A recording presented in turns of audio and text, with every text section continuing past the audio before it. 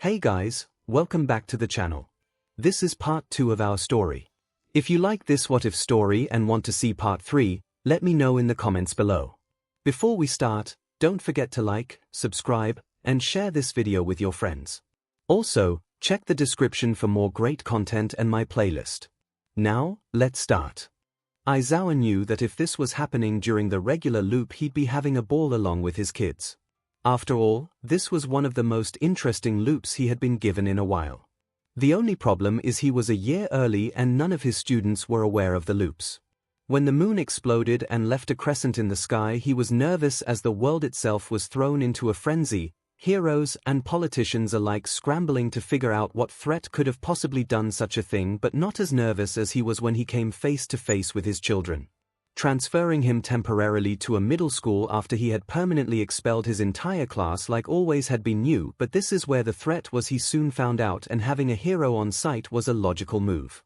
Only instead of being in schools across the city, all of his students were here, downtrodden and miserable looking, with an overpowered being demanding these children kill him before March unless they want to see the world end at the creature's hand. The broken stares of the kids were enough to twist his heart even without seeing the guns and knives they now possessed. How he wished he could end the DM'd octopus himself to save the kids the pain of having to do it themselves. This wasn't the same as ending his or Yagi's life or any of the lives they took during the loops. This was murder. Under the 𝐒𝐿 though, he saw the familiar twinkle in the 20 pairs of eyes return as they sharpened their reflexes and powered through his and Karasuma's fitness lessons, alongside the 3 non-loopers in his care now, Karma, Nagiza, and Kayano. Aizawa found he was growing fond of the new people in his sphere. He especially liked the special agent. Karasuma wasn't too different from himself, they might even be on the same career path had the man not been quirkless. It wasn't a fact the other man shared with him or any of the students, he certainly hadn't shared it with 𝐒𝐿, and if it wasn't for Aizawa noticing the lack of SWCH in the man, he would never have guessed the man in front of him as quirkless. "We're getting assigned new teachers," the other black-haired man called as he entered the lounge early one morning a month into his placement. "They're being filed under language teachers. The government decided we needed a different approach." "Well, heroics don't lend themselves to assassination in anything more than basic skills," Aizawa hummed, turning a smirk to the other man. "Government agents on the other hand." Karasuma simply rolled his eyes. "I can think of a few heroes we've had to cover up the full extent of their collateral damage from the public. If you're talking about Endeavor, the man is literally a flaming trash can of a human being." The agent raised an eyebrow. "You're calling the number 2 pro hero a flaming trash can?" "I call All Might a big blonde doofus too," he offered, taking the files, ignoring Karasuma's other eyebrow vanishing into his hairline. "At least Mr. Number 1 actually cares about civilians and not just about his ranking. You realize Endeavor is one of our students' parents?" "Oh, I'm well aware, and based on Todoroki's behavior I'd be tempted to launch a CPS investigation if I thought it could actually go through the Hero Commission's bullshit." He gazed over the first file, Jalavic Arena, as Karasuma stares at him like he's gone nuts. "Honeypot assassin here. Wasn't expecting that. Was 𝐒𝐿 even interested in romance or secretary? If he was he into women?" This felt like it had too many holes in it to woe. He choked on his coffee as he turned to the next page and was greeted with a blindingly familiar face. SHT, was that MIC? He felt his pulse speed up as he realizes that was in fact MIC, short for Micah instead of a nickname or hero name this loop, as he was clearly from the same European background as Jalavic. Not the first time any of them had changed races, but the similarity was enough for him to pick his husband out no matter what he looked like. No one else could pull off that stupid mustache, after all. He wasn't expecting to see MIC here, especially since he had no previous memories of Loud Blonde from this loop, Tensai having taken his Ash's role in Shouter's high school memories. Not only that, but he ducked his face into his scarf with a groan as Karasuma turned back to him. "Is there a problem?" "I am way too gay to be looking through this man's file," he sighed, tossing it onto the other man's desk. "Is this going to be an issue?" Aizawa didn't answer, just turning away to go greet the problem children as they arrived. He would admit he wasn't expecting the honeypot to be so effective against 𝐒𝐿, but now he wishes it worked less well. Watching him be a pervert was a little more than the kids needed to see. "Well, looks like Arena is having fun." He nearly jumped when MIC's voice appeared next to him. "Vukotic-san," he greeted, "I thought you'd be assisting her more." "Oh, call me Micah, or Emerson. Eraser," he laughed, "calling me by a fake family name doesn't speak much for formalities, YA no. As for the octopus, he's not into guys. We ran a reckon earlier to test it out before coming up the mountain. Apparently, if you don't have melons it's a no-go." That was a relief. Aizawa wasn't usually a very jealous person when he knew it was a job. Half of Hisashi's present MIC persona was a shameless flirt after all, but the idea of MIC flirting with anyone in front of him made his skin crawl and put his teeth on edge. The man was a honeypot and Aizawa was married. Why was he like this? "MIC then," he agreed with a soft smile. "Feel free to call me whatever you like as well. I'm not terribly picky seeing as I'm not officially here as a hero." "All right, kitten," the man winked at him. Aizawa fought down his blush as he scowled. "I take it back, you're not allowed to call me anything other than Eraserhead." MIC's pout was entirely too charming, and Aizawa looked away to see MIC's partner pull out a cigarette and frown at the kids in the middle of the field. Oh no, this wasn't going to end well. He was almost surprised that Karma was able to call the woman a beach faster than Bakugu. Then again, seeing her sneer at his kids made him want to call her a beach too. She does realize that that group of middle schoolers is a whole lot scarier than her, right? MIC laughed. "No, but I'm looking forward to her figuring it out." She was getting entirely too close to Nagisa and Midoriya for his liking now, and he was moving before her hands were on the Bluette's face, hair standing on end as his capture scarf snapped out. "Gah!" she screeched as she was physically yanked away from the students. "What the hell? What the FIS this? Carbon fiber restraints," he growled, eyes burning, but he was unwilling to drop it with her clearly trying to use her quirk, subjugation, the ability to take anyone to do her bidding with a simple touch. Through the length and type of touch affected how complex and how long she could keep her target under her control. "Try and molest my students again or to use your quirk on them and I will personally arrest you for SXL assault against a minor and make it so public not even the Prime Minister will be able to pardon you." She rolled her eyes. "Geez, fine Mr. Goody Two-Shoes, didn't know I had to put up with a thing killjoy while here. Comes with the title pro hero," he countered, ignoring the whispers that broke out at that and how Deku's eyes fell to the goggles hanging around his neck. They had assumed he was an assassin or government agent. He knew as he introduced himself the same as he would to any first-year class. He had wondered how long it would take them to catch on, but now he had bigger fish to fry. "Will you stop touching Nagisa so I can drop my quirk already? It's giving me serious dry eye."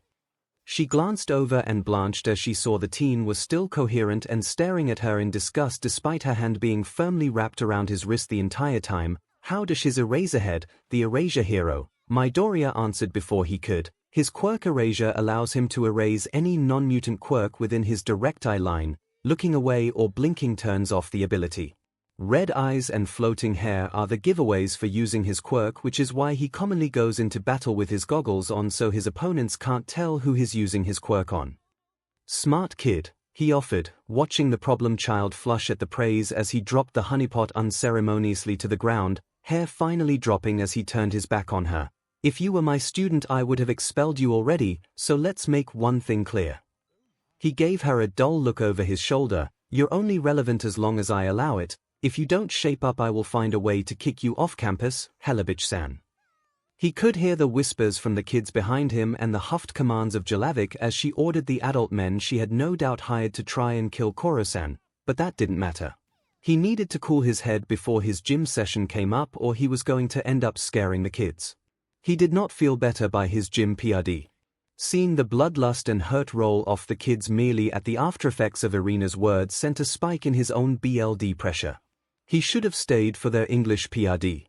"What did she say?" he asked, tone flat and neutral as always. The class shifted uncomfortably, BLD lust dying down in Aizawa's presence but still there. Ida spoke up first. She told us that we should accept the fact that we are low on the social lad - don't sugarcoat it prez. Bakugo growled, turning to meet Aizawa's eyes with a solid glare. "The beach told us that we'd be lucky to be begging for scraps like the dogs we are and she's surprised half of us haven't turned into villains already." "Ah," was all he said, before turning on his heel. Karma's mocking voice stopped him. "What you going to do about it, Eraserhead?" He didn't bother to turn back. She's an assassin, and if words aren't enough to convince her that she has no right to speak to any of you like that for any reason, then I'll speak to her in a way that will. What? Momo cut herself off with a shocked gasp as he deftly unsheathed his knife and twirled it around his hand as he continued into the building. He paused at the door, squinting at them. "Did I say to stop your exercises?" "Sorry, sensei." He waited a moment longer to see Ida organize them into groups before stalking into the building. MIC and Karasuma were the only ones in the teacher's lounge. "Where is Jelavik-san?" he growled, causing both men to stare at him. "Oh boy, haven't seen that look since our last team-up go sour," MIC whistled with a pinched frown. "What did Erina do to piss you off? Did you know she told the students they were some and lucky not to be villains yet?" he demanded in a low growl, only to be satisfied as two pairs of eyes darkened. "She's in the shed with the octopus," Karasuma rattled off, just as a few dozen shots rang out, and a female scream. "Sounds like her attempt just failed." He didn't go to Erina right away, instead letting Karasuma pull her out of the building to talk to her once she had gained her wits enough to change back into her own clothes. He'd let her face the reality of the classroom and its contradictory nature while he watched MIC step in front of the room. "Hey little buddies," he soothed, sending a spike through Aizawa's heart. "It should be little listeners, but the man wasn't the same. I heard Erina really upset you earlier. I thought I'd apologize and see if we could actually get some English taught today." The class eyed him wearily but remained calm. "Why?" was all Mina said, venom barely concealed. "Because you didn't ask for this life any more than we did," MIC told them with a seriousness that seemed out of place on the bubbly man. "Erina and I were even younger than you when we became assassins, and we've fought tooth and nail to prove ourselves in this field. You're rookies, but you deserve every chance to grow and improve as we did. Erina had no right to say what she did, nor to imply that you had no right to your normal lives while we try to take out your teacher.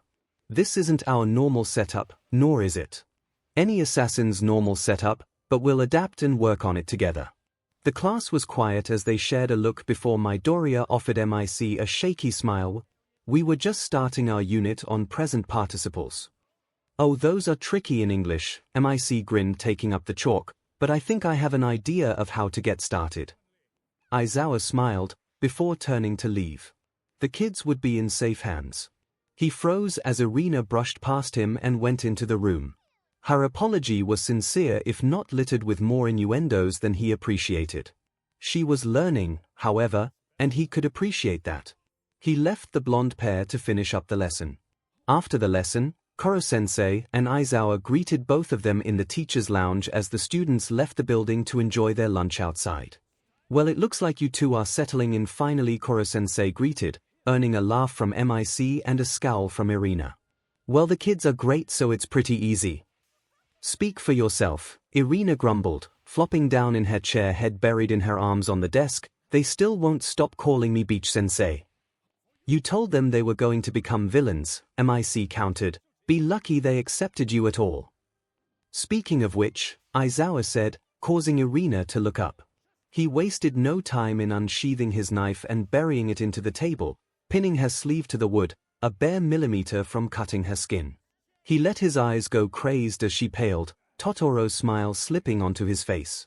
"Treat my students like that again and we'll see how I do as a barber." Erina and MIC had been there for 3 days when he dropped a bombshell on the mountain and watched in glee as confusion set in. "What do you mean, daughter?" He raised a single eyebrow at Koro-san, Erina's and MIC's screams, merely bouncing airy on his hip. How he loved being her biological father. It had only happened 6 times, but it brought him joy each time to know that she didn't need to suffer. She was only turning 5 this year, however, making him wonder how her powers and the loops would be affected by this change. "I have a daughter. Her daycare is closed due to damage a villain attack did to the property yesterday.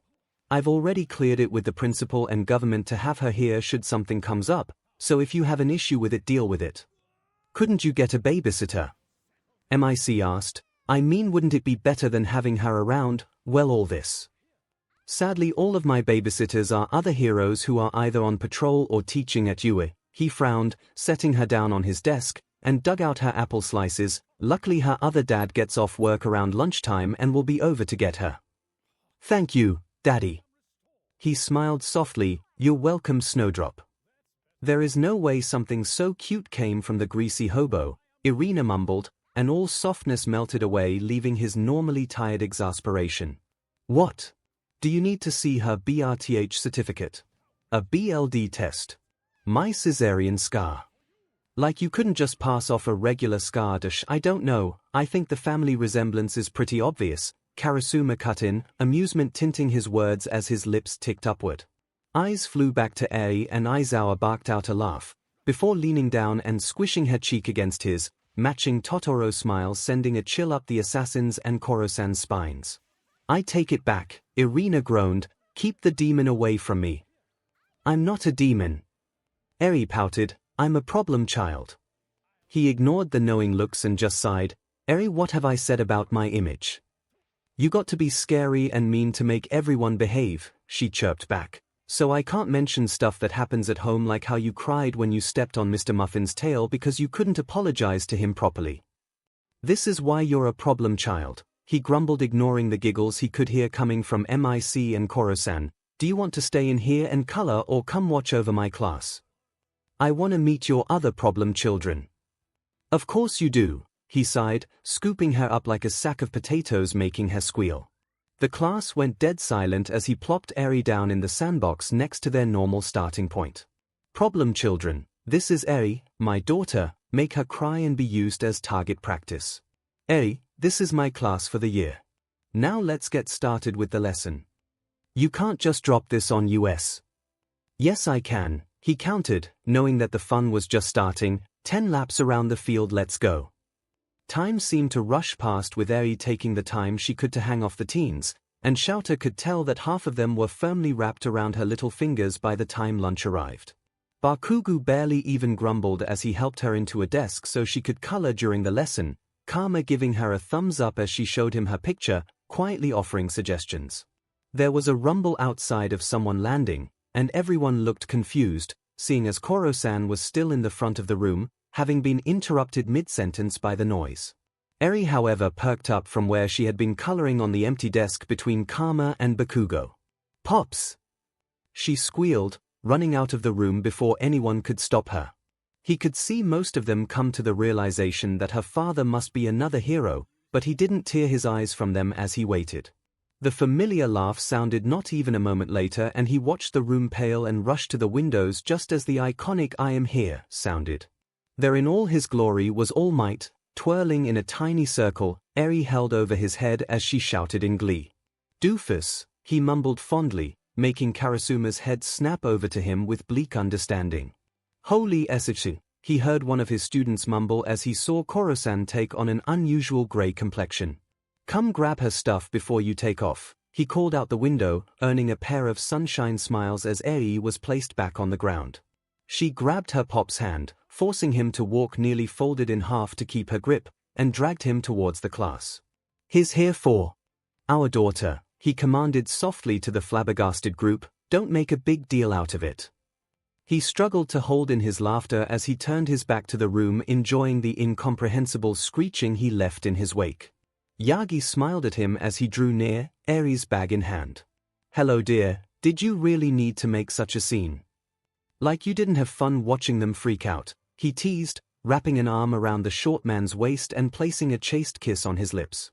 True, Aizawa hummed, eyes dancing over where the class was still hanging out of the windows trying to get a peek of the blonde. The kids all looked like their worldview had been shattered while adults looked baffled and intimidated. Though MIC looked almost hurt. Oh. It's not just the students you know, Aizawa revealed, and watched Yagi's eyes flashed up. Would it interest you to know that we have 2 blonde honeypots working for us? Irina and MIC. Irina is a little rough around the edges, but MIC is sweet when he can stop flirting. Yagi didn't need to ask anything further. He could hear the question in Aizawa's words. We're going to try and stuck a honeypot. Yagi looked unsure, but Aizawa simply pulled out the picture he had lifted from MIC's file and held it up. He had seen MIC in a lot of different looks over the years, but there was something sinful about seeing him in a black leather corset top, gorgeous red pencil skirt, and tall silver heels, he could definitely stab through someone's throat that he couldn't get out of his head. Yagi pursed his lips as he looked over the photo before nodding. "We're going to stuck a honeypot." "That's what I thought you'd say," Aizawa hummed. Loop number 153. What the F? Mirio knew he probably shouldn't find the statement funny, shouldn't find the humor in the situation when he had just died not even 20 minutes previously, but seeing Tamaki so utterly done that he couldn't even be anxious was too funny. Die earlier, get sent back early. Mirio parroted the line he had heard at least a dozen times, inspecting his robes with a critical eye. "I think he meant more, why are we here?" Nejiya asked, twisting the edge of her parka with a bright smile, "Though I really like my hair like this. It's so pretty. Is this because we died? Do weird things happen when we died? How did we even die? I don't remember. Darby got us, I think." Mirio hummed, "And if I remember what Izuku told me, then no. This isn't because we died. Our timelines aren't always similar to the original. Most of the time we're in a quirked world with the loopers as hero students or heroes, and others we're in a magical museum that comes to life at night. All dying does is make us wake up early, though I have no idea how early."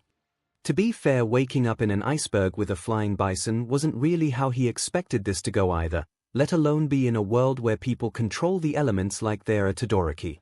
For Mirio's part, he was trying his hardest to act normal even though he could see the arrow tattoos running up and down his arms and caught a glimpse of it on his forehead and the blue ink that lay there.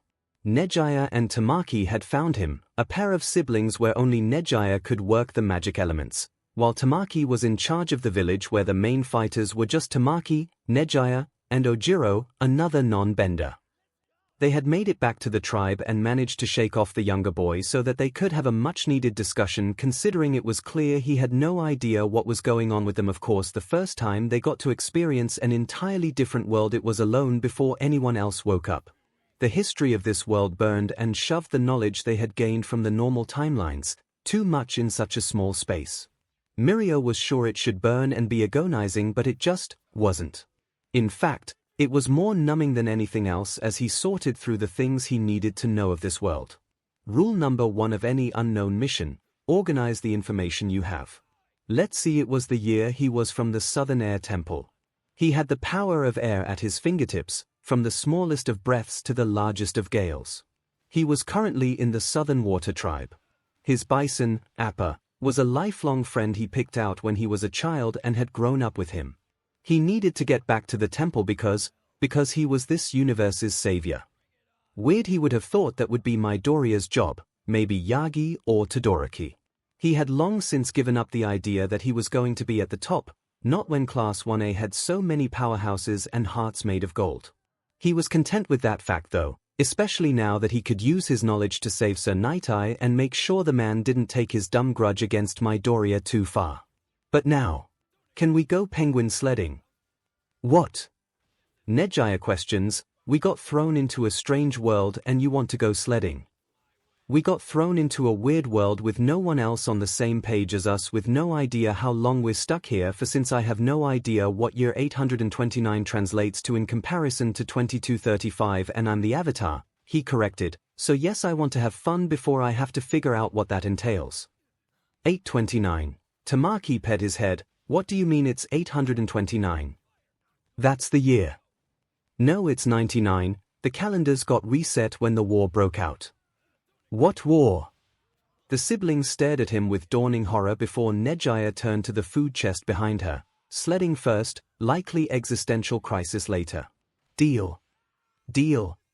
Alright, so he had been asleep for almost 100 years after running away from the temple, and while he was in a magic coma, one of the 4 nations decided to wage war against the other 3 for SHS and giggles. Cool. And as Avatar, he was expected to put an end to the century-long conflict by learning the other 3 element magic styles as quickly as possible. Fantastic. Was this what Midoriya and Yagi felt like all the time? Thank F Yagi ignored Sir Night-Eye when it came to One for All if that was the case, because the burden of knowing that the world literally rests on your shoulders was horrifying. Not even his goal of 1 million was that intimidating. What was even worse was the Fire Nation had shown up, and wasn't it just dandy that it held 4 very familiar faces. Todoroki, being a firebender, had been expected, and the scar even lay in the same place as before despite the spilt colorization being absent. What hadn't been expected was for Bakugo to be at his side, matching burn scar over his right eye, fire dancing off his fingertips in the same fashion as their usual fire user, or the critical eye Aizawa gave them, as he didn't even leave the deck to interrogate the tribe members, instead sipping his tea with MIC at his side. It wasn't a hard choice to give himself up to protect the tribe members, one he had made more than once as a hero. Plus, he could see the steel in Nejiya and Tamaki's eyes and knew he wouldn't be captive long. The escape from the ship was rockier than he would like, and he could practically hear the critiques he would get if this had been a mission in the previous world instead of this one. Mostly due to the fact they weren't sure of their bending yet, unused to fighting without permeation, manifest and wave motion in their control, the muscle memory they had in these bodies conflicting with their memories of the quirked world. It wasn't until later, when camp had been made and Ojiro had drifted off, was he finally able to speak to the others freely again. The day had started confusing and had just led to more and more questions. Where was everyone? Were they really scattered across the globe? Being any of the countless souls either ravaging war or fighting for their lives? What were they getting into? What was Mirio's destiny really spelling out for them, and how long would they be stuck here before the others joined them? Was it possible they could die in the war before they even made it to the main loop? There were so many questions it was suffocating, panic and anxiety spiking in all of them. They really wished they had an adult with them. Like an actual adult, not Hawks, Miruko or Darby. They knew the truth about those idiots. Wait, Nejiya stopped their spiral. Didn't the others say something about prelude pranks? Pranks. They let it sink in for a moment, remembering the tales they had been told, the adjacent horror they had felt for some of the more extreme examples, but now. Pranks wouldn't hurt anyone, right? They'd just be fun things to do while distracting themselves from the sheer crushing force of the reality around, and how mind-bogglingly different it was from anything they knew. I can't believe we're doing this, Tamaki groaned, burying his face in his hands. Are we seriously suggesting we find all 19 other loopers, drive them insane with pranks until they wake up, while traveling the world and teaching Mirio magic so he can end a century-long war? Do you have a better idea? His sister asked with a raised brow. No, but that doesn't mean I have to like it. The room only had 19 students in it, while Bakugo was shifting uncomfortably in his seat, glazing back at the empty seat that usually held Midoriya, and it made a chill go down Aizawa's spine. It hadn't been that long ago that the boy had told them about Midoriya's treatment at his hands before they had gotten to UA, told them about Midoriya taking a swan dive off a roof. Was he paranoid to worry about the possibility that it would happen again? Where's Midoriya? He questioned. What do you mean, sir? Zu asked. We're all in our seats. What? I agree, Tokoyami said, glancing over the confused classmates. Are you all feeling all right? Oh, the nerd is going to love this, Bakugo sighed before turning around fully and glaring at the supposedly empty desk. Speaking of which, why aren't you visible yet? Zu's and Tokoyami's brows furrowed as their eyes tracked something towards the board, only for a piece of chalk to start floating, and shakily wrote, no energy, on the board before dropping. Bakugo groaned, as Zu and Tokoyami gasped and rushed forward. Leave him alone, trying to touch him will wear him out more. What the actual F? Ida breathed, and Aizawa couldn't even sum up the surprise at Ida losing his cool so thoroughly, but he was in the same boat. Baku, explain now. Deku took my advice again, he said bluntly, as if he didn't get the words out now he'd never get them out. His quirk came in again. After he landed. The doctors call it a phantasm quirk. I think they were just scared to admit he was a Fing ghost, to admit that ghosts are Fing real on top of quirks. But either way, Zuko is still here, just different. He can't eat, breathe, sleep or fall unconscious, but if he uses too much energy he gets real weak and can't really interact in any way other than watching and listening. Hell, I'm surprised he even had the energy to tell us what was wrong.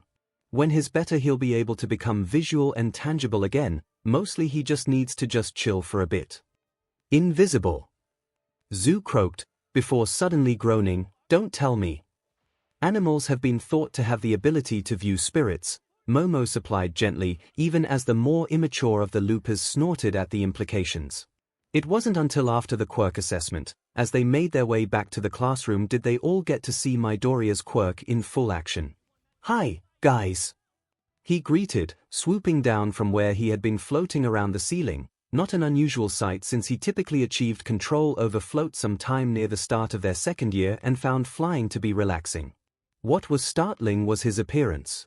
The boy was almost transparent, skin a ghastly gray, but his smile was still blinding even as strangely green BLD seemed to streak from his hair, the black middle school uniform torn and scuffed, but his bright red shoes still as vibrant as always. No one really knew what to say. How do you confront your dead friend? Someone that was still there but undeniably dead.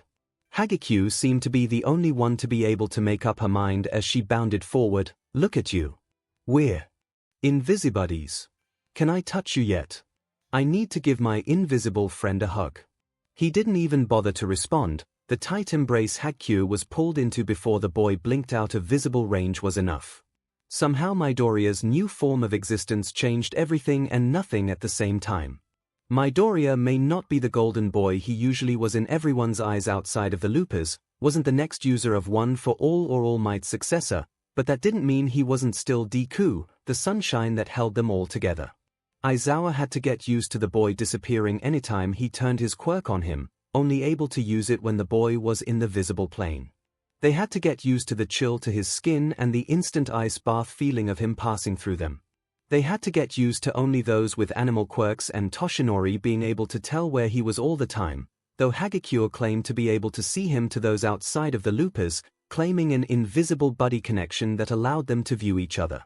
They did get to see the confusion bubbling at each claim they made, none of the non-loopers really being sure if they were making things up about Deku or not. The league seemed almost startled by his presence. Shigaraki screeching in anger and maybe a little fear at his quirk did nothing to the boy that was burning through his Nomyu with green energy blasts. Spinner made many more appearances in their raids than ever before. The real amusement came from the other classes and teachers. The sheer level of uncomfortable energy that got exuded whenever Deku made a nihilist joke now was hilarious, especially when they tried to put him in therapy with Hound Dog. The man nearly had a breakdown over it. Luckily they knew 𝐶𝐸 would be hired near the end of their first year and she was much more adept at dealing with one as brand of chaos, even if Tenya despised doing the song and dance of getting her together with his brother over and over again. Class 1B as always was their favorite to mess with. 𝐒𝐿𝐽 was quick to jump on the Hate 1A train with Monoma as Midoriya called in the accuracy of calling her quirk poltergeist over simply telekinesis or psychokinesis when clearly it had nothing to do with spirits and seemed more like a strong movement-based quirk instead. The pair became unbearable to the point where barbs were commonly thrown back and forth between the classes. Curious that you claim to see him when the only other people to see him are Zu, Tokoyami, and Pony. Is there something you're not telling us? Curious that you keep staring at me when my top is off then, furry, 𝐔𝐸𝐽 countered, making the annoying blonde sputter. Hey, 𝐒𝐿𝐽 said, voice as emotionless as always though the small crease between her eyes betrayed her annoyance. At least Monoma doesn't make sick jokes all the time. I mean, Midoriya hummed fading into view upside down over 𝐔𝐸𝐽, as the resident dead person. I think only I can have a say on how far is too far when it comes dark humor, or are you trying to appropriate ghosthood again? She does not dash, oh, Ida's calling got to go. Midoriya laughed, grabbing Hagakura's arm and pulling her towards the exit. This isn't over. It's as over as Midori's life. Loop number 119. It was so terribly hard. So hard to move. So hard to breathe. So hard to continue on, pretending that his mind and soul weren't withering away each time he was forced to report to the league. Aomar was so tired of being the mole, of his baby sister being trapped in the hands of AFO and his lackeys to make him sell information on UA and the heroes around him. Originally he had taken the deal without hesitation. After all, this was his sister versus people he knew nothing about. He hadn't even wanted to be a hero, he had always desired a role in acting, preferably on stage, but on film would be lovely as well. But what choice did he have but use his stupidly defective quirk to make it in a hero school? He had gone through the stages of grief, the denial that he was being used against good people, the anger as he found he couldn't hate his classmates and teachers like he desperately wanted to, the bargaining of hoping they would understand his plights and his reasoning and join him, the depression of knowing no matter what happened he had done irreparable damage to his friends that had given everything to protect him, and finally the acceptance that he was going to make this right, that he was going to use the tools and skills his time as not only a hero student but as a double agent to save them from the pain he had created. He had vowed to make it right, to live up to the expectations his class and teachers had lovingly placed on him, knowing their forgiveness in him was a strong burden to hold. And then time reset. And then all the pain and sacrifice he had gone through over the last 3 years had been for nothing. He was forced to relive the worst moments of his life over and over and over again as he walked the shaky line between sanity and insanity of being a double agent, of causing his friends harm over and over again, of seeing his appealing baby sister, 𝐻𝐻𝐴𝐵, being hurt and killed over and over again, of being used, of being broken, of being tortured physically, mentally and emotionally.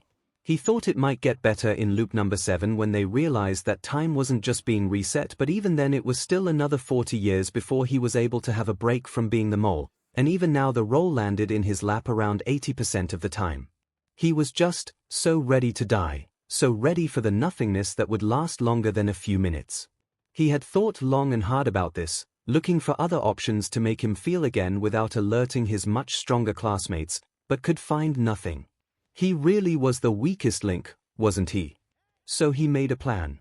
It would be easy, he knew it would be, the hinge on his belt was reinforced, and could stand up to most battles he would normally get into, but it was weak to the one thing all metal was: intense temperatures. It was too easy to make it look like an accident the first time. He saw Darby on the other side of the battlefield. He knew he was supposed to be missed, close but not actually hit, as the group Yuga was in. Losing an undercover agent was never a smart move after all. He knew that if his plan failed he would see 𝐻𝐴𝐵 soon, and if he succeeded she would be saved by the others if she wasn't already a 𝐿, and put out of her misery if she was. He knew that if he failed the others would greet him on the first day just like they always did, asking what prank he pulled on them this time, bright smiles that he knew would make him feel pathetic for being so weak when they had all been doing this too, but he had always been the disposable one, the one only remembered for his eccentricities, not his skills or power or plans. No, most people only knew about his love of cheese, his prowess with makeup and fashion, and his tendency to sparkle. But he had tried all the kinds of cheeses in the world at this point, even trying his hand at making new styles with varying levels of success, and it didn't have the same lovely taste and texture that he had loved all those years ago. He had tried and experimented with every beauty product out there, gone through thousands of styles new and old from every corner of the world, even creating a world-famous brand just simply based on the styles he knew were going to be popular, and they didn't hold the same thrill anymore. The most deeming thing to him was how long it had been since he felt like he was twinkling, his sparkle dull and erased by the ever-flowing sands of time being constantly run back and forth over him, wearing him down until he felt as he had nothing left to give. He didn't even have the right to use his own hero name anymore, it seemed. Really, the question was, would it work? Would it break the never-ending CYCL, with how close he was towing the line? Villain-assisted suicide. The topic had come up before. Even in the first loop there had been cases, talks, even as a civilian he had heard of it, heroes taking on villains they couldn't handle, or even ones they should have been able to, and just purposely making a wrong move, a move that would cost them their life. It was impossible most of the time to know who actually was trying, who actually just lost, and who was too tired to go on but wanted to be remembered as a hero, not as a broken husk of a person. God, he hoped it would, because the pain he felt, the pain that coursed through him, made every cell in his body burn in twisted agony as he continued to fire his navel laser off, even as his nausea grew as the scent of burning flesh, his burned and charred flesh from his own worthless defective quirk, reached his nose. He'd never been in so much physical pain, pain that made him want to scream, to cry, to vomit, to pass out just to escape the torture, and yet he felt detached from it all as if he was watching some kind of snuff film. Knowing this pain was affecting someone, was killing them, but not being able to do anything, to feel anything but a slight twinge of sadness knowing the pain they suffered and the pain their loved ones would suffer. Still, he pushed forward, even as he felt the sickly metallic taste bubble up his throat, unable to breathe as the liquid festered in his mouth, forcing him to hack out mouthful after mouthful of the bloody bile, making his classmates rush towards him, eyes wide and faces pale. His head was swimming, he couldn't hear their voices, not even registering them trying to pull him down from where he still stood. He was almost afraid to look down, but the curiosity that had always been there on what damage his quirk could actually do to him caused his eyes to sink downward.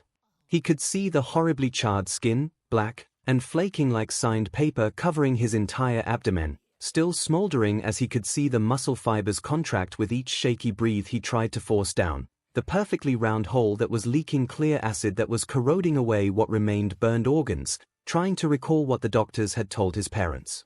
The transverse colon, stomach, and pancreas were all the main issues with his quirk, but he couldn't tell what was what in the burned mush that made up his intestines.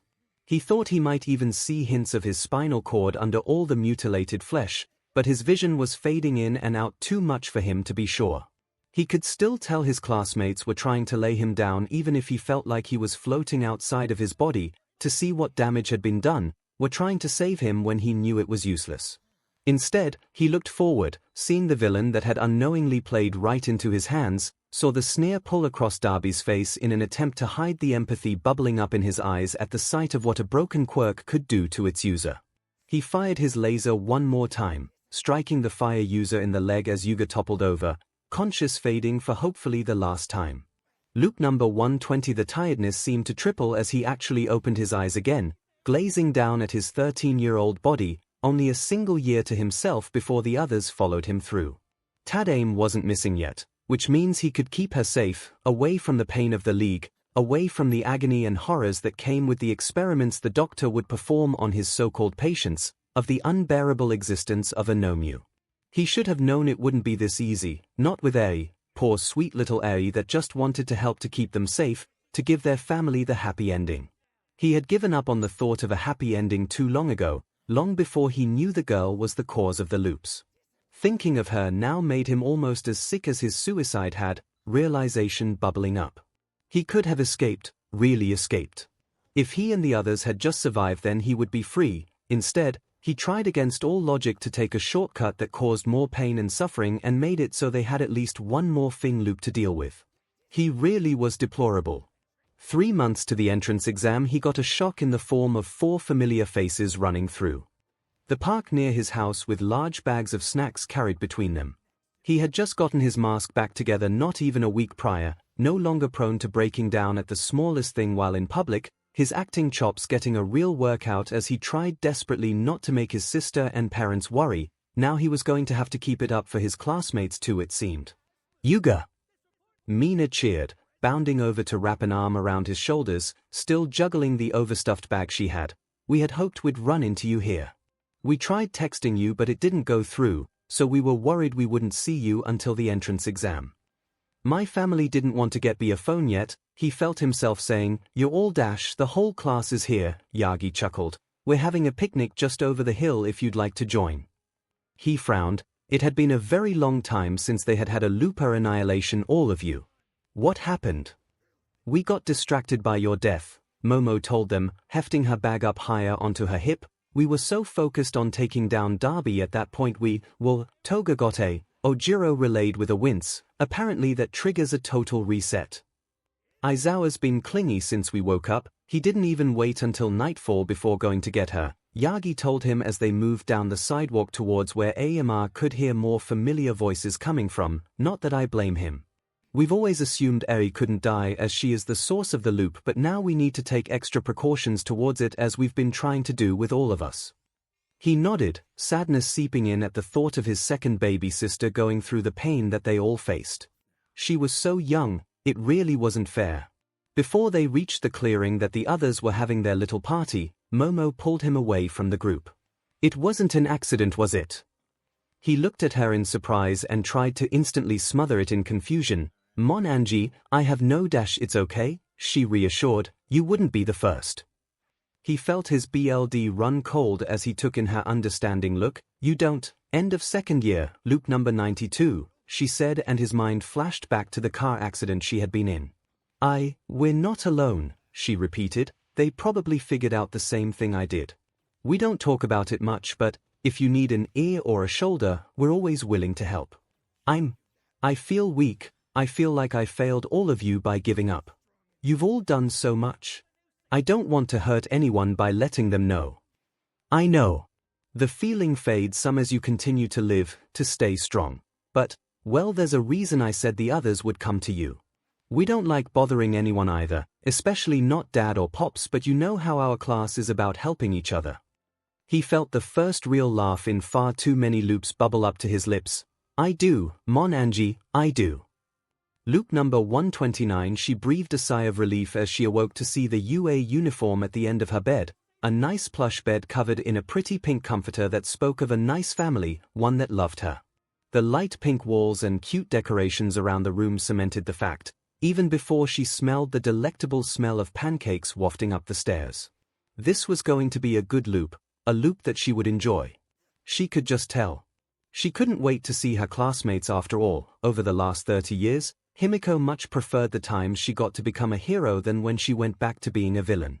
These types of loops were the only thing keeping her sane at this point as she faced whatever perpetual hell her karma had thrown her into, forcing her to relive her last years over and over again. It had been a few months since the trio had found themselves in an unfamiliar place with too many expectations and not enough explanations, but they were still coming to grips with all the changes around them. The first thing that caught them as odd was how it was to use everyone's first name instead of their last. They know the loopers had mentioned being American or from other Western cultures before, but now it seemed off-putting to do all the same even when they were technically used to it. Either way, they found their tiny group growing more by the week. It started with just them and myheroacademia, but they had run into lots of different people since they left the South Pole. First were Mina and Toru, the leaders of the Kyoshi warriors. Negiah wished cameras had been invented as they forced Tamaki and myheroacademia into the traditional gowns and face paint. The girls were even more skilled in hand-to-hand than in normal loops, but they supposed that was to make up for the fact they were essentially quirkless in a quirked world. Next came King Toshinori Atamashu, Mirio's old best friend from before he was trapped in the ice. He had tried to run them through the trials he had planned, but Mirio quickly made it more of a game than trials as they messed with him as he did them. In the end, they left him to take care of his kingdom after a few rides down the mail carts. They met a hero in the woods of the Earth Kingdom with his motley crew that included Kyoko, Hanta, Denki, and Rikido, all going by monikers instead of their real names. The crew only felt a little bad for giving them the reality check they desperately needed. It was sad to see how far the usual honor-bound group had lost sight of their morals in the war. Finding Tenya and Tensai in the Northern Air Temple had led to mixed feelings as the war had led these people to become desperate, Tenya trapped in a wheelchair as his brother destroyed the ancient tales of the air nomads and sold his and Mai's inventions to the Fire Nation for safety. Driving back the Fire Nation was the least their group could do, though they wouldn't deny the amusement that bubbled up when Tenya lectured his elder brother once he found out about what Tensai had been doing. Little Princess Eri was in the North Pole, a sickening betrothal necklace already fastened around her throat. It was just a formality since her hand in marriage had been determined the day she was born. According to the chief, Overhaul. It made it that much easier for them to look the other way when Eri disappeared with the firebenders after the attack ended, letting the waterbenders believe that giving her energy to the moon spirit had ended her life. Learning the man Eri was to be tied to the moment she turned 16 was already 22 while she just turned 7 made them all that more secure in their decision to allow Shouta and Hisashi to whisk her away when they had taken the unconscious pair of Katsuki and Shoto from the pool in an unspoken moment of ceasefire. Finding Mirio, an earthbending teacher, had been more of an ordeal than they thought it would be, but in the end finding Uraraka and Izuku, blind twin earthbending prodigies, had been well worth the wait. Both were rougher around the edges than the trio remembered, but their skills with earth were unparalleled. Izuku had even started to make a written language that he and his sister could read, hoping to bridge one of the gaps earthbending hadn't been able to fix for them, a rudimentary form of Braille from what Mirio had caught before Uraraka had cut the conversation short with a boulder flying at Mirio's head, starting his lesson for the day. The latest familiar faces they had run into were in the form of their latest pursuits. Prince Tuya, and his friends, Momo, an emotionless version of the girl they knew that was much too similar with Knives, and Himiko, the acrobat who knew every pressure point in the body. Somehow, even with the murderous aura Tuya gave off, his two non-bender friends were just as scary. Especially since they had been chasing them for hours on end now with no end in sight. Finally, they manage to get the battle on equal footing as they lure the trio to an abandoned town.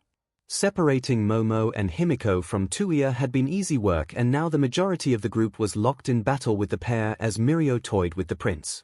It was clear that the girls had gotten little sleep in their chase as they allowed their prey to get as fatigue worried their nerves thin. "Oh, for F's sakes!" the blonde suddenly growled, grabbing Momo's sleeve, "Give me those." The fear born from too many close calls roared to life as Toga turned back to the group, silver blade glimmering in her grip. "Toga's got a knife!" 𝐒𝐻𝐈 yelled out, easily slipping into Japanese without a thought, the members of their gang not even looking to her as they had grown used to the random nonsensical words being spoken. No, the one that hesitated wasn't any of Team Avatar. Instead, it was Toga herself, eyes flicking with confusion for long enough for Tamaki's boomerang to reappear and knock her hard against the back of the skull, dropping her like a sack of potatoes. Momo soon followed as myheroacademia snuck up and clobbered her, the sickening pop as her shoulder was knocked out of place enough to make to leave her and find their final attacker. The battle ended quickly as Katsuki, Shoto, and Shouta made an appearance which seemed enough to scare off Tuya for now, even if he parted with a strike to Aizawa's side. Even with the offer of healing from 𝐒𝐻𝐈, the boys weren't eager to stick around, instead quickly getting Aizawa away from the town, disappearing as quickly as they had come. They hadn't thought much of the battle after that, not with the chaos of the library was upon them, the horrible realization of them losing Appa and the struggle to get to 𝐵𝐴 𝐶𝐻𝐻. Even seeing the trio of enemies again as they took down the giant drill didn't make them pause long, as they soon were lost in the mystery of 𝐵𝐴 𝐶𝐻𝐻, too many alarm bells from their hero training on cults going off. It wasn't until the night of the Earth King's bear's birthday party, as Tamaki is sneaking away from 𝐒𝐻𝐈, Uraraka, and Deku to let in Mirio, and myheroacademia did the memory resurface as 6 hard sticks to his arms and leg left him falling to the floor, limbs refusing to move as golden eyes met his. "There you are," Toga chirped, a smirk pulling at his lips that had ice running into his veins. In a regular timeline, he knew that smirk meant he was about to be bled dry and his face used to harm his friends. In this loop, he doubts it suddenly meant good things even if she wasn't a vampire, like she so often was, especially with the knife poised over his throat in warning. "Himiko," he greeted, struggling to keep his voice steady, "how did you manage to get into the city?" "It's easier than you think," she sighed, gesturing way too much with her blade for his liking, "not to mention I am known for my disguises as well as my acrobatic ability. It's why Toy Toy picked me after all." "What do you want?" he asked, waiting for the expected question on Mirio. They all wanted the avatar after all. Her response, however, made his breath catch in his throat. "How do you and your friends know Japanese, and why did you call me Toga?" The laughter and unhinged manic energy he expected from her was gone, leaving behind a steely gaze and a confused lilt to her words. "There was no way. You know Japanese," he hissed, switching to the language only for his mind to screech to a halt as she nodded and answered him in the language as well. "Of course I do, it's what we normally speak, but no one else uses it when we're not in Japan." "In Japan, you mean you remember too? How long have you known? When did you start looping? Does anyone else know you?"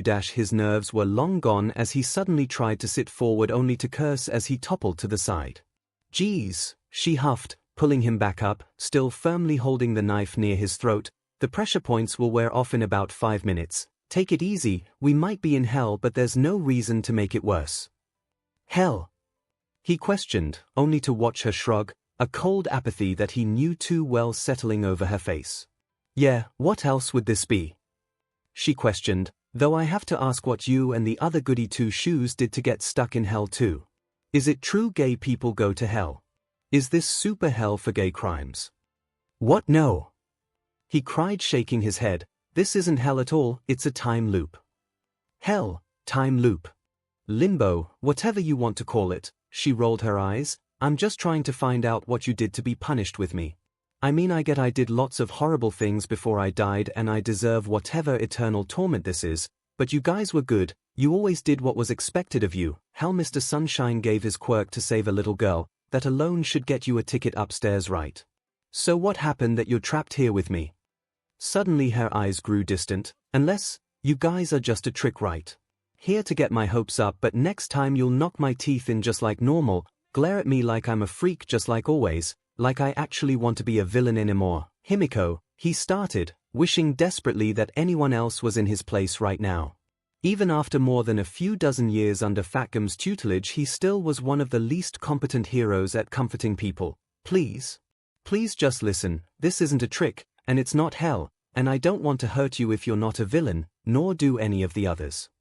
The blank look she gave him was an eerie mirror of the older loopers when they had explained the situation to the big three, a haunted ache that made him want to break into tears.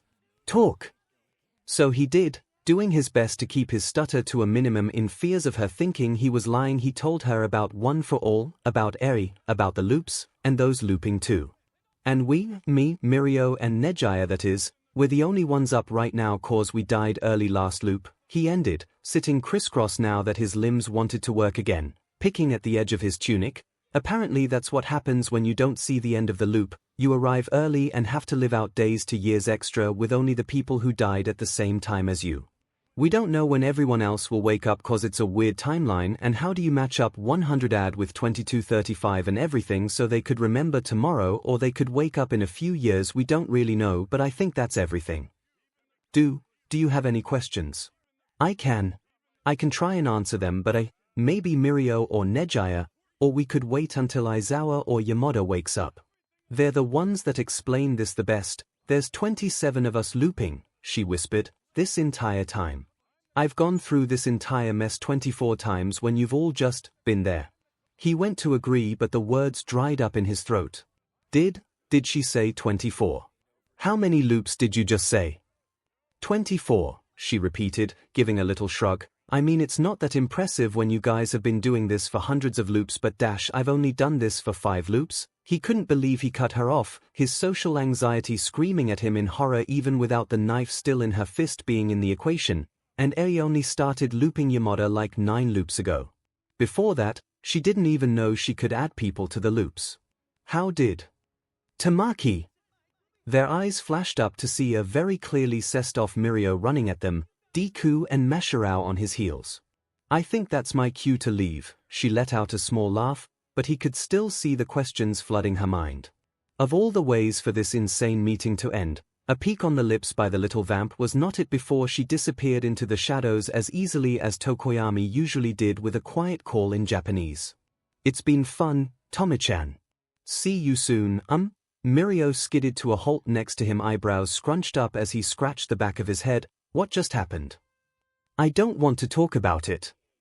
Loop number 191. Midoriya wasn't sure how graduation day usually went. However, rewind worked on the time stream meant that he usually remembered arriving for the ceremony, sitting through the countless speeches and congratulations, and getting his diploma and hero's license as Mr. Aizawa valiantly pretends he's not tearing up, but not much after that.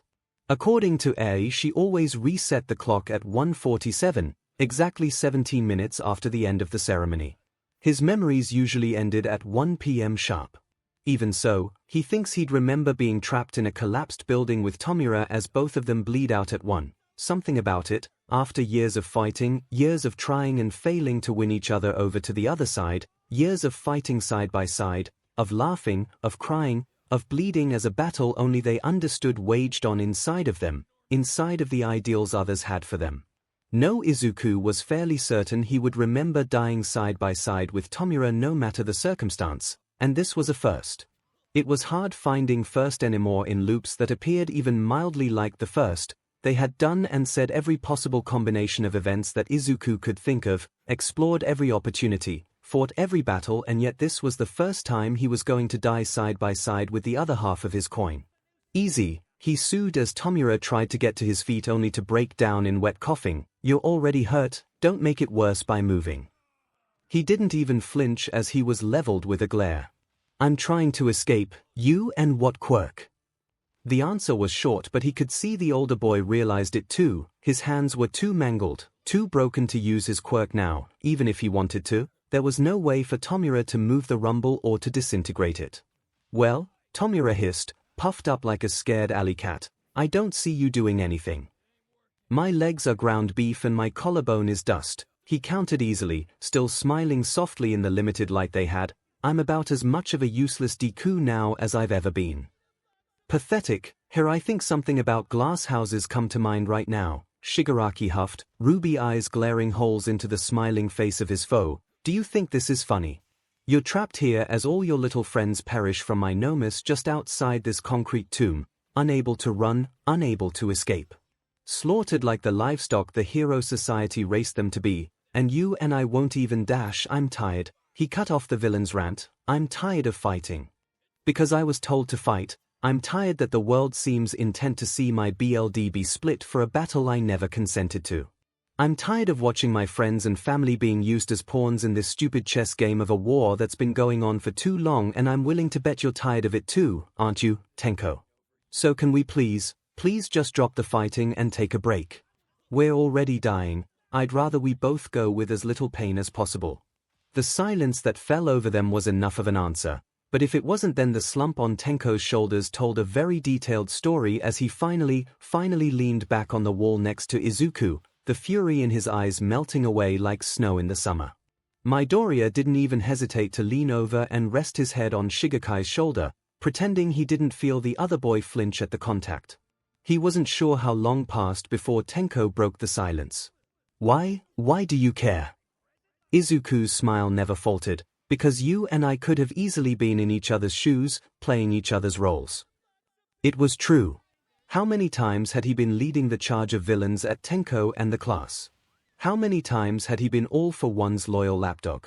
You're Nana Shimura's grandchild, someone that wanted to be a hero no matter what the world said.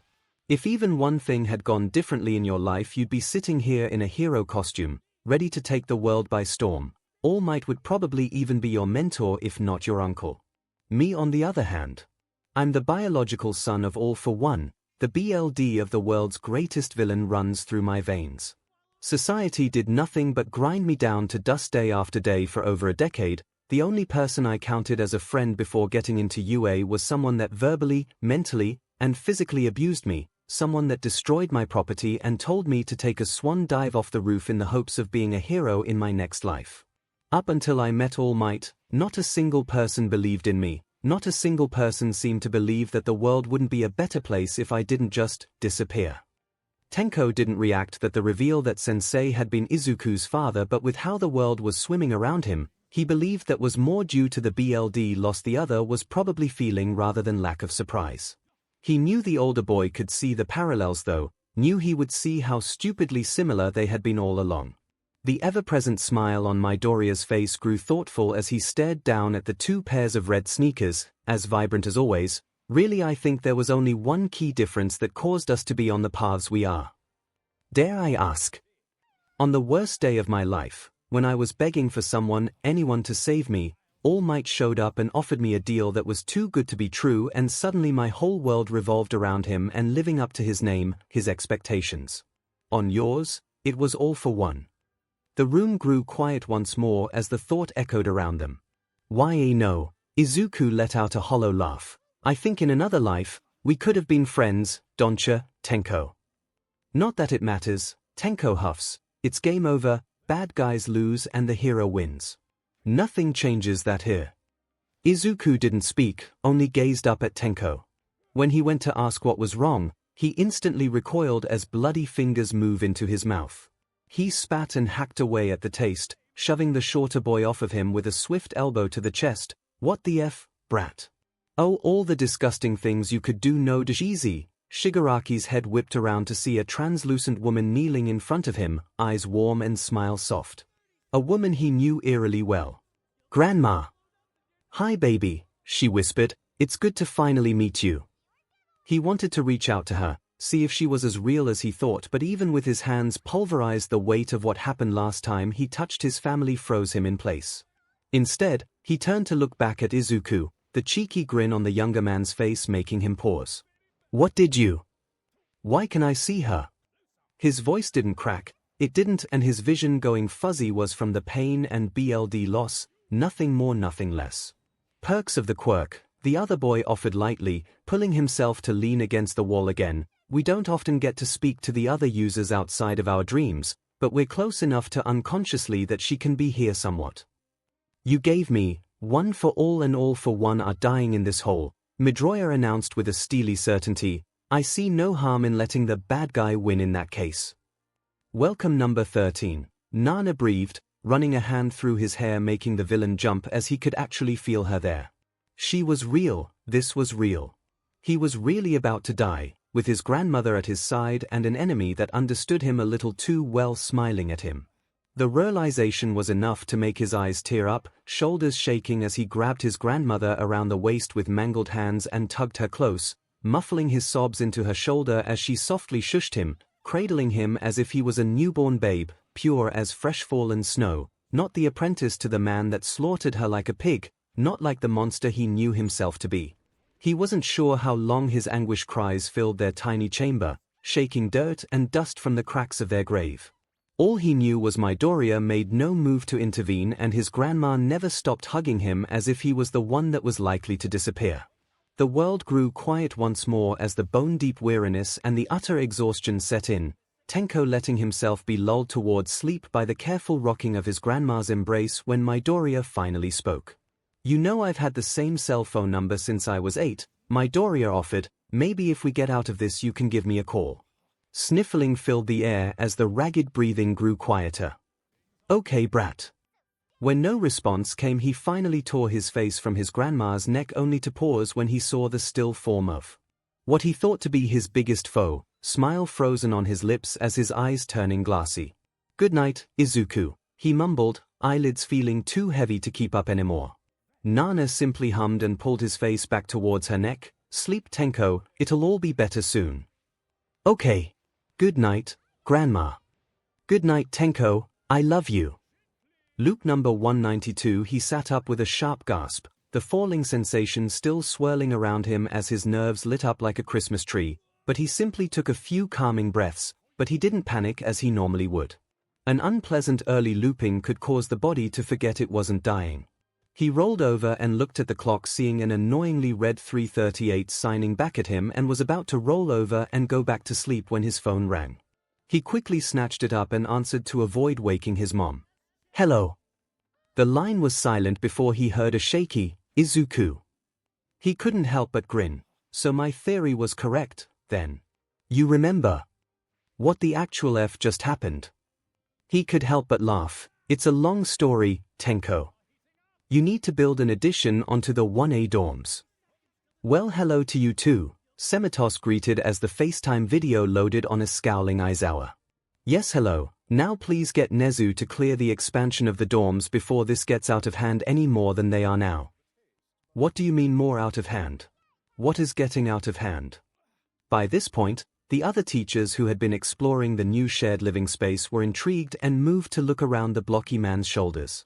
Aizawa's eye just twitches as something crashed in the background before he sighed and flipped the camera around as the view moved from inside Aizawa's dorm room into the main living area to see Ida waving around a maroon blanket, growling in Hakuya's face as she gestured a handful of faded flannel shirts, with Gyro trying to butt in with 2 overstuffed pillows in her arms. To their right, Momo, Midoriya, and Soto were sorting through a stack of materials, in a heated debate about the materials. To the left sat Bakugo, Zero, and Uraraka were lounging on a tall stalk of pillows, moving them around with a huff every so often, the amount of smoldering fluff around them speaking for itself. From the stairs came Tokoyami, Shoji, and Denki with more baskets of materials. More bodies could be seen scuffling around the kitchen, and calls from further just out of frame could be heard. The common room is becoming a nest, Aizawa huffed. Though from the way his hair was starting to float upwards he was sure the other teachers could tell he was just barely preventing himself from joining in. That's a pretty big work pack nest, 13 hummed, tilting her head slightly in confusion. Work nests didn't need to fit every member of the work pack usually, only 3 or 4 at a time. Most of the other dorms were just using one of the spare rooms of the upper floors. Even if their work pack nest was on their main floor, it shouldn't matter too much. Work pack nests weren't private affairs. It wasn't taboo to enter them without permission like a personal nest, or even worse, it's not a work pack nest. Pardon? Vlad finally managed out after a long second. Aizawa just pinched the bridge of his nose. It had been an experience wake-up this time, having a secondary gender and a new pile of instincts to work through, and it couldn't be easy for them, with most of them being betas with the weaker instincts to at least counter the overbearing instincts of the alpha and omegas of their group. No, instead all of them were one of the two extremes. It shouldn't have been that bad. High schoolers and older all knew how to control their instincts and pheromones and could deal with the preheats and preruts that would turn into full-blown heats and ruts around the end of their second year. But nothing could prepare for the unexpected wall of instincts that smacked into them the second they woke up, that left them breathing and whining as they struggled to stay apart. The pain that was tearing at their very minds, demanding they move closer, that they scent each other, that they hold each other tight and never leave. Because by every definition of the word they were pack, they were all the closest thing to family, that they each had the bonds they shared was unbreakable as they were undeniable, and their inner spirits knew this, demanding that they show it, that they embrace their pack as their secondary genders demanded, only they couldn't. No logic in the world would make it okay for strangers that have just met to be true pack to each other. No amount of clever misdirection, and so they had to settle for what they could manage, imitation scentings here and there, a few pieces of friends' clothing being added to the Omega's nests as preheats hit, the friendly protective streaks of preruts. It was never enough, always leaving them in pain, in longing, but they couldn't push it, not until now. "Don't you dare lecture me on appropriate bond levels," he half snarled, eyes flashing magenta as he fought down that innate part of himself that begged him to scent, to preen, to protect his pups. "After the level of trauma that my pups have dealt with, I doubt anything would be able to stand in the way of them becoming a full-blown pack like they are now." "Shouter," Mic hummed low, eyebrows more pinched than normal, "repeat what you just said." He knew what the others were getting hung up on. He knew, but he didn't want to.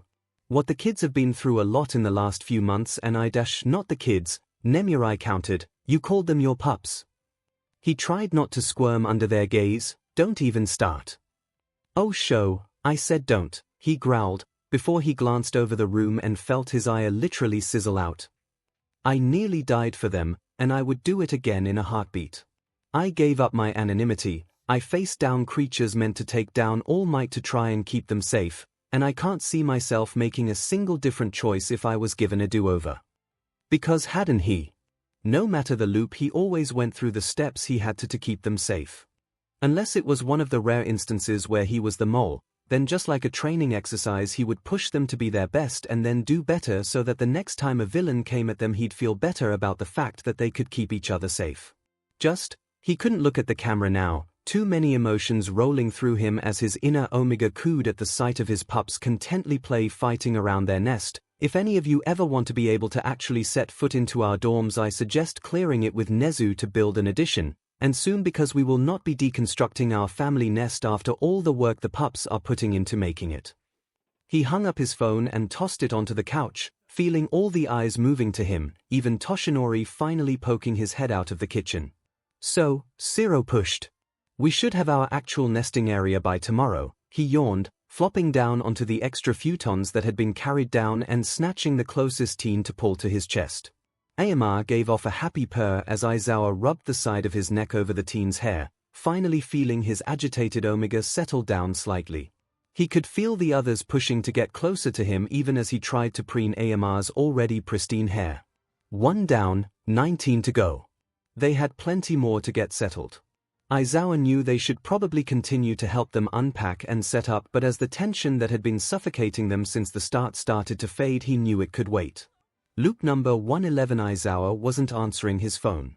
The idea alone was enough to send a shot of ice through his veins, but he could normally tamper the fear by telling himself that his merely catching a few hours of well-deserved sleep, or more likely he was on patrol or dealing with putting out a fire from his problem child, 40/60th, saying it would be an actual fire.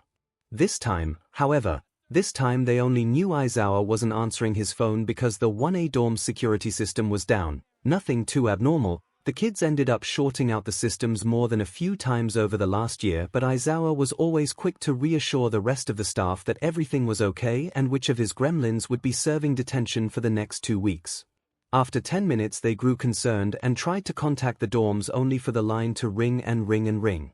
After 5 minutes the remaining hero course teachers were running full tilt towards the dorm building that was too silent, too dark. Hisashi felt like he was going to be sick, had their easy compliance with one as General Mayhem had them overlooking an actual issue. Had they really let something horrible happen to his friend and the students simply because he thought it was a normal Friday night? Which of the students were hurt while he had been sitting less than 200 meters away grading papers while they fought for their lives once more? Who was he going to have to hold back from charging forward in the names of those that got hurt worse than them? Was 𝐂𝐽𝑡 even still FD Pro Heroes? He stopped as he heard the words echo around him, eyes scanning the room he had just barged into. The common room was packed, with not just the 2A students. No, it seemed as if every single second year, soon to be third year, was there. The room decorated like a rave, the music pumping through the speakers, not unlike his clubbing playlists, and what more from the coordination and slurring words of the teens around him, he had no doubt in his mind that all of them were wasted out of their minds.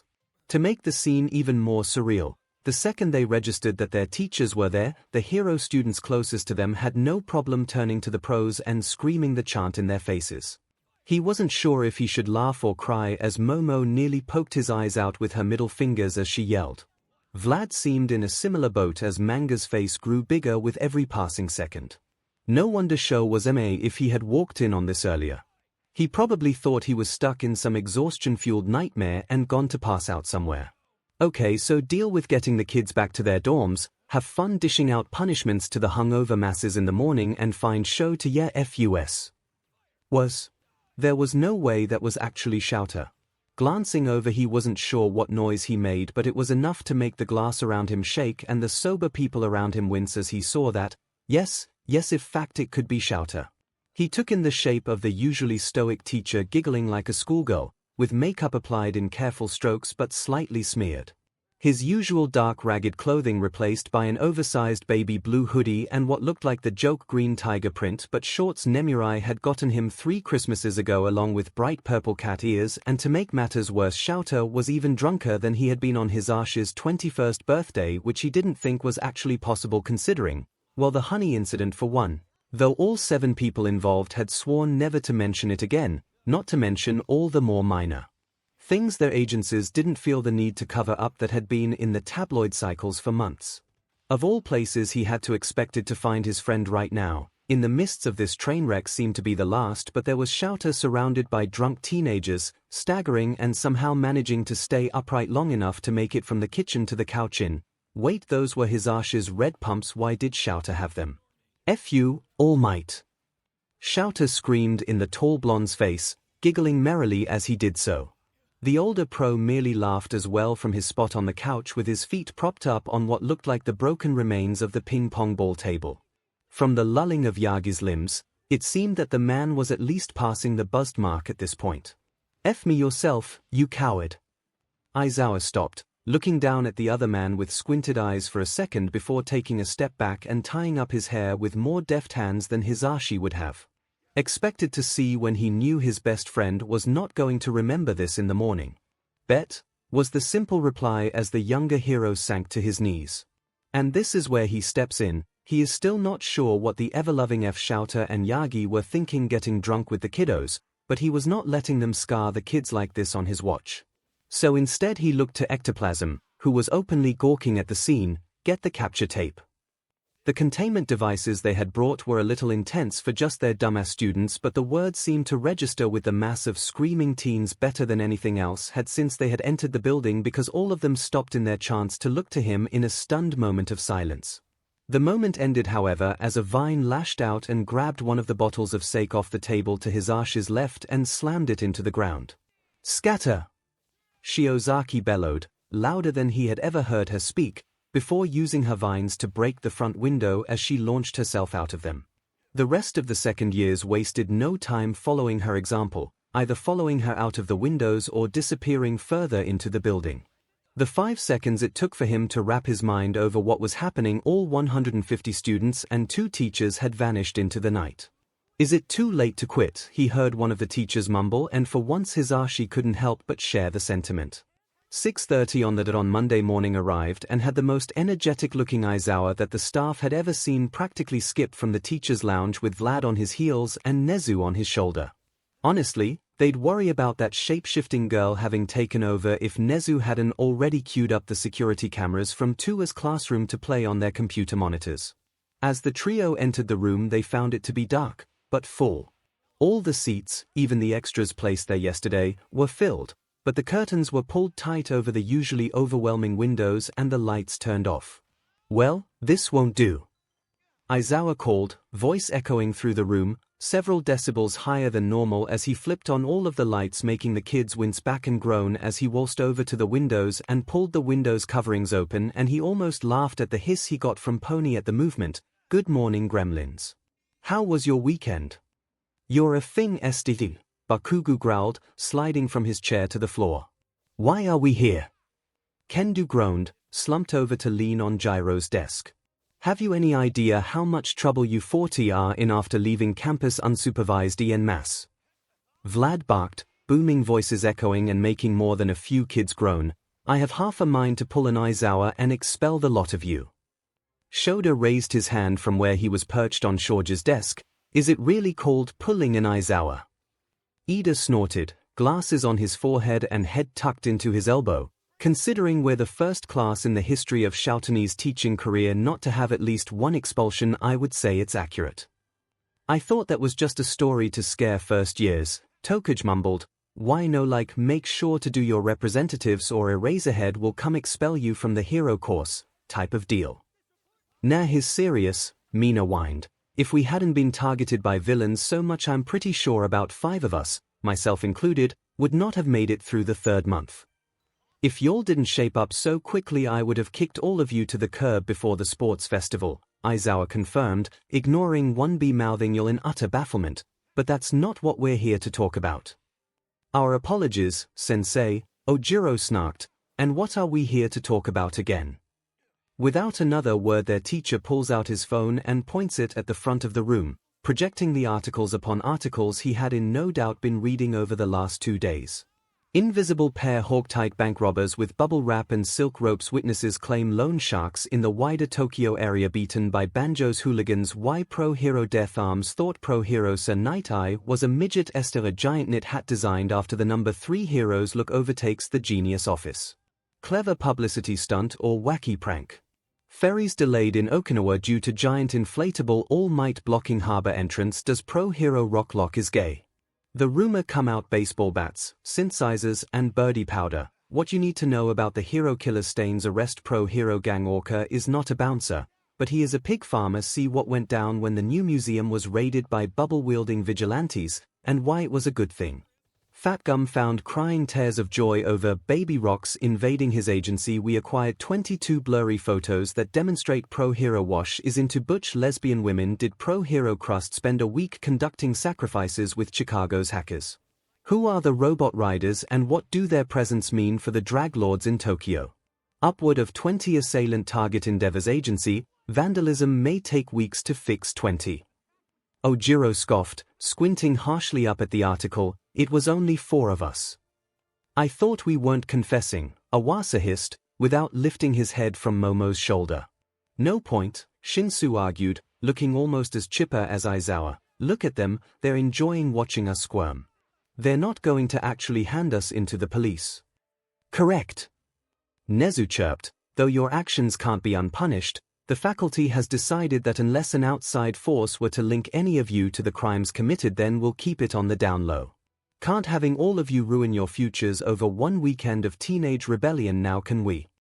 More like you'd have to explain to the presses how all of us got enough booze on campus to get the entire year drunk, along with how Eraserhead and All Might also got Tsuchi-faced with us without a single person getting tipped off. Midoriya countered, face greening slightly. Now can we be excused, or do I have to hurl on Rinkuen's shoes to go back to bed?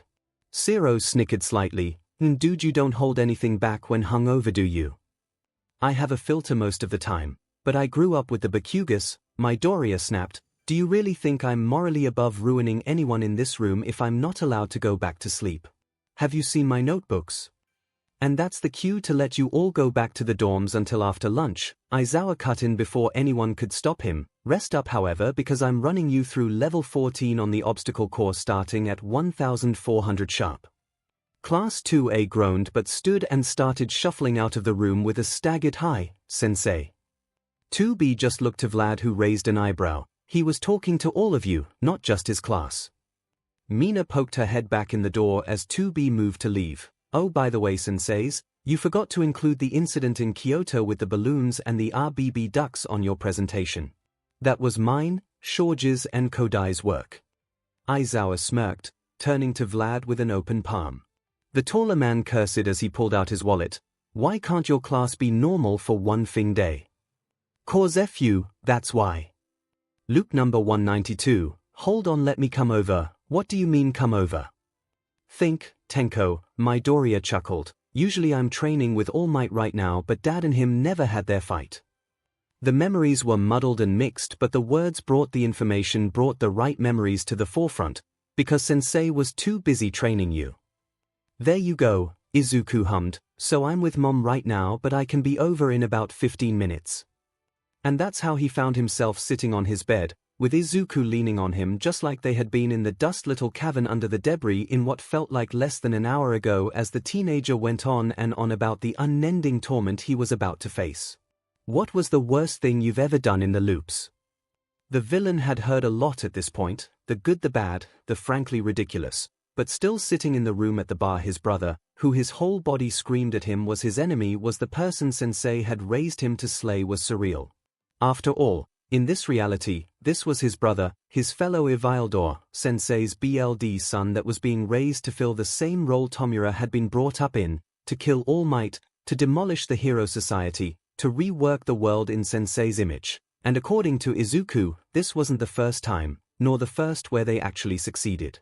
So the question became, if this boy, the one that he had expected to always be the golden standard, could turn on his morals and rebel against the light so deeply and still remain true to himself, how far into the light should Tomura fight to be? Wrote and sold All for All are 18+ Yaoi Doujinshi and made a huge profit off of it. The younger boy answered without hesitation. The first volume was for Adair, but volumes 2 to 8 were all me. Tomura couldn't help but blink. He had expected a violent, bloody, and gruesome answer, like maybe stringing up one of his friends by their entrails, not some raunchy comic about All Might and you. Please tell me that pairing is not what I think it is. What? You don't want to hear about your uncle hate thing, Dad? Oh my thing God, he gagged, why did you put that idea into my head? I'm gonna hurl. Oh, 'cause it actually happened. FNO, yeah, the Luke before I wrote the comics, apparently about half of their battles were less city-destroying and more bed-destroying. I'm going to dust you if you keep going.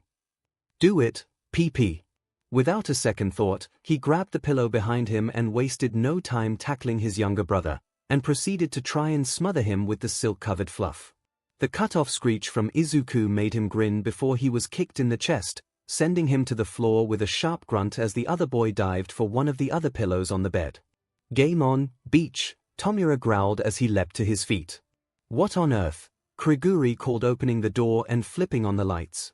The room was trashed, multiple blast holes in the walls and overturned furniture, even more with disintegrated holds covering the same surfaces. Izuku blinked up at him from on top of a strangely lumpy futon. Young Izuku, aren't you supposed to be with your mother tonight? Kuriguri questioned, tiredly, where is Shigaraki Tomura? As if on cue, the futon dissolved into dust, dropping Izuku onto a red-faced Tomura's chest. I couldn't breathe, brat. Then tap out next time, jerkwad. Kuriguri cut in, arms crossed tightly. Young Emisith, sorry, Kuriguri. Aizawa was cursing her misfortune as her ankle got caught by the Nomyu that she swore was faster than normal. She was never going to hear the end of this from her kids when she came to school next week wrapped up in bandages again, was she? It was rare to get the same injuries as the first loop anymore, but it didn't mean it didn't happen, especially when them being bloody and broken versus being fine was determined by a few microseconds. One mistimed step leads to the same damage as before. So every so often Aizawa found herself wrapped up in bandages, Midoriya found himself with massive scars up and down his arms, Tsuyu ended up with a disfigured ear, Zero had a cracked elbow, and many other injuries that had racked up in the 3 years. Right as she braced to be buried headfirst into the concrete and her arms unceremoniously ripped from their sockets and shattered like pie crust, a voice broke over her pouting adrenaline. Stop! Starburst! The pain of being smashed into the ground never came, as she was simply dropped by the crumbling brute, Shigaraki catching her with pinkies raised. Losing your touch there, Eraserhead. Though I must say this look is definitely new to me, he greeted with a twisted smile as he set the hero on her feet. Since I saved you from getting turned into a mummy, can you stop Snipe from lighting my butt up in about 10 minutes? Promise you don't have to get any more hurt. What the foo dash, actually no, a little more hurt. Aizu had me promise first to do this. Before she could wrap his head around what was happening, a finger brushed right under her eye, pain radiating from the touch instantly as she cried out, "Sorry," the raspy voice soothed with awkward lit. Aizu said he missed your signature scar. She brought her shirt sleeve up, hoping the pressure on the cracked and disintegrated flesh would bring her some relief as she glared at him. What the F? The 20-something-year-old looked a little uncomfortable under her scrutiny. Izuku said to tell you that his theory was right, Shouter-sensei. Wait, you're a lady, your name wouldn't be Shouter right now. Does the message mean the same? Her fear evaporated as quickly as it had swelled, eyeing the young man with something akin to hope bubbling in her chest. It's Suzuki-sensei, she corrected gently, or just stick to Aizawa. So you're in the know? Yeah, Izuku said would explain after getting back to the main campus. Shigekai mumbled, looking her over before looking away. This is not how I expected this meeting to go. She snorted, a fond smile pulling at her lips. What can't talk to girls? I grew up surrounded by people I was told to see as family, crusty old men and kuriguri. Shigaraki countered with a slight blush. Tell me when I was supposed to learn to deal with normal romantic feelings before now. It's not my fault you're pretty no matter what gender you are. All right, you disaster bye, she agreed, falling into a familiar rhythm of banter with him from years of raising, teaching, and even at certain points, dating the soon-to-be ex-villain, trying not to look too happy in the middle of a villain attack. What's Izuku's plan from here? From Aizawa's face when he explained this was a much more common plan than he thought it was, to turn during the USJ attack to claim that attacking children, those who have not even had the chance to really know the world they were agreeing to really make their allegiances, was too far for them to go and turning themselves it as a result. Your Nariko-oba is going to be here soon. Aizawa offered with a soft smirk, want to make her appearance redundant. I'm not going to kill anyone, he countered but flexed his hands all the same as he saw the masses of villains start converging on them. Not asking you to be a villain, Dust Bunny. A sudden flashback to a deeper, more raspy voice chuckling out the nickname flashed through his mind. Whatever you say, Aritoki. Today was the day. One had been waiting and waiting with bated breath since he had woken up in what should be his successor's body for this day to come, nerves all singing as he watched the teens he had come to know over the last few months wait for the moment where they could help Shoji escape. Instead, he waited, side by side with them in the factory that he knew would soon be broken down and demolished, tugging the sleeve of his jacket as he waited impatiently for the person he had never thought he'd have to see again. He had tried to match the outfit he wore in the dreamscape, the outfit he had died in, the best he could for this meeting, though styles had changed quite a bit since then. He even had let his hair grow out, straightening under its added weight into the style he was used to if not a bit wavier. He hoped the look would be jarring enough without the added need of a straightener or bleach. It didn't take long for the man he was waiting for to show up, and he watched with ice in his veins as the rescue came and went and the portal to transport away the villains dissipated into the night air. Only then did he push himself away from the dark corner he had been observing from and step into the light, head bowed to allow his hair to cover his eyes. That's enough, Zoni. 8 had enough sense to take a step back and fall silent as all four know. He would not let his brother keep him in such fear any longer. 8 fell silent as Zon whirled around as if to look at the one that called out even though he knew it was impossible with his brother's current lack of eyes. Who do you think you're referring to, insolent child? Zon hissed, seemingly forgetting his arch-nemesis mere meters away in his anger, but Yoichi knew his brother, knew the strangled note that always appeared in his carefully selected words when he was caught off guard. Insolent child. He huffed dryly, taking a page out of Mom's book. Now are we? I haven't the slightest clue. Yes you do, Shigaraki Musen. He cut his brother off. I don't have time to unpack all of your mommy issues right now, but seriously. Even blind I thought you were smarter than this. You couldn't possibly say my name, Zon, he hissed, the name that you locked up and snuffed out because I didn't bow down like all your good little slots you called minions. Yoichi. Bingo bongo, he laughed, shooting him finger guns. Guess who's back? You were dead. I got better, he shrugged. Well no, I was only mostly dead, actually no, which reference makes more sense here. You can't honestly expect me to believe that you're Yoichi, Zon seethed, shoulders trembling ever so slightly. It's been 200 years, even I wouldn't be alive if it wasn't for All for One. And I because of One for All, he countered with a humorless laugh. Did you really think I was off in heaven or hell just forgetting about all the SHT you put me and my successors through? Did you really think that the quirk you helped made would let me know peace? No, instead I have sat by and watched as you hunted and killed user after user from inside our quirk, welcoming each new soul into the confine of the purgatory of watching lifetime after lifetime that you felt the need to destroy for the insult of being trusted by my successors. Now it seems as if One for All has had enough of your bullshit and offered the driver's seat back up to me. So what? His brother huffed, even as his hands were clenched so hard his knuckles turned white. You're back so that you can kill me. You couldn't do it before even with your little pets, and you certainly can't do it now. One, he was my partner, not my pet. I actually know how to have semi-normal romantic attachments, unlike some people. And two, no, I'm not here to kill you, he huffed, rolling his eyes. Come on Zon, I'm much more creative than that. Then dash I'm not going to kill you, but I do need to check your vibe. What dash this speech empty? Yeet. Even faceless his brother still was alit with dismay and physical pain right before Bakugo launched from where he had been lying in wait to punch an explosion into his face, launching him into the air. He needs some milk. He heard Momo scream as a cannon flared and Zon's left arm was gone before he could blink. He took a steadying breath as he watched the others who had been lying in wait for his signal that were now hurtling at the man that had killed him, screaming out outdated memes and references Denki Mina, Zero, and Todoroki had basically demanded from when he and his brother were still, well not brotherly but as close as they ever had been.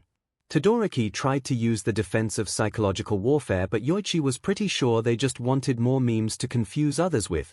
Though he did have to admit watching his brother get called a boomer was definitely throwing the usually suave mastermind for a loop. He should be joining in by now, shouldn't he? Should be helping with the takedown of the man that had hurt him so much, that had caused him so much pain, had caused Futao so much pain, that had caused Renzu, Shinomori, Banjo, Ien, Nana, Toshinori, and Izuku so much pain. But he couldn't move, couldn't hear the frankly ridiculous lines falling from the children's mouths as they knocked his brother around over the ringing in his ears, the pressure around his throat feeling almost exactly like it had that night when he had a hand on his shoulder snapped him out of his spiral as he forced his eyes up to 8s. Are you alright? Yeah, I should. No one is forcing you to do this, he reminded him gently. If you don't want to take part then you do not have to, allow us. After all this time, I should be able to. All Might just hummed as he trailed off. Scars that deep don't vanish. 1. We aren't asking you to go against your abuser any more than we'd ask young Todoroki to face Endeavor or A to take on Overhaul. You aren't alone this time. He tried to argue but the words wouldn't come. He wasn't weak. He wasn't powerless. He wasn't helpless. He didn't need to be guarded. But 8. Toshinori never said any of that, did he? Never even insinuated it. He could fight and he could win. All of them knew that, but they wanted to help, wanted to keep him safe from his brother, and from his own demons. He had seen it time and time again from within the dreamscape, the lengths these people were willing to go to keep each other safe but never making any of them out to be helpless. It's Yoichi, he offered instead, making Toshinori perk up at the name. You can stop calling me one, Toshinori. Of course, now what are you going to do? He gazed back over the battlefield where his brother was being thoroughly laid out by the childer by the other loopers and he felt a smile tug at his lips as a weight lifted off of his shoulders for the first time since he had given this curse of a quirk. I think I'll leave this up to you and the others. Today was the day. The day he realized it didn't all rely on him. Loop number 196 marks on their skin that weren't put there by themselves or others weren't something new to any of them though the original loopers were far more used to it having lived through it 5 times by now. Soulmates, the unfaltering hand of fate telling you who you were tied to for your existence on the mortal plane. It had taken a lot of forms over the years but this one was new. They had had marks that appeared when you first touched, they had had the first word said to each other etched into their skin, they had had a grey world turned vibrant colors when they made eye contact, and even on one memorable occasion being forced to sing whatever song was stuck in their soulmates' heads. This, however, gave a very clear indication of the relationships you shared with someone. Every person was born with a single mark over their heart about the size of their fist, and then scattered across their bodies were marks of others. If they were of equal size to your own, then they were your romantic partner or lifelong friend, depending on if they had gold or silver outlines. If they were smaller, no bigger than 500 yen coin, and outlined in iridescent black, then they were destined to be our children in all but BLD. If they were the same small size but outlined in pearly white, then those were your soul parents' marks.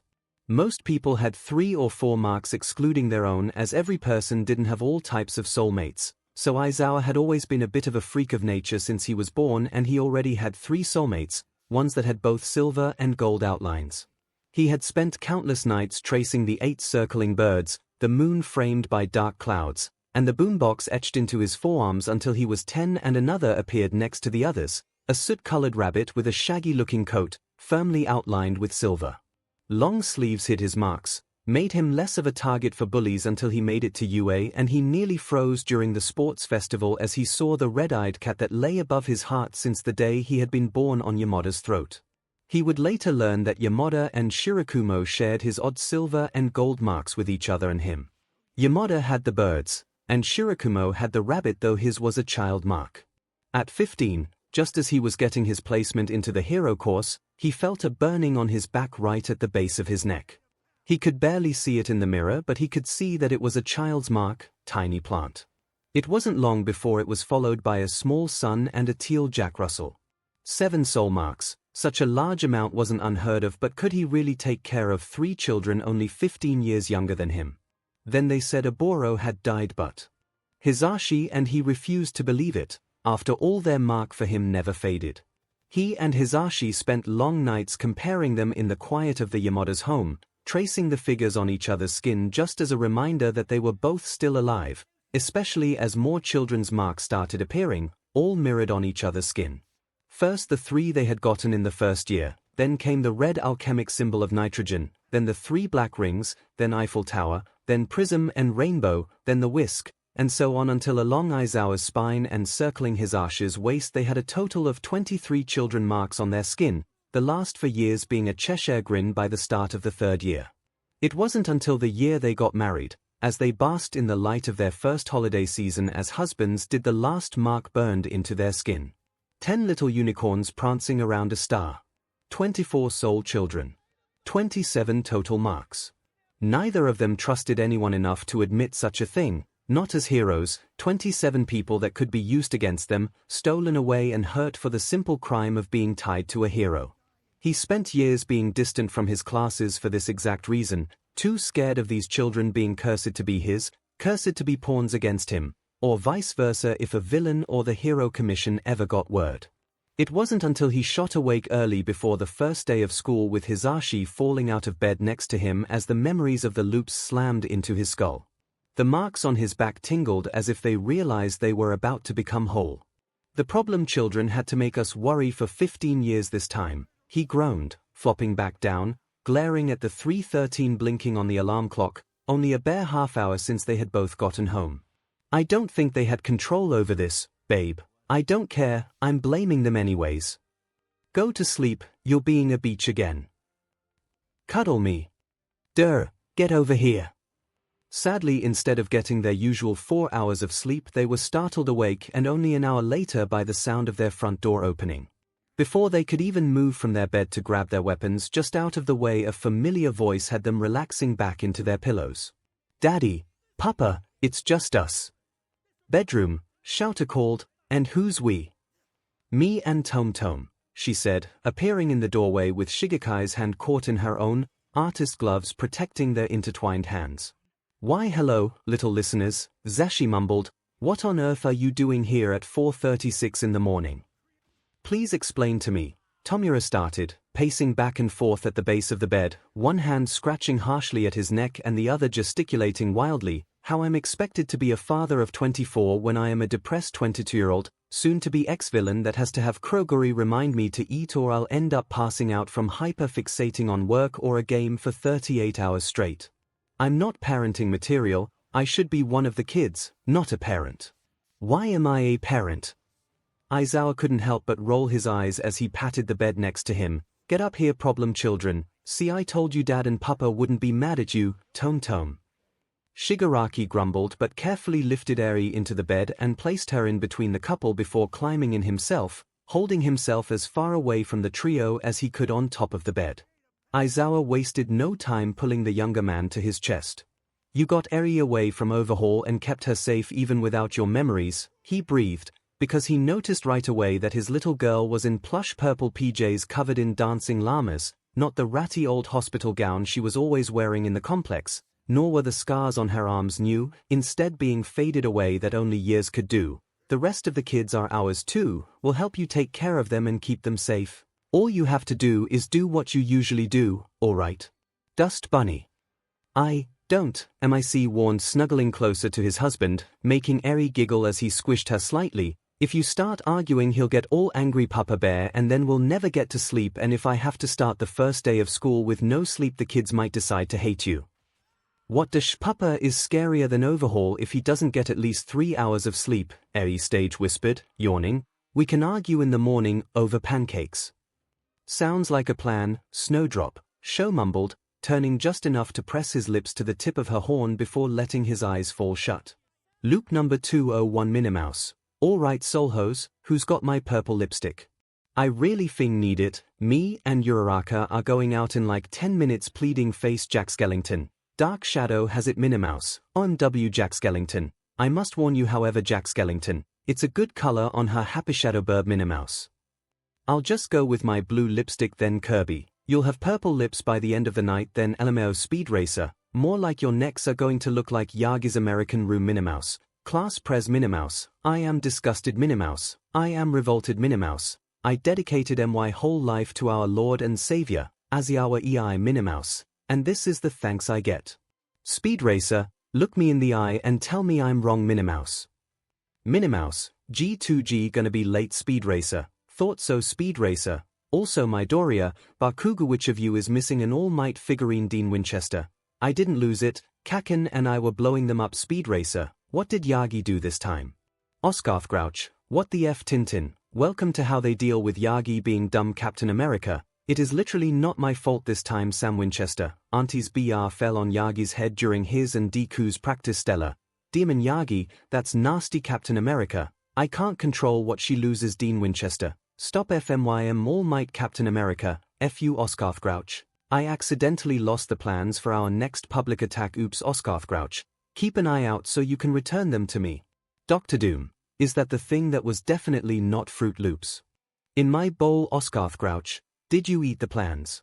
Dr. Doom, I just know that something was crunchy in the loops Oscarth Grouch. It was a flash drive that was in the shape of a dog Dr. Doom. Okay, so I may have swallowed the plans Speed Racer. I can't believe I have to say this Speed Racer. It's Midoriya's job to shallow questionable items, Kaminari Dr. Doom. That hurt, Pres Dean Winchester. Shut your where mouth Dean Winchester. I already hacked the League server and have the info Oscarth Grouch. How did you? Dean Winchester, hi I'm Ghost, the neutral info broker hacker Oscarth Grouch. You're what now Doc October, has kicked Tintin from the group Doc October, has kicked Stella from the group Doc October. IFUP Peter Parker. Woo Peter Parker, what did you do? Doc October at everyone IF lost the rings who has it please I'm supposed to propose in like 5 minutes Peter Parker, not it Minimouse, not it Dr. Doom, not it Sam Winchester, not it Alphonse, not it Dean Winchester, not it Speed Racer, not it Captain America, not it Kirby, not it Mustang, not it Big Head, not it Bob the Builder, not it Oscarth Grouch, not it Tiana, not it Remy, not it Frodo, not it Major Armstrong, Sparkles not it Sparkles Alfaro, not it King Louis, not it Black Canary, not it Purple Man, not it Izumi Curtis, not it, and if it's Zashi then good luck cause he's in the middle of a mission Doc October, K Kirby, that's a horrible response Doc October, tell A I'm sorry Alphonse, Tamaki get out of the thing street Doc October, just let me die Okosho, okay this could be really good or really bad Okosho, are these them? Pretty rings Doc October, oh thank F Toga Okosho, cool Okosho, I wasn't the one that they came to Izumi Curtis. Then who did they come to? Okosho, I just watched these drop onto Darby's chest Doc October. I do not have time to unpack this essay. Just get me the rings 𝐻𝐸𝐵. Please 𝐒𝐭𝐚𝐲. Already asking Kuroguri to teleport me 𝐻𝐸𝐵. Himiko, you are my favorite now. 𝐒𝐭𝐚𝐲. I'll love you too. Alphonse. So am I gonna have to tell him that he doesn't have to panic each time cause the three of them are like perfect together or? 𝐒𝐬𝐚𝐼𝐳. Let them figure it out 𝐒𝐬𝐚𝐼𝐳. After all, how long did it take you lot to figure out your arrangement? Purpleman. Bold words from the guy that cried the first time Yamato was straight 𝐒𝐬𝐚𝐼𝐳. Okay, but at least I'm not Yagi Captain America. Shut your wear mouth Mustang. 𝐂𝐸𝐻 is our soulmate too. Mustang. Bob the Builder. Shoto, no Mustang, him. I'm not doing anything, love Bob the Builder. Your use of pet names says otherwise 𝐒𝐬𝐚𝐼𝐳. Todoroki lost his Ida and Midoriya privileges. Mustang. Hey Dean Winchester, no that's fair Speed Racer, I concur Mustang. Mustang. I can't be the only one wondering Mustang. After all 3 loops ago Himiko, Tenko, and I were complaining about missing 𝐂𝐸𝐻 and suddenly he's one of our soulmates when that didn't happen last time. Sam Winchester. I hate to agree with the half-thawed Hot Pocket Sam Winchester. One of us should at least check that A didn't bring him in accidentally or something, right? 𝐒𝐬𝐚𝐼𝐳. Don't you have an engagement party to set up? Kirby. We're not going to drop this forever, you know 𝐒𝐬𝐚𝐼𝐳. I am not dealing with this today Mustang. Understandable Mustang. Tomorrow. 𝐒𝐬𝐚𝐼𝐳. A week Mustang. 3 days 𝐒𝐬𝐚𝐼𝐳. 5 days and I don't make you run extra laps tomorrow Mustang. Sold loop number 206 alright, Ida said, shaking the hat filled with slips of paper as all of them lounged around his hotel room. Once you pick, we're not suching. If you don't do your assignment then ridicule is going to be immediate and swift. No one is allowed to know until the day after. If you have any complaints then SCKS to be you. Any questions? We're not splitting by gender. 𝐔𝐬𝐽 asked. Have a problem with that? Nope, just wanted to double check. Well, Darby huffed, twirling a tuft of red hair around a finger. Being twins with Shoto couldn't be enough this round hair. Don't worry Toy Toy. Toga giggled, we'll make sure you have just as much fun as us. Yeah, crazy. Well, I heard you kids had fun. Yagi. The kids greeted, all holding their envelopes anxiously waiting for the all clear. More like they're being absolute little essays right now, even worse than usual. Aizawa grouched as he filed in, his own letter clutched in his hand. You love it, and you know it you big old sourpuss, Hisashi huffed. Sourpuss. Eri agreed from Hisashi's hip, waving 2 letters in the air. That's all 30 of us, Momo hummed, shall we? On 3, Aizawa sighed, finger sliding under the lip of his envelope. 1, Yagi started, a bright smile twitching up onto his face. 2, Hisashi continued. 3. The group cried at large, ripping open the envelopes. Midoriya's eyes sparkle as he quickly makes his way through the crowd, bouncing on his heels, taking in the fight in front of him. It's Kamu Woods. He may be new but is making a big name for himself. The man next to him raised an eyebrow as he turned with a smirk. Why look at that dopey grin, I know what you are. A fanboy. Gee, how'd you guess that? Was it the obvious fan worship or me running towards the giant evil beast tearing apart the train? A groan cut over the scene just as the director yelled out, "Cut, come on, Thomas." Ida had the decency to look sheepish as he ran his hand through his dyed green locks. Sorry, it was much too easy to do. Cut back on the cheek kid, reset the scene. You know, Midoriya muttered to Bakugo as the makeup artist allowed him a break. If I had more confidence, I probably would have said that. Hell yeah, you would, nerd. You were too much of a PP back then to say it though. And whose fault was that? Society Sue, Pikachu. F off Hansi, Yagi hummed as he went through the shop, buying the items he was told to before making his way to the door as he heard the commotion outside. He stood on his mark just like he was trained to do so, watching for the signal for him to duck down as the second actor took his place as he tried his best to bite back his giggling at the booming voice and bold movements. Steven. We can still hear you. He failed to bite back his laughter at that, dissolving into laughter as he looked up into a face he was used to seeing in the mirror for at least a few more months. I'm sorry, he laughed, but are we seriously saying that I could ever look at that? Chad snorted, oh come on, you could plump up if you tried. Sure I could Gaston, he snarked, knowing he was far from the sickly old man he usually was at this time even if he was thin and lithe, but you're like Superman on steroids. Like, can I borrow your body for a day? Do I even want to know what you want my body for?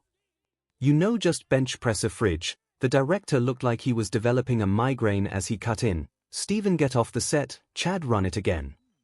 Yes sir. You know, if you really want to be a hero that badly, there's actually another way. Just pray that you'll be born with a quirk in your next life. Jesus Christ, do I honestly have to say this? Shigaraki cut himself off, tugging at the collar of the middle school uniform that he had never had to wear before that felt grating on his skin. Yes, he's a bully, Ida said with a smirk, tears fading as the scene dissolved. So make me cry, boom boom boy, how on earth is my character supposed to become a hero? He's a 13-year-old, they're all sociopaths, Nathan, you know what, fair enough. 8th graders are terrifying. Just reset. Arriving in the classroom was hard as the students felt they should go to their usual desks instead of sliding into each other's seats. Shigekai and Toga seemed to be the only ones that had no problem slinking into Bakugo's and Koda's desk respectfully, Kirishima not hesitating to jump into his role of criticizing the other boy for his feet being on his desk, hand movements stiff and jerky as they chopped through the air. Ida himself was trying hard not to make a face at the scene he walked in on, though those whose characters have been on screen already knew the thought that was running through his head. Did I really look like this? The entire class had to try desperately to keep a straight face as Ida had to act frantically at his own boisterous personality as projected by Kirishima as what they were sure the real test to their willpower came in. Hey, I recognize that messed up hair. Falling boy. The bubbly attitude and playful lit to the words were near identical to Uraraka's usual greetings, something they had years to get used to. What they did not have years to get used to was the fact the words were coming from the unusually unscared lips of one Todoroki Tuya as he beamed up at the pair of teens in front of him, bouncing on the ball of his feet, bright pink cheeks giving him an even more eager appearance. There was nothing like seeing one of their resident edgy boys playing as the Cupcake Queen.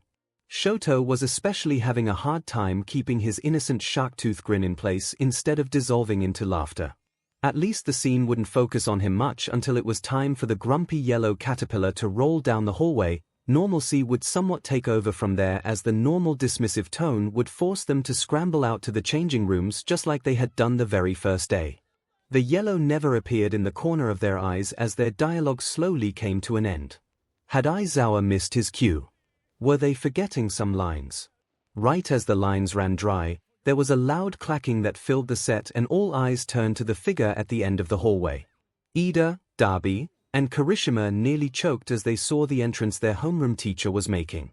It was Aizawa for certain, there was no way to mistaken the man they had known for over 600 years by now, but it was clear that he was not playing Eraserhead.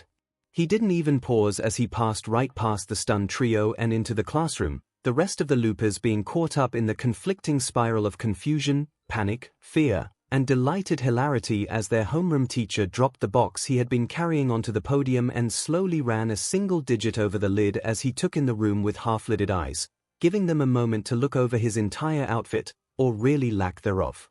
Because their teacher that usually was covered head to toe in a ratty black jumpsuit and well-worn capture weapon now sported jet black knee-high boots, thigh-high stocking with cat faces and lace poking out of the top before connecting to the dark purple garters of his tight Speedo-esque black and purple bottoms, a WHP secured to his side.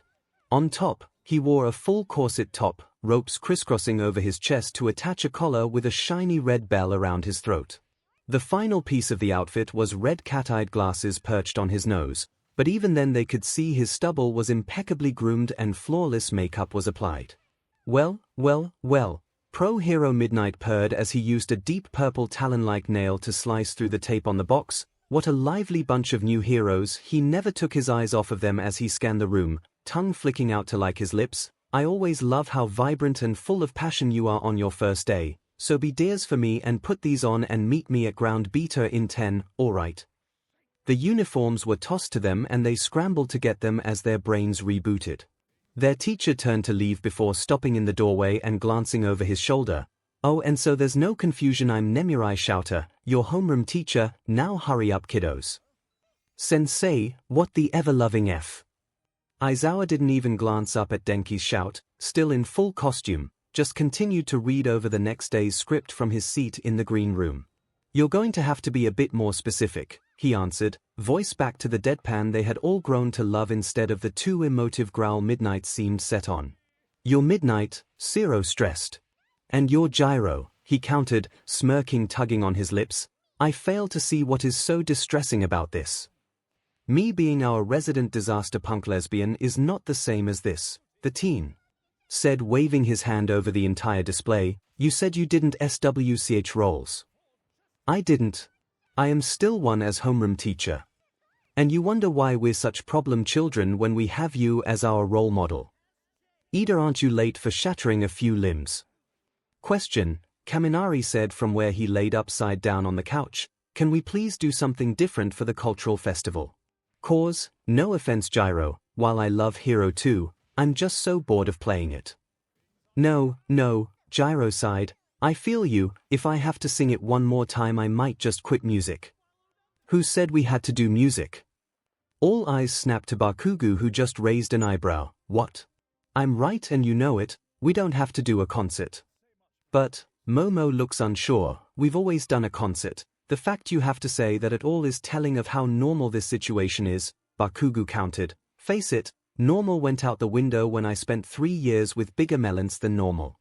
We don't have a normal anymore, so throw the idea we have to do anything the same as we did before now out the thing window and just start naming ideas for this stupid festival so I can start making dinner. What are we even supposed to do for a cultural festival?" Kirishima asked. "I haven't thought about this since like Loop 3. "If we aren't doing a concert then I might have an idea," Todoroki offered, "though I warn you this is mainly to PSS off my father." The students shared a look before turning back to Todoroki. "We're listening." Irishaimes, when Hisashi and Nemurai had planned to see what kind of event Shouter's homeroom, they hadn't been sure what really to expect, seeing as the man himself had been too busy with his and Hisashi's new daughter to really answer them when pestered. They thought maybe music or game, hell even sparring given what they knew about the class. They should have known better when they saw Endeavor sitting outside the cafeteria with his head in his hands, looking like a man in deep emotional suffering. Nothing really could prepare them, however, for Shoji greeting them at the door, eyes sparkling over his baby pink mask, though their eyes were drawn lower. Down to the laces and ruffles of the puffy short-made dress, he was wearing simple black and white with a grey corset belt and a large pink bow with a gold bell wrapped snugly around his neck. The look was only added to by the simple black thigh-highs, white-heeled Mary Yanes, and silver cat ears nestled in his hair. "Hello. Welcome to Class 1 as butler and maid cafe," he greeted them, reaching to grab 2 menus from his hostess stand. "Is it just you 2 or are you waiting for more?" Before MIC could answer the boy, another member of the class came up replacing menus and writing something on the hostess stand. "Soto says we're running low on strawberries, have you seen Ida?" Shoji looked around as Mina, decked in a proper butler suit, long swallowtail coat freshly pressed over a pearly white vest paired with pleated breathes and black wingtip Oxfords, looked at them. "Bubblegum pink cat wears bobbing." "Oh, MIC sensei, Midnight sensei. I didn't mean to stop you from getting seated." "It's fine," Midnight managed out, as she looked back over the room finding that all of the class was sharing in the dress code, the boys dressed in maid uniforms, the girls in butlers, and all of them wearing cat ears that perfectly matched their hair. "This is quite the operation you have set up here." Mina smiled brightly. "I know, right? It was so much fun setting up, and we got to be Soto's taste testers for this, and we got to try so many desserts and all of them were so tasty. At least until Denki tried to help, but then again he didn't set off the fire alarm, so that's a plus even if Bakugo." Mina, Shoji cut in. "Let me sit our teachers. Ida is over in section 4 helping 𝐒𝐻𝐾." "Oh. Thanks, G," she said, giving a quick bow to her teachers. "Enjoy your meal." They were quickly led across the cafeteria, which was now filled with cute round cafe tables instead of the long bench seating that usually filled the room, and sat at a table near the back wall. "It took you too long enough." Their eyes snapped from the menu, which was honestly filled with way more tasty-looking treats than they were expecting from the festival, to Shouter. Shouter, who was not in his usual hero costume. Excuse me, Nemirai asked with a raised brow as she took in the tight cream color sweater he was wearing, just low enough to show his collarbone and the fitted jeans he sported. But when did this become a warehouse? Says the one wearing lingerie to work, he countered as he sat down, revealing the final piece to his outfit, raven black cat ears with a tiny yellow bow pinned to the right one. Oh my god, Hisashi breathed, reaching out to run a finger down the ear closest to him. That's adorable. Shouter glared for a second before hiding a smirk behind one of the menus. I have the whole uniform back at the dorms. I'm sorry, what? Hisashi wheezed, face burning bright. You can see it tonight, Shouter offered, if you ask nicely, that is. The noise the blonde let out was enough to break Nemirai, the woman falling into deep belly-splitting laughter just in time for their waiter, Denki, to show up. Do I want to know? No, awesome. So have you guys decided what you'd like to order? Luke number 118 Deku giggled slightly as he watched a group move through the maze he built from his camera layout. Eyes and quirks at the ready, looking, searching for him and his minions. The game was simple. All the players had to do was survive. Plus it wasn't like he was cruel, there were ways for them to win, even if no group had made it that far yet. Oh, room 3. He hummed into his comms as they found their way into the small cavern-esque room. You're up, Ghost. Roger, she hummed before he saw a figure drop down from the ceiling and drag one of the players out of frame. Not a sound from either of them until the lead member of the Little Explorer party turned around and started screaming, but it was too late. One of their members had lost the game. He swayed the cameras to check on the other 3 groups. Surge, Group Tau is trying to sneak past room 8. Make sure Angel gets to have some fun. Don't tell me what to do, you BSC, was instantly counteracted by the explosion moving the group into the kitchen. The game had taken so long to set up, so much planning and love placed into each inch of the play area that Deku and his group had built so painstakingly carefully to ensure that the game would run effortlessly.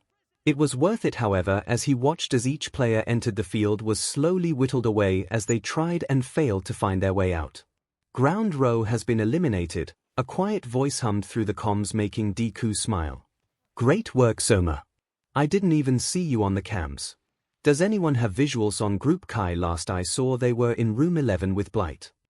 I removed 3 of their numbers from the game, Blight answered, but the final 2 managed to evade my efforts.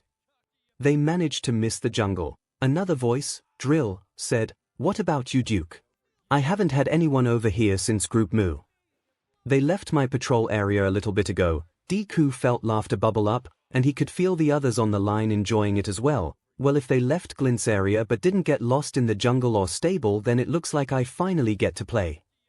Have fun, Dispatch said. I'll take over directing from cams 2.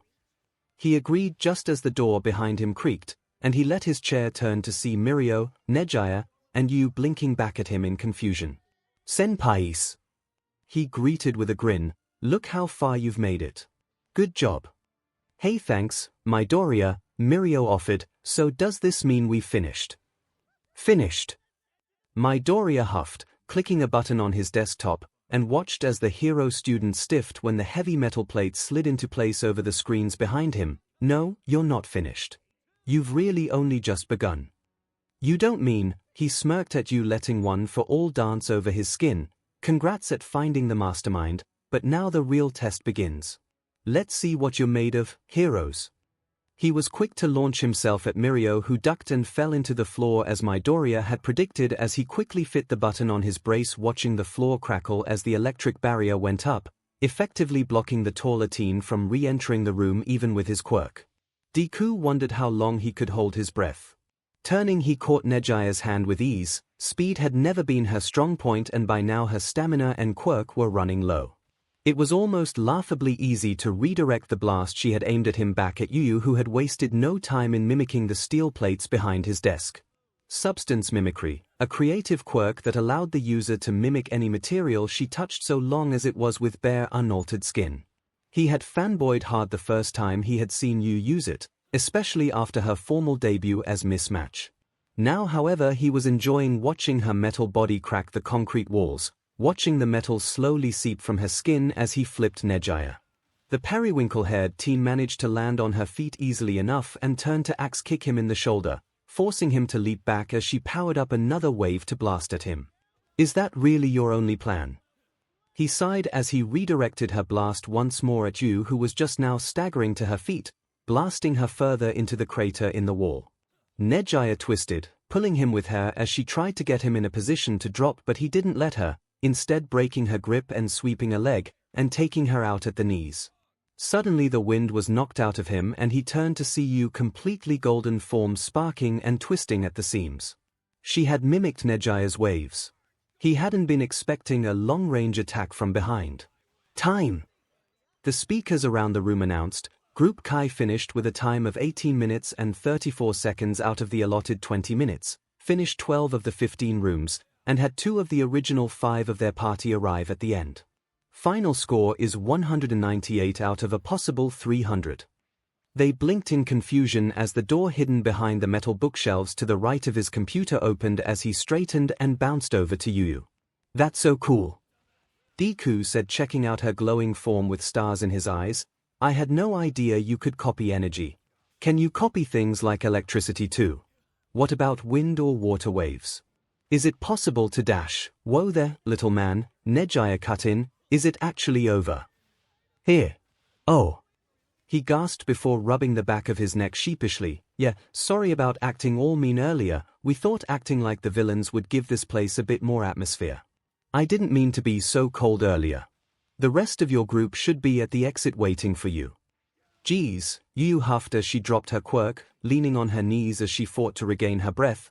I was seriously worried we got dropped into a dark timeline or something. Your class really knows how to act the part. You have no idea, Deku mumbled before raising his voice as he waved them out. We'll contact you if you're on the leaderboard tomorrow. Enjoy the rest of the cultural festival. Loop number 198, are we sure this is a good idea? Gyro just raised a brow at Shoto. Does it look like we have time to change our minds? He looked out of the wings of the stages to the packed auditorium. Good point. Come on, let's go make Yoichi proud. The crowd fell silent as the lights went down, leaving only the blue glow from under the stage curtain.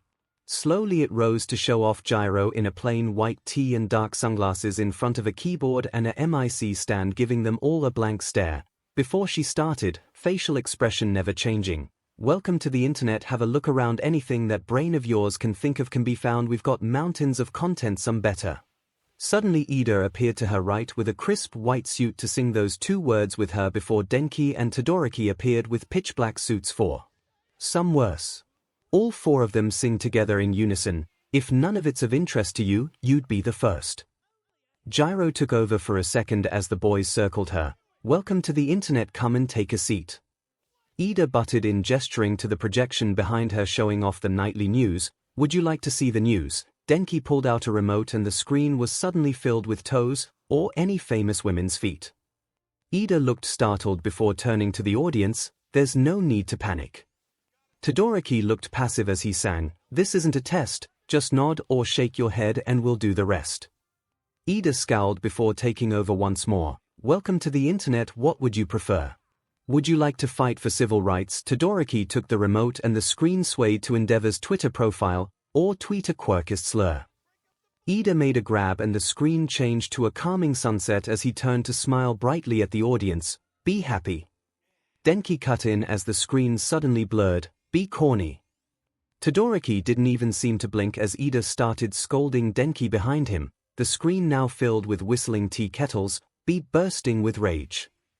Gyro rolled her eyes in exasperation before taking over again. We got a million different ways to engage. Welcome to the internet, put your cares aside, here's a tip for straining pasta. Todoroki had the remote again as a too small coffin appeared. Here's a 9-year-old who died. Ida finally finished scolding Denki to sing his line. We got movies, and doctors, and fantasy sports.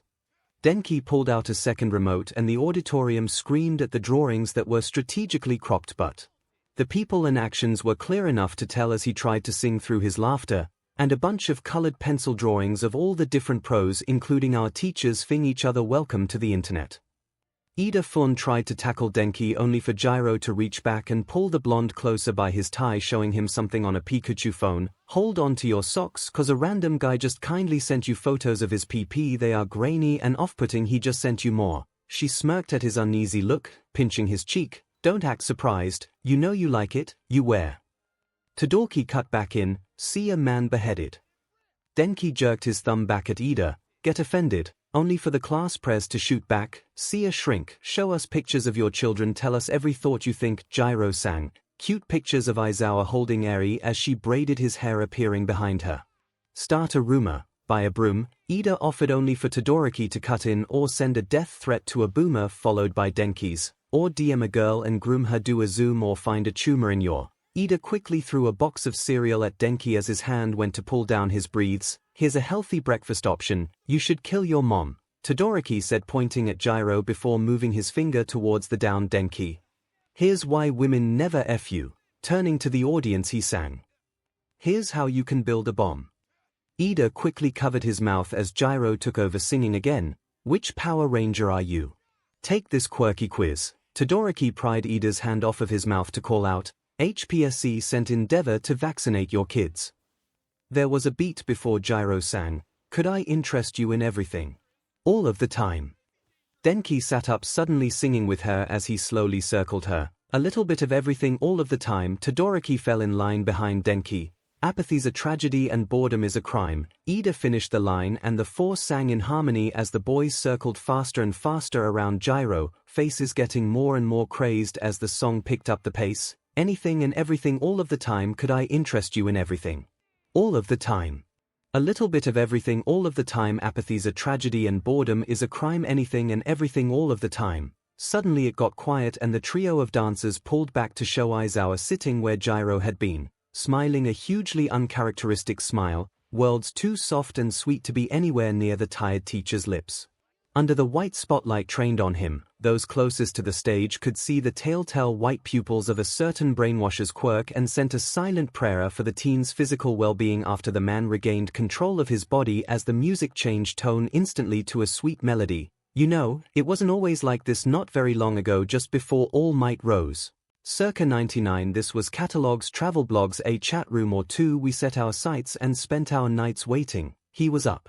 An arm around Ida and Todoroki's shoulders, squeezing them tight as he sang. For you, you, insatiable you, mommy let you use her iPad. He turned to Denki and tapped him on the nose at the next line. You were barely 2 and it did all the things we designed it to do. Now look at you. Oh look at you. You unstoppable, watchable. Your time is now. Your insides out, honey. How you grew, and if we stick together who knows what we'll do. It was always the plan to put the world in your hand. Soft part of the song faded and Aizawa's happy smile shifted into something much darker as the white light above him flickered and he suddenly started laughing. Ha. Ha ha, ha ha ha ha. Ha. As the noise continued, the light around them grew darker as his laughter shifted and twisted, the entire audience screaming as Aizawa's face started to melt, voice growing distorted and crude as the trio of boys stepped forward once more, faces eerily blank, and started the song up again. Could I interest you in everything? All of the time, a bit of everything all of the time. By now the grey sludge had dripped down far enough for the audience to see Toga, the 1A girl that even most of the third years felt unnerved around, giving them a crazed look that had taken the as she took over the melody. Apathy's a tragedy and boredom is a crime. Anything and everything all of the time. Suddenly the stage exploded with movement as the rest of Class 1A seemed to rush the stage, outfits mismatched and torn as balloons, ribbons, RBB ducks, pins, glitter, paint, and even a kayak were thrown around without a clear rhyme or reason. The screen behind them flashed through images faster than most could comprehend, ranging from cute to gory to sinful to tragic to joyful as the music sped up, all 20 voices singing in perfect unison. Could I interest you in everything? All of the time, a little bit of everything all of the time. Apathy's a tragedy and boredom is a crime. Anything and everything and anything and everything and anything and everything and all of the time. The entire auditorium went dark for barely a second before the main lights flicked on, showing the completely empty stage as if no one had been there at all, not a speck of dust remaining. So how did Yoichi rate our performance? Gyro questioned the next day. The final looper, Uraraka, wandered into breakfast. The rest of the festival had been almost as amusing as the performance, as the class had acted confused and weirded out when questioned about their performance. After all, according to the schedule and the cameras, Class 1A hadn't had a performance bowing out of the cultural festival so that their members could recover from a rather brutal raid against the Nomu factory. Aizawa and All Might refused to comment on what they had to promise Nezu to get this trick pulled together, and MIC couldn't stop laughing whenever they asked him. Toga giggled from where she was snuggled between Tamaki and Nejaya. He couldn't stand all of last night, he was laughing too hard. 2 and 3 weren't helping much cause whenever he calmed down they would hum along and set him off again. You were doing it too, Himiko, Midoriya cut in. I think Banjo wanted to throttle all of us, so all according to plan. Yep. Shigaraki leaned over to the teacher's side of the table, ignoring how Aizawa was flopped over face down on the table, not unlike a limb corpse as Yamada fixed his husband's coffee in a frankly unnatural-sized mug. Is this normal for the cultural festival? What? The singing or the psychological warfare? Yagi asked, not even looking up from his phone, because the answer is yes for both of them. The bringing in memes from when All for One and Yoichi were teens is new though for this, however. Usually, we reserve those for battles against your old mentor. Much better psychic damage rate. Good to know. The common room was empty except for their target, and they couldn't help but smirk as they made their way towards them and held out 2 sheets of paper. Ever want to go ape SHT? The person looked up with narrowed eyes. Coming from you, that phrase is mildly terrifying. Just read these. Reluctantly the papers were taken and the new arrival bounced eagerly on the ball of their feet, watching as their target's eyebrows slowly rose, a muffled snort making them know they had won. So you game. Are you trying to get us killed? Felt like we could actually die. We might if we did this one, they argued before looking down at the other. This one, however, please say yes. Fine, but you owe me. Name your price, babe. It was the first time in a while that the band was prepping on stage. The group had talked and come to the decision that they did want to play again, just not Hero 2 like they had done so many times before. So the class supported them as they set out to write a new setlist and create more than just one song to perform, even suching up singers and frontmen. Which is how Momo found herself standing with a mic in hand and a guitar around her shoulders, Kaminari at the keyboard behind her, watching the crowd with amused eyes as the intro started, waiting for her cue.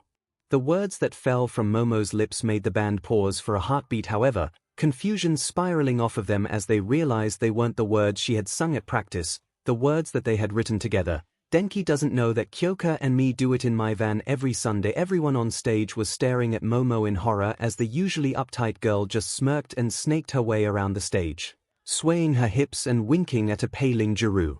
She tells him she's in church, but she doesn't go. Still, she's on her knees and Denki doesn't know. She stops right next to Denki, who's looking horrified, eyes flashing between Jiru and Momo with pleading questions as Momo throws her head back and belts the chorus.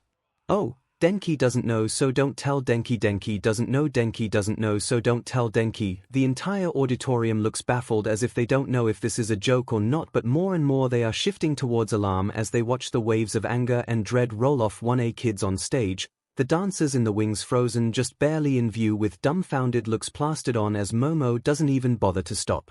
Kyoka says she's out shopping, but she's under me and I'm not stopping cause Denki doesn't know. Denki doesn't know. Denki doesn't know. Denki doesn't know, so don't tell Denki. Denki doesn't know, don't tell Denki. Momo somehow managed to herd Jiru over towards the keyboard, Denki numbly hitting his chords as he looked at the fidgeting Jiru in front of him, Momo smiling at him sly as she set her head on the other girl's shoulder. I can't believe he's so trusting while I'm right behind you moving. Jiru jumped slightly as Momo's hand snaked down from Jiru's shoulder over her chest to her stomach, tracing light patterns onto the fabric of her shirt. Kyoka's got him on the phone and she's trying not to him. It's a 3-way call and he knows nothing. She rolled her hips once before leaving the 2 flustered teens staring at each other as she turned on her heel and sang to the crowd that was steadily growing more and more uncomfortable. Denki doesn't know. Denki doesn't know. Denki doesn't know, so don't tell Denki cause Denki doesn't know. Denki doesn't know, so don't tell Denki. We'll put on a show, everyone will go. Denki doesn't know. Denki doesn't know. Denki doesn't know. Momo was almost giddy at this point, rocking out on her own on stage as the entire band was stiff and robotic behind her, at least until the list started. The parking lot, why not? It's so cool when you're on top. His front lawn in the snow. Life is so hard cause Denki doesn't know. There was a bang and eyes were drawn to the rippling anger that was tangible as Eraserhead rushed forward, hair and capture weapon waving around him. but Momo kept going. Denki doesn't know I did her on his birthday. That was the line that made it too much, it seemed, as Denki sparked harshly, lights flickering before his hands finally left the keyboard to go up into a double thumbs up, face going slack, but even then Momo didn't stop. Denki doesn't know, Denki doesn't know, Denki doesn't know, Denki doesn't know, so don't tell dash. The capture weapon gagging Momo was the only thing that finally stopped the song as Aizawa seethed on the stage, shooting a red-eyed glare over the crowd as he announced, "Show's over. Get out." The auditorium was cleared before he even finished his sentence. "What the F?" 𝐤𝐸 roars as she enters the classroom, face blotchy red as she glares at the cackling Momo. Aizawa had dragged the girl there the moment he ended the show, and she hadn't stopped laughing since, even as the rest of the class tailed behind them in shocked silence, Shinsu pulling a short-circuited Denki along. "What do you mean, what the F?" Mina growls, "You're the one cheating on Denki. After all, this time what the F, 𝐤𝐸?" Before 𝐤𝐸 could even open her mouth, a different laugh sounded over Momo's. They turned to see Denki, fully coherent, gasping for breath. "That was awesome," he crowed, holding out a hand for Momo to high-five. "Did you see their faces? I thought Monoma was going to have a fing aneurysm." Momo took a few tries to land the high-five as she continued to fight for air. I can't believe that worked so well. You could have fing told me." 𝐤𝐸 snapped, earlobes lashing to strike the pair in the back of the head. "Oh," Denki whined, "geez, we're sorry, but come on, you have to admit it was a little funny." "I hate you so much right now, that wasn't a no." Momo teased, making the other girl huff as Denki and Momo started giggling again, only to fall silent as Mina broke in. "All right, enough. What the F is going on right now?" "So, Momo started as she looked at 𝐤𝐸 and Denki. "I guess, well, how to put this lightly? Sexualities change just like genders," 𝐤𝐸 cut in. I'm no longer into guys." "Which is fine," Denki blurted out before anyone could say anything. "'Cause Momo is into girls this loop and I'm into guys, so we kinda just swayed up our relationships a bit." The group stopped and looked at each other with a sinking feeling. Before now the couples and date mates had been steady, a constant in the shifting hell that was the loops. Any group that was dating in the last year of the original timeline was still dating now. Everyone knew that Kirishima was with Bakugo, that Ida was with Deku and Todoroki, that Zu was with Shoji, that Uraraka was with 𝐬𝐸, that Ojiro was with 𝐒𝐻𝐵, that Koda was with Tokoyami, and that 𝐤𝐸 was always with Denki. Or at least up until now that's how it was. Okay, but why write a song about an affair then? Aizawa breathed, mind half on the conversation in front of him and the other thinking about a completely different blonde, stomach twisting as he thought on if he was married, that wouldn't go away so easily like teen romances that hadn't even started at the beginning of the loops, right? Rule number 6, right? Denki laughed, smile faltering slightly. "I mean, it was better to do this than to dwell." 𝐤𝐸 and Denki shared a sad look that twisted in all of their guts because the love between those two had been slightly unexpected but no less pure and unfaltering through the loops as the two played off of each other effortlessly. No one wanted to point out the couples that weren't looking at each other as if scared of what they might find. Plus, Momo broke in, "This song was much better than the other one Denki wrote." Heads snapped to look at Denki. "You wrote that?" 𝐤𝐸 questioned with a raised brow, making him laugh. "Oh come on Kyoka, it's pretty good, right? I'd like it better if the entirety of UA didn't know my dirty laundry." "That's fair. What was the other song?" Todoroki asked Momo, his hands gripping Ida's and Deku's too tightly. Denki perked up and sent a pleading look at Momo, who just groaned. "Fine, but if you die it's your fault, not mine." "Yes." Denki cheered as Momo created an electric guitar and started playing the chords to the chorus. "I got a bad feeling about this," Kirishima mumbled right as Denki started. "Katsuki's mom has got it going on, she's all I want and I've waited for so long. Katsuki, can't you see? You're just not the girl for me. I know it might be wrong, but I'm in love with Katsuki's mom. I'll rip your throat out." "Told you so," Momo called as Denki turned on his heel and barreled out of the room, a screeching Bakugo right on his heels. "So, what's your type now?" 𝐬𝐸 asked Denki the next day at breakfast. "Oh, it's pretty much the same. What do you mean?" Kirishima questioned.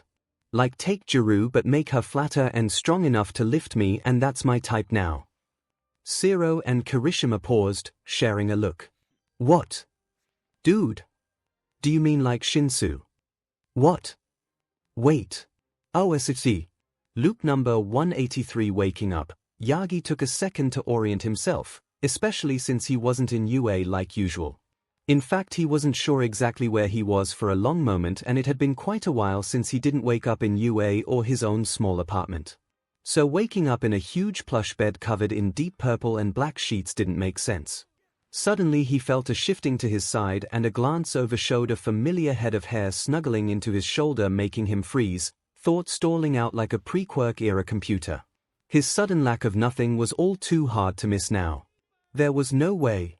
He didn't know how long he sat there, but by the time he seemed to regain the ability to think, his phone was filled with messages in the group chat as Aizawa, returning from his patrol, no doubt, if the 2:13 time blinking back at him was any indication. Now at 6:35 and only a few kids were still up, or maybe they were just getting up again to check in with the newly made chat. He supposed there was only one thing to do then. Welcome dumbass Yagi. Bad news, young Midoriya Izuku. First off, Izuku changed his name to 𝐒𝐻𝐽𝐺. 𝐒𝐻𝐽𝐺 changed Yagi's name to 𝐒𝐻𝐽𝐺 𝐒𝐻𝐽𝐺. And second off, you can't be my stepdad. Mina changed her name to Bubblegum Bitch. Wait, why can't he? He was the last loop 𝐒𝐻𝐽𝐺. Cause my stepmom is calling me down for breakfast right now. Uraraka changed her name to Curly. Oh, a stepmom. Who did Midoriya land this time? 𝐒𝐻𝐽𝐺. I'll give you a hint, I didn't just get my mouth from Kaken and Auntie Mitsuki this time. 𝐒𝐻𝐽𝐺. No gender changes this time. 𝐒𝐻𝐽𝐺. And I hate to inform you that this doesn't change my original statement. 𝐒𝐻𝐽𝐺. Original genders, and you can't be my stepdad. Mama would kick your butt. 𝐒𝐻𝐽𝐺. Are you saying Inko married Miruko? 𝐒𝐻𝐽𝐺. Yup, 𝐒𝐻𝐽𝐺. Good for her. Zero changed his name to Tapeface. Can we all appreciate the fact that Yagi got it off of she'd kick your butt? 𝐒𝐻𝐽𝐺. Still your stepdad. 𝐒𝐻𝐽𝐺. You're not married to my mom's. My mom wouldn't cheat on mama. There is no possible way you could be my stepdad. Todoroki changed his name to 𝐿𝐿𝐿. I can think of a way. 𝐒𝐻𝐽𝐺. I'm not a secret love child this loop. Todoroki. 𝐒𝐻𝐽𝐺. Well, not of me anyways. 𝐒𝐻𝐽𝐺. I will steal your shin bones. 𝐿𝐿𝐿. You do have more than one biological parent. Izuku. 𝐒𝐻𝐽𝐺. My dad is still AF. 𝐿𝐿𝐿. Yes. Bubblegum bitch. Oh honey, no. 𝐿𝐿𝐿. Oh honey, yes. Tapeface. Are you suggesting that All Might is married to AFO? Curly, your ideas are getting a little too wild again. Shoto. 𝐿𝐿𝐿. I never said married, but yes, I do believe that he is in some type of romantic entanglement with him. 𝐒𝐻𝐽𝐺. I am revoking your access to BuzzFeed again. 𝐿𝐿𝐿. Wait, no. 𝐒𝐻𝐽𝐺. Romantic is a stretch. Bubblegum bitch. Excuse me. 𝐒𝐻𝐽𝐺. I did try to warn you. 𝐒𝐻𝐽𝐺. 𝐒𝐻𝐽𝐺. No. 𝐒𝐻𝐽𝐺. Please no. 𝐒𝐻𝐽𝐺. Hello darkness mild friend. Do you think I should make him breakfast? 𝐒𝐻𝐽𝐺. You mothif. 𝐒𝐻𝐽𝐺. Father effer. Actually 𝐒𝐻𝐽𝐺. I am going to murder you live on public TV using a metal pipe bomb. 𝐒𝐻𝐽𝐺. That's fair. 𝐿𝐿𝐿. Is it because he was laying too much pipe? Tapeface, or EFAJLDFJK. Tapeface. Todoroki. What the actual F? 𝐿𝐿𝐿. I'm the mole. 𝐿𝐿𝐿. The whole league knows and has seen and heard way too much. 𝐿𝐿𝐿. Whatever creative death Izuku comes up with for me will be a blessing. Bubblegum bitch. Better or worse than the events that lead to the Nezu copy-paste? 𝐿𝐿𝐿. I'd rather be in the room as the events that lead to the copy-paste to happen than be forced to be anywhere near the bar the next time All Might sneaks in. 𝐒𝐻𝐽𝐺. I knew we weren't as sneaky as he thought we were. Tapeface. I wish I didn't know AFO is a power bottom. 𝐒𝐻𝐽𝐺. Don't act like that's a surprise. He was married to Inko. Bubblegum bitch. Wow, we're gonna get a new copy-paste out of this if you keep going. Hisashi changed his name to Siren Head. Can we drop the copy-paste thing? It was the first time in 15 loops that show and my sexualities and relationship status fell together, so excuse us for getting excited. 𝐿𝐿𝐿. To quote the copy-paste, you two didn't feel the need to stop in the locker room, so I won't actually. 𝐿𝐿𝐿. Now before I get more traumatized, Yagi come make me pancakes before school. 𝐒𝐻𝐽𝐺. Alright. Muzan wasn't usually one to go to the communal kitchen in the morning when he was actually in the bar, but the strange Cheerful whistling coming from it was just interesting enough to show his actual face to his minions. The scene he arrived to was baffling, however. There in the kitchen stood All Might in all his glory, dressed in one of Musen's own suits, whistling and nearly dancing to his own tune as he flipped a Western-style pancake before adding it to the stack growing next to him. Around the room, there were several of his younger members peeking into the space, curiosity mingling with distrust as though they were fighting between fighting the overgrown buffoon or asking him for some of the breakfast he was creating. Even more concerning was that Todoroki Shoto was sitting at the table already eating his share of the fluffy baked goods. "What are you doing?" Musen finally managed to ask, his voice coming OU in a growl that made the room freeze until the blonde Morin had the audacity to roll his eyes at him.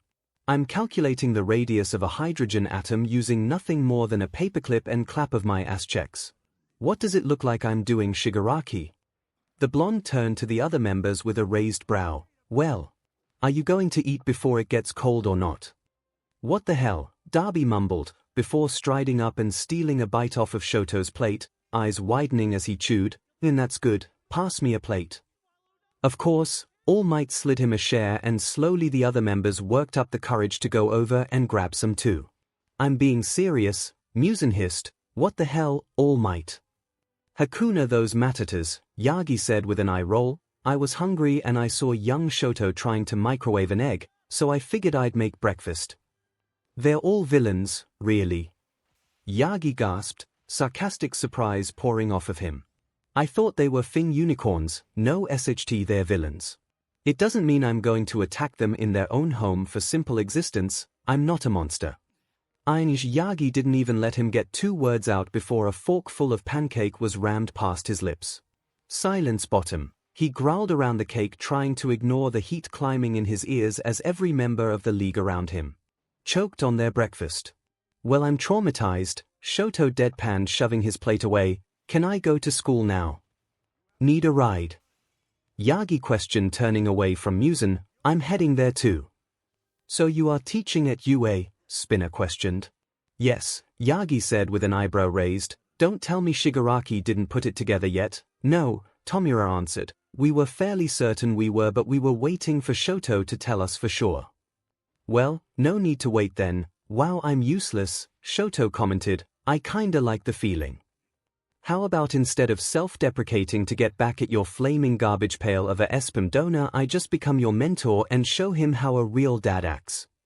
Does this mean you'll give me your quirk instead of that kid you're training?"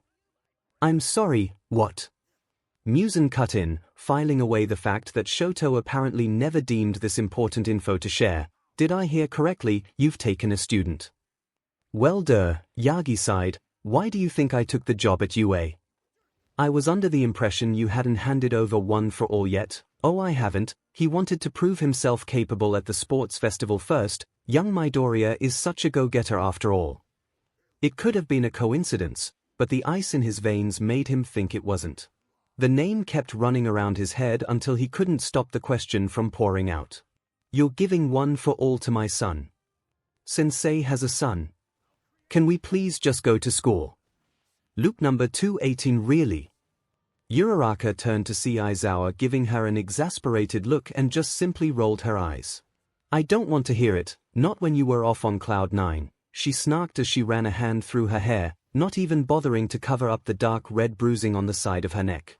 Keeping Toga, Shigaraki, and Darby in the league at the halfway point in the first year wasn't uncommon per se. It often worked out to have their inside trio along with their mole to minimize damages before they could be brought in for rehab in the UA dorms. So finding 1 or 2 of the other loopers in the villain's den was by far too normal when none of them were the mole. "What I do with Kurogiri is none of your business," he countered, "especially since you're not exactly sneaking out of Toga's room now. Trioing with her and Zu this loop." "Oh, didn't you hear?" Uraraka replied with a soft smile. "Mirio, Nejaya, and Tamaki offered to make her a permanent part of their polycule last loop and she's really excited to stick with them." "Really, good for them," he said with a small smile. He knew how much the girl had struggled through coming to terms with her often unhealthy views on love and fought hard to find a stable place within the loop's younger members' romantic field. "Then what are you doing here?" "Well, the class brought TikTok back from the dead again to troll Mumu, So she and Twice needed a cameraman. Aizawa nodded before pausing. Couldn't Twice make a clone to be the cameraman? Come on sensei, what fun would that dash? Uraraka's voice died as she and Aizawa nearly walked into some as they rounded the corner.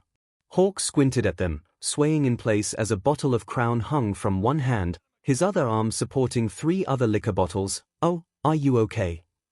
Uraraka asked, taking in the disheveled mess in front of her.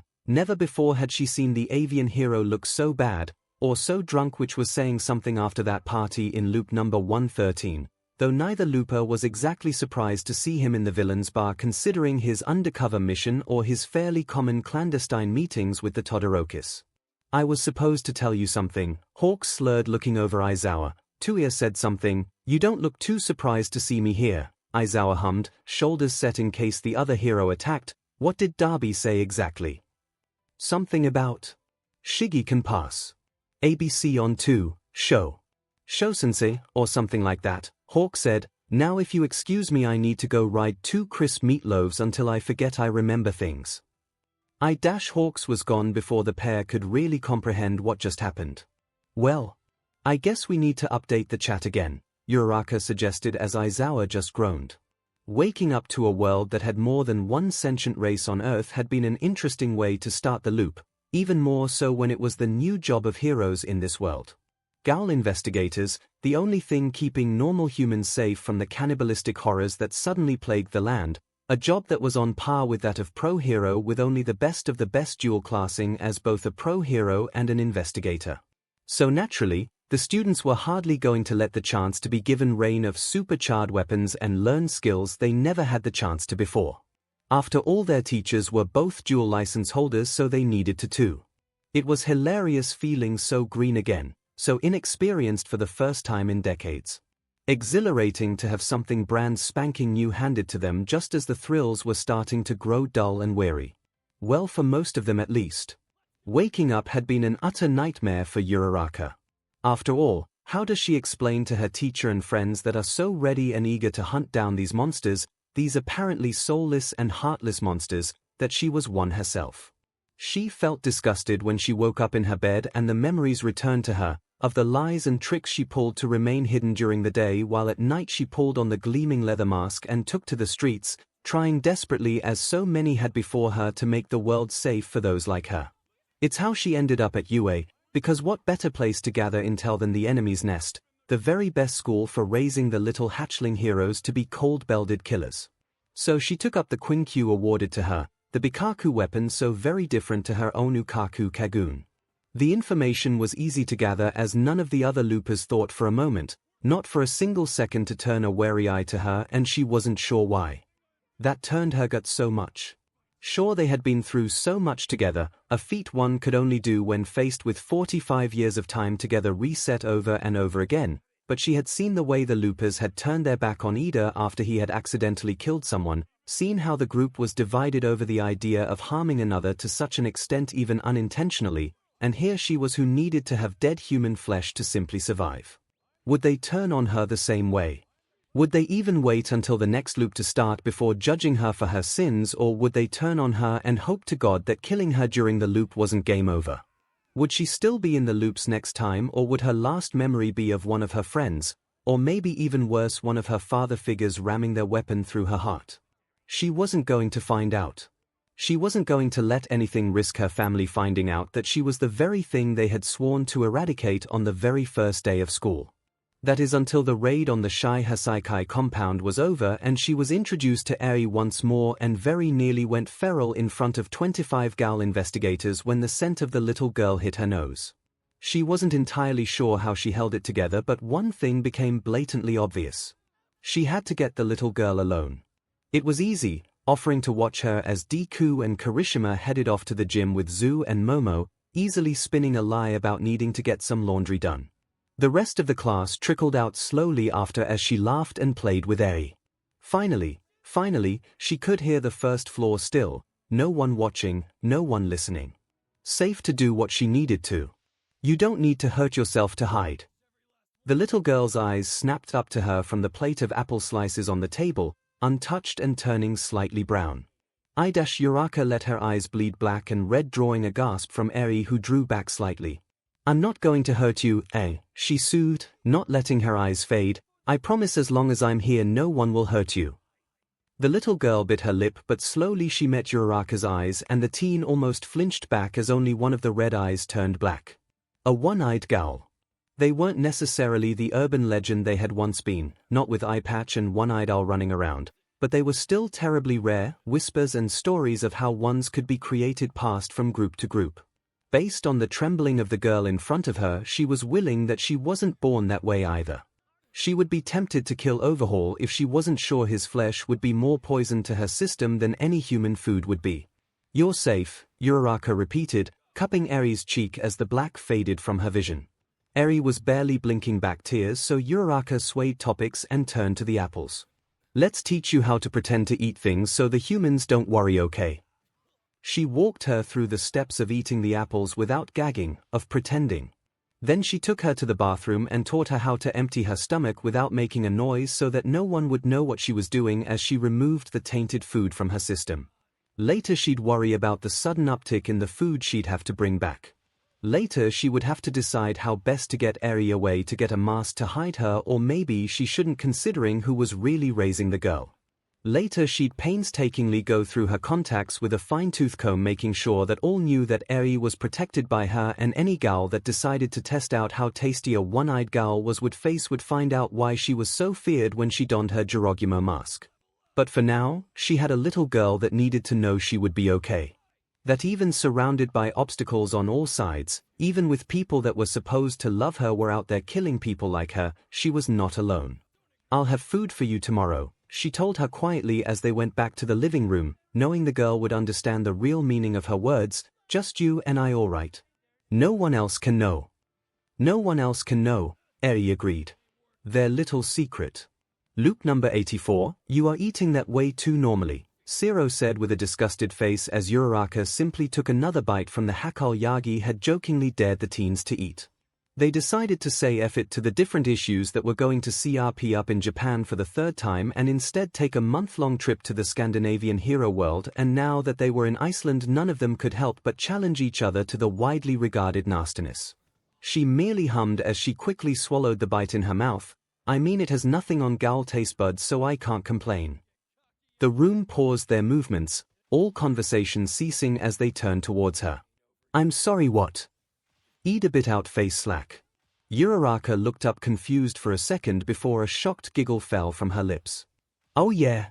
I never told you guys that here. About me being the 𝐤𝐤𝐽𝐼." Based on the various screams and slack faces around her, she was pretty certain it had slipped her mind. To be honest, she hadn't really thought about it since loop number 16 started. The fear and pain she faced from the 3 years she hid and secretly fought against her family kept tucked away as the new horrors of the loops piled up, and now, should a loop like that happen again, well, she'd be having fun with the secrets instead of fearing them. After all, what was a little bit of murder between the group? Even cannibalizing some of them wouldn't be as traumatizing as what happened in loop number 73, and no, Aizawa was never going to live that down. "Yeah, me and Eri too." Loop number 220, "This is ridiculous," Bakugo growled. "The only thing ridiculous, Moncho, is that we just now put together how ugly that outfit is that you decided on. I will ram my foot up your butt." Not like he'd feel it, Denki joked only to screech as the gnome launched himself at his face. Of all the loops they had lived in, this wasn't one they ever expected to see. After all, they made their D&D characters nearly 20 loops ago. How were they supposed to know that they would end up as them? But here they were, Bakugo, a small gnome artifactor. Denki, who was still getting mauled by their tiny explosive gremlin, was the female tabaxi bard. Emma, the changeling wizard that was disguised as a half-elf, rounded out their mournly group. The same small part that they remembered playing their session 0 with Tokoyami deeming.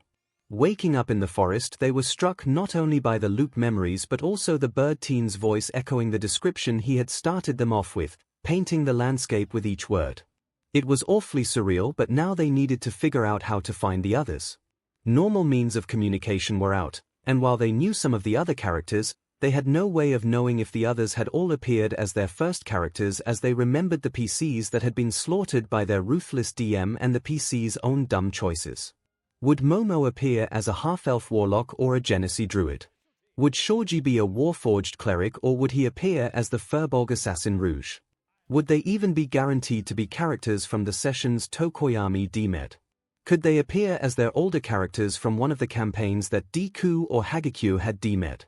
Would they run into Loxodon Oathbreaker Paladin Ida?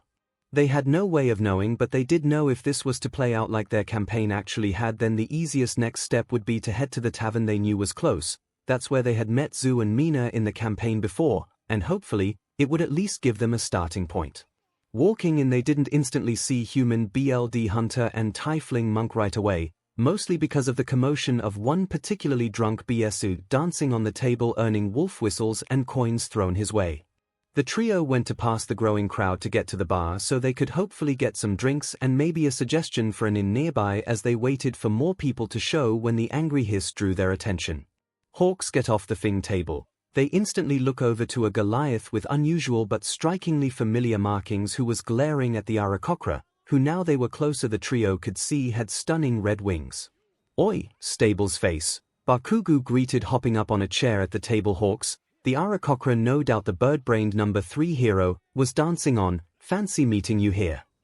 Darby blinked down at the small creature in bafflement before slow understanding seeped onto his face. "Why the F are you so small?" Emma laughed, as he slid into the seat to Darby's right. Moncho thought Gnome would be an interesting character since he was banned from being an orc fighter after the bed bomb incident. "I still call bullshit on that rule. Take it up with Mr. Aizawa then." Darby just sighed and rubbed a hand over his face, pulling Hawk down off the table by his ankle to the boos of the crowd, but a swift glare from the hulking being had most grumbling as they staggered away. "Hey!" Hawks whined, words slurring together. "I was having fun." Darby just rolled his eyes. "If you want to dance, go dance at the STP CLB. I'm not on rotation today though." "I'm sorry," Denki cut in, "but who is paying money to see Birdbrain STP?" "Hey F you," Hawks huffed with a pout, "like you're not a furry right now." Furries are a lot more popular than featheries. Win yes. What are bird furries called? Hawks asked, eyes squinted in an odd fashion. Would his eyebrows be furrowed if he was human? A voice behind them broke in. "They are called avians. You came to blame young Zero for me knowing that off the top of my head." Heads turned to see the blinding smile of Yagi grinning back at them, or at least as close as he was probably going to get on a warforged's face. His clothes were plain, not giving away anything his class or level like the rest of the people at the table, though between the apron with the tavern's name on it and the small notebook in hand they could guess what he was doing over here. "I'm gonna be honest," Denki broke the silence first, "working at a tavern is kinda the last place I expected to see you, Yagi." "Well, retirement alone was boring," the robot agreed with a much more stuck than they were used to hearing from the man. "It's fun listening to all the different adventures even if the mighty Alexander Tricol can no longer go himself." The memory shot through their heads as they suddenly remember the mighty barbarian Alexander and his conquests and stories that had been passed around by merchants and traders. Of course, it was Yagi. Who else could it have been? Quietly snickering, Yagi took their drinks orders down and handed them out before the shock wore off. "So, now what?" Bakugo finally broke the silence, eyes jumping between each being, each character that had been lovingly prepared decades ago. "Well," Denki said, a sly smirk raising to his lips as he held up an intricately decorated scroll he had managed to pickpocket from one of the perverts that had been making lewd comments about Hawks before Darby pulled him down. "Who's down for a quest?" Loop number 257. Dying 2 days before graduation wasn't the best feeling in the world, being so close and yet so far from escaping the loops that seemed to infuriatingly continue marching on even now, with so many times they had closed in on the escape they so desperately craved. Atlas Tokoyami couldn't complain too much. He hadn't died the closest to the end. That being Ida crossed to bear, as he had died mere hours away from graduation in a random store robbery that he should have been easily able to stop. They hadn't let their prez hear the end of that one, especially since they had had a solid plan on how to survive the attack. They knew all the details too. Still, he only had 2 weeks to wait until the start of school and Dark Shadow to keep him company, so all he had to do now was wait. Now what pranks to pull on the other loopers? Something felt off when he entered the room on the first day, watching his classmates act as if they knew nothing about each other as 19 of them took their places in the room, Shinsu no doubt still trapped in 1C. It didn't really strike him as odd until he found himself walking to the locker room, gym uniform in hand. The others had never collapsed. He waited, heart pounding, as he watched his class with a close eye as they changed and filed out to ground beta, but the quirk assessment went as it had centuries ago. The blunt words of Aizawa as he wrapped Midoriya up in his scarf and gave him an ultimatum on staying in the class, the overwhelming anxiety shifting effortlessly into sheer determination as Midoriya took his place once more. Still, he waited, but the unnatural stiffness and blank stares never appeared. Instead, the pit in Tokoyami's stomach grew deeper as he watched the ball soar off into the distance, but his eyes were fastened to the steadily purpling digit on Midoriya's hand that he carefully curled up into a fist and defiantly called out that he could still fight. Midoriya didn't know how to HNSS 1 for all yet.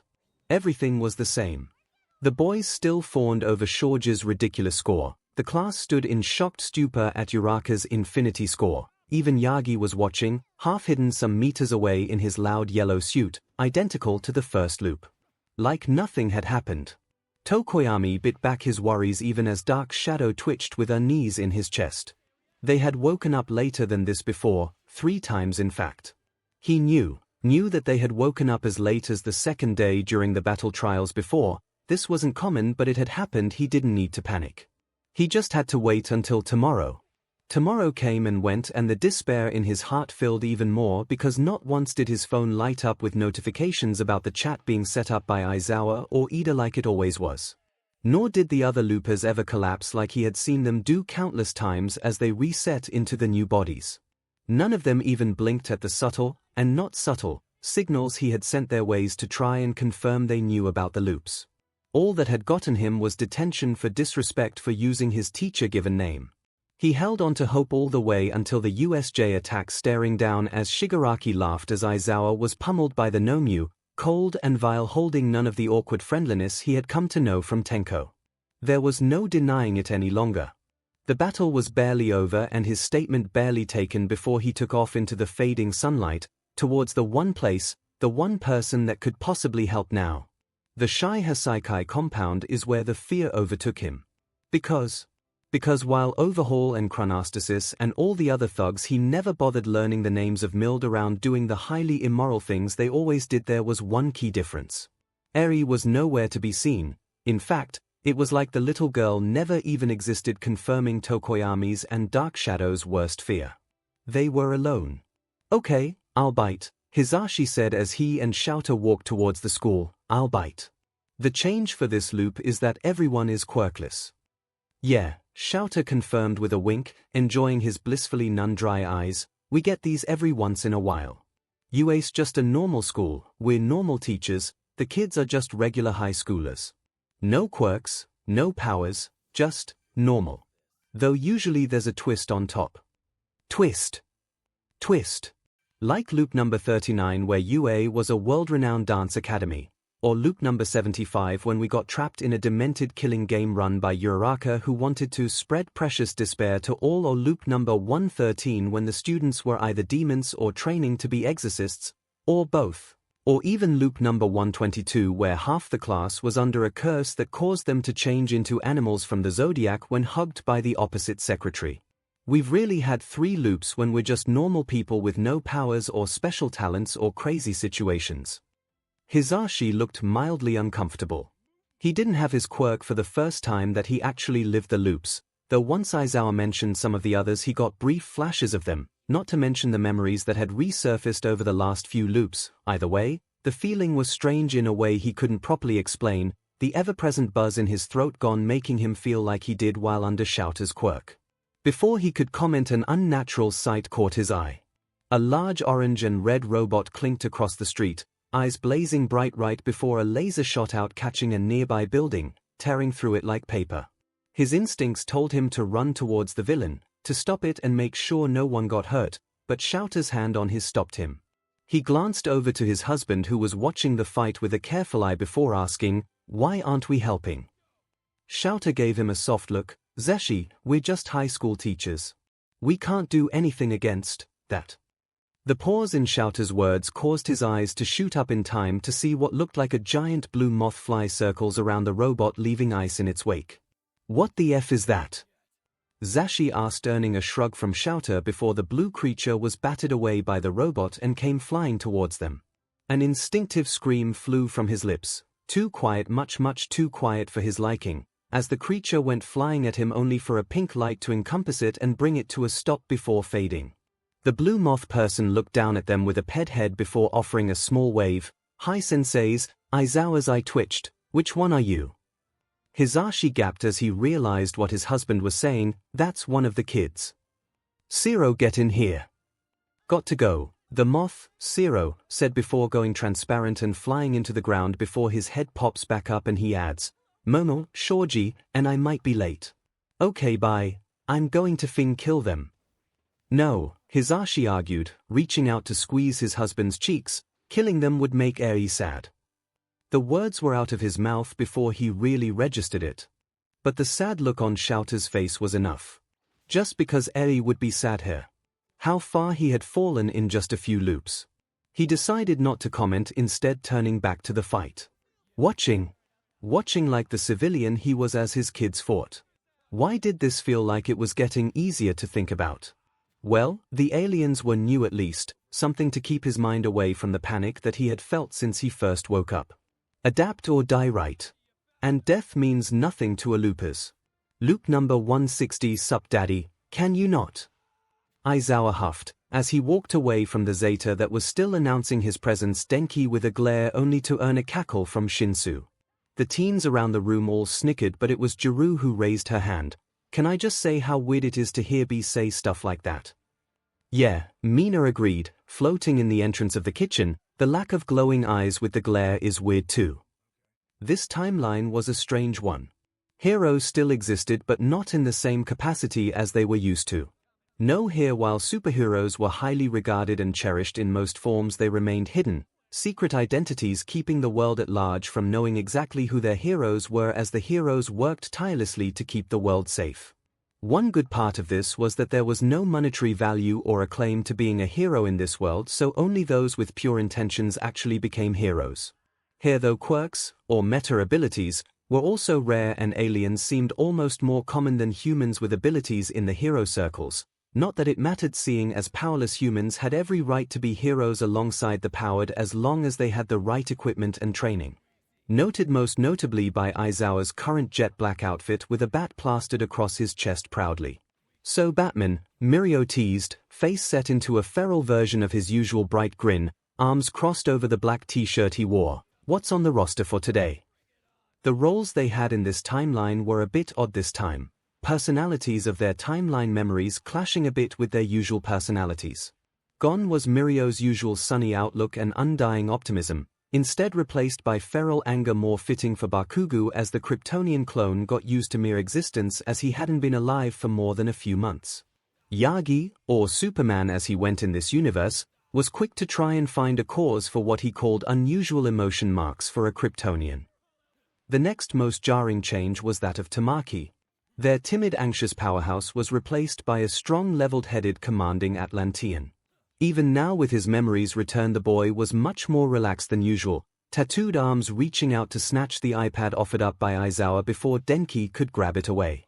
"Oh," he hummed before sending the image to the holoscreen that the team slowly encircled.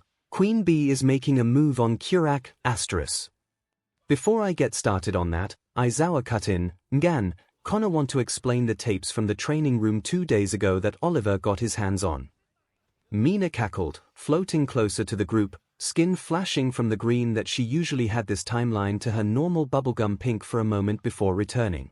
Mina was just as bubbly in this timeline, though the others were quick to note that she mellowed out from her people-pleaser personality into a much more sure character after the loop had started. The ginger hair she had been shapeshifted into a much shorter cut quickly, and her style more relaxed, though she still squealed uncontrollably whenever someone pointed out she was a real alien now. Did he think Canary was cheating on him? Did he see it was me? Do they think we're dating now? As if, Mirio guffawed, thrown over Tamaki's shoulders. No offense, 𝐵𝐺. None taken, she giggled with a dismissive wave. Thanks for going through with the prank though, 𝐻𝐿. No problem, please say we can see the tapes B. Aizawa rolled his eyes before a smile twitched to his lips and he pulled down his cowl, tossing a flash drive to his protégé. Midoriya cackled, pulling off his domino mask. The small teen was the youngest of their group and the only thing that seemed to change was his confidence. The boy was cocky as hell but had the skill to back it up as the acrobatic boy wonder, Robin. The pair being the most unknown powerful duo that made the whole world be determined that they had to have powers, and yet having none made all too much sense to the loopers. Put it up, put it up, put it up, putitup, putitup, putitup, putitup, putitup, putitup, putitup, putitu dash. Cut the speed talk. Cammy. Shinsu sighed, eyeing the hyperactive speedster with a weary grin. Shinsu was another non-powered hero, recently changing his name to Red Arrow as he broke away from his old mentor only to come hang out with the teen hero team after regaining his memories and becoming much less broody than he had before. Jiru, the final non-powered teammate going by Artemis, jokingly compared the transition to pre-Kaminari and Midoriya influence Shinsu and post-friendship Shinsu. Kaminari, however, didn't change much outside of his quirk. Instead of the usual lighting dancing from his limbs, he now was faster than most speed quirks from their own timeline, though he was much slower than his uncle and mentor. The speed, unstable hunger, and newfound science-oriented brains weren't too much of a change for the others to get used to. They still weren't where about half the loopers had ended up, though they have seen a few across the battlefield, but they were working on it. Until they located Eri and could come up with a safe way to talk to each other without tipping off the non-loopers, they would remain on the villain side. No need to risk lives and safety until they had a sound plan, so until then if the heroes had a much easier time than they sound stopping plans and none of them, hero or villain, received any real bad injuries, well, no one needed to know the real reason. "I'll get Zed," Mina hummed, face shifting as the silent call went out and there was a slight crash from further in the cave. It was barely 20 seconds before Momo came scrambling into view wearing workout gear instead of her usual magician attire. "What do you mean Green Arrow thinks he's being cucked by Superbar?" The laughter that filled the room at her scandalized question was something that Aizawa was going to have to wipe from the cave's cameras later, but he wasn't going to tell them to stop their games anytime soon. The loop was a bust after all, why not enjoy the time they had to just be teenagers again? Loop #0101001001001001001000 was waiting at the Quindesim for his next players when there was a rush and suddenly Kayuki was across from him again, seated on her usual bar stool as she sipped on a drink he hadn't made in ages. Like time and time again she looked up at him when she reappeared with a puzzled look. "What? Do I have something on my face?" "No," he replied, returning to cleaning the glass in his hand. Panic wouldn't help him, he knew, and shock was just as useless. After all, she wouldn't remember, she never remembered. Only the other arbiters ever remembered the resets as Nona had taken to calling them. None of the souls ever remembered even as the same memories were placed back in head over and over again. Sometimes the memories shifted, changed drastically in ways he couldn't explain because of how the memories faded away with time, but he could just feel that the resets were changing things in big and small ways that he wished he could understand. He didn't have long to ponder the reset taking place as the memories of Takashi and Mashiko were entered into his mind and the newlyweds appeared from the elevator. Time to scare them into playing again. No matter what confusion the resets brought, there was a job to do. The outcomes stayed the same, just like they did almost every reset. He had the same conversations about humanity over and over again as Kayuki, the one soul he could never forget no matter the number of resets went by, tried to find herself and remember how she came to be at the Quindesim again and again. It would seem like a tiresome and weary existence to humans, he supposed, but he was not human, so he had no such problem. And there were of course the changes that would come if he was lucky enough. Or unlucky if he chose to have the same outlook as Jinty. The memories that arrived were jumbled and confusing and much too much for two single people, and he had to take a moment to rub his temples as they settled into a more manageable place. The first few times the jumble had come in, it had knocked him flat on his back, gasping for air that he didn't need over the sheer pressure of it, but by now he was far too used to it. It was easy to go back into work mode as the tall blue-haired teen and scarred man rounded the corner from the elevator wing. "Ah, hello. Ida greeted, red eyes gleaming as his hand chopped through the air. "It seems I am lost. Could you help me exit your establishment, please?" "I agree with Mr. Hall Monitor," the scarred man, Darby DeSeam, learned from his memories, cut in. "I don't know how you got me here, but I got places to be." "We can't do that," Kayuki said, swirling her drink without looking up. The pair was instantly on edge, falling into defensive positions without a thought. "Why not?" Ida asked, voice never changing from the polite tone he had started with. "I would like for you to play a game," DeSeam replied. "Yeah, no," Darby countered, "I'm not about to hang out and play some game.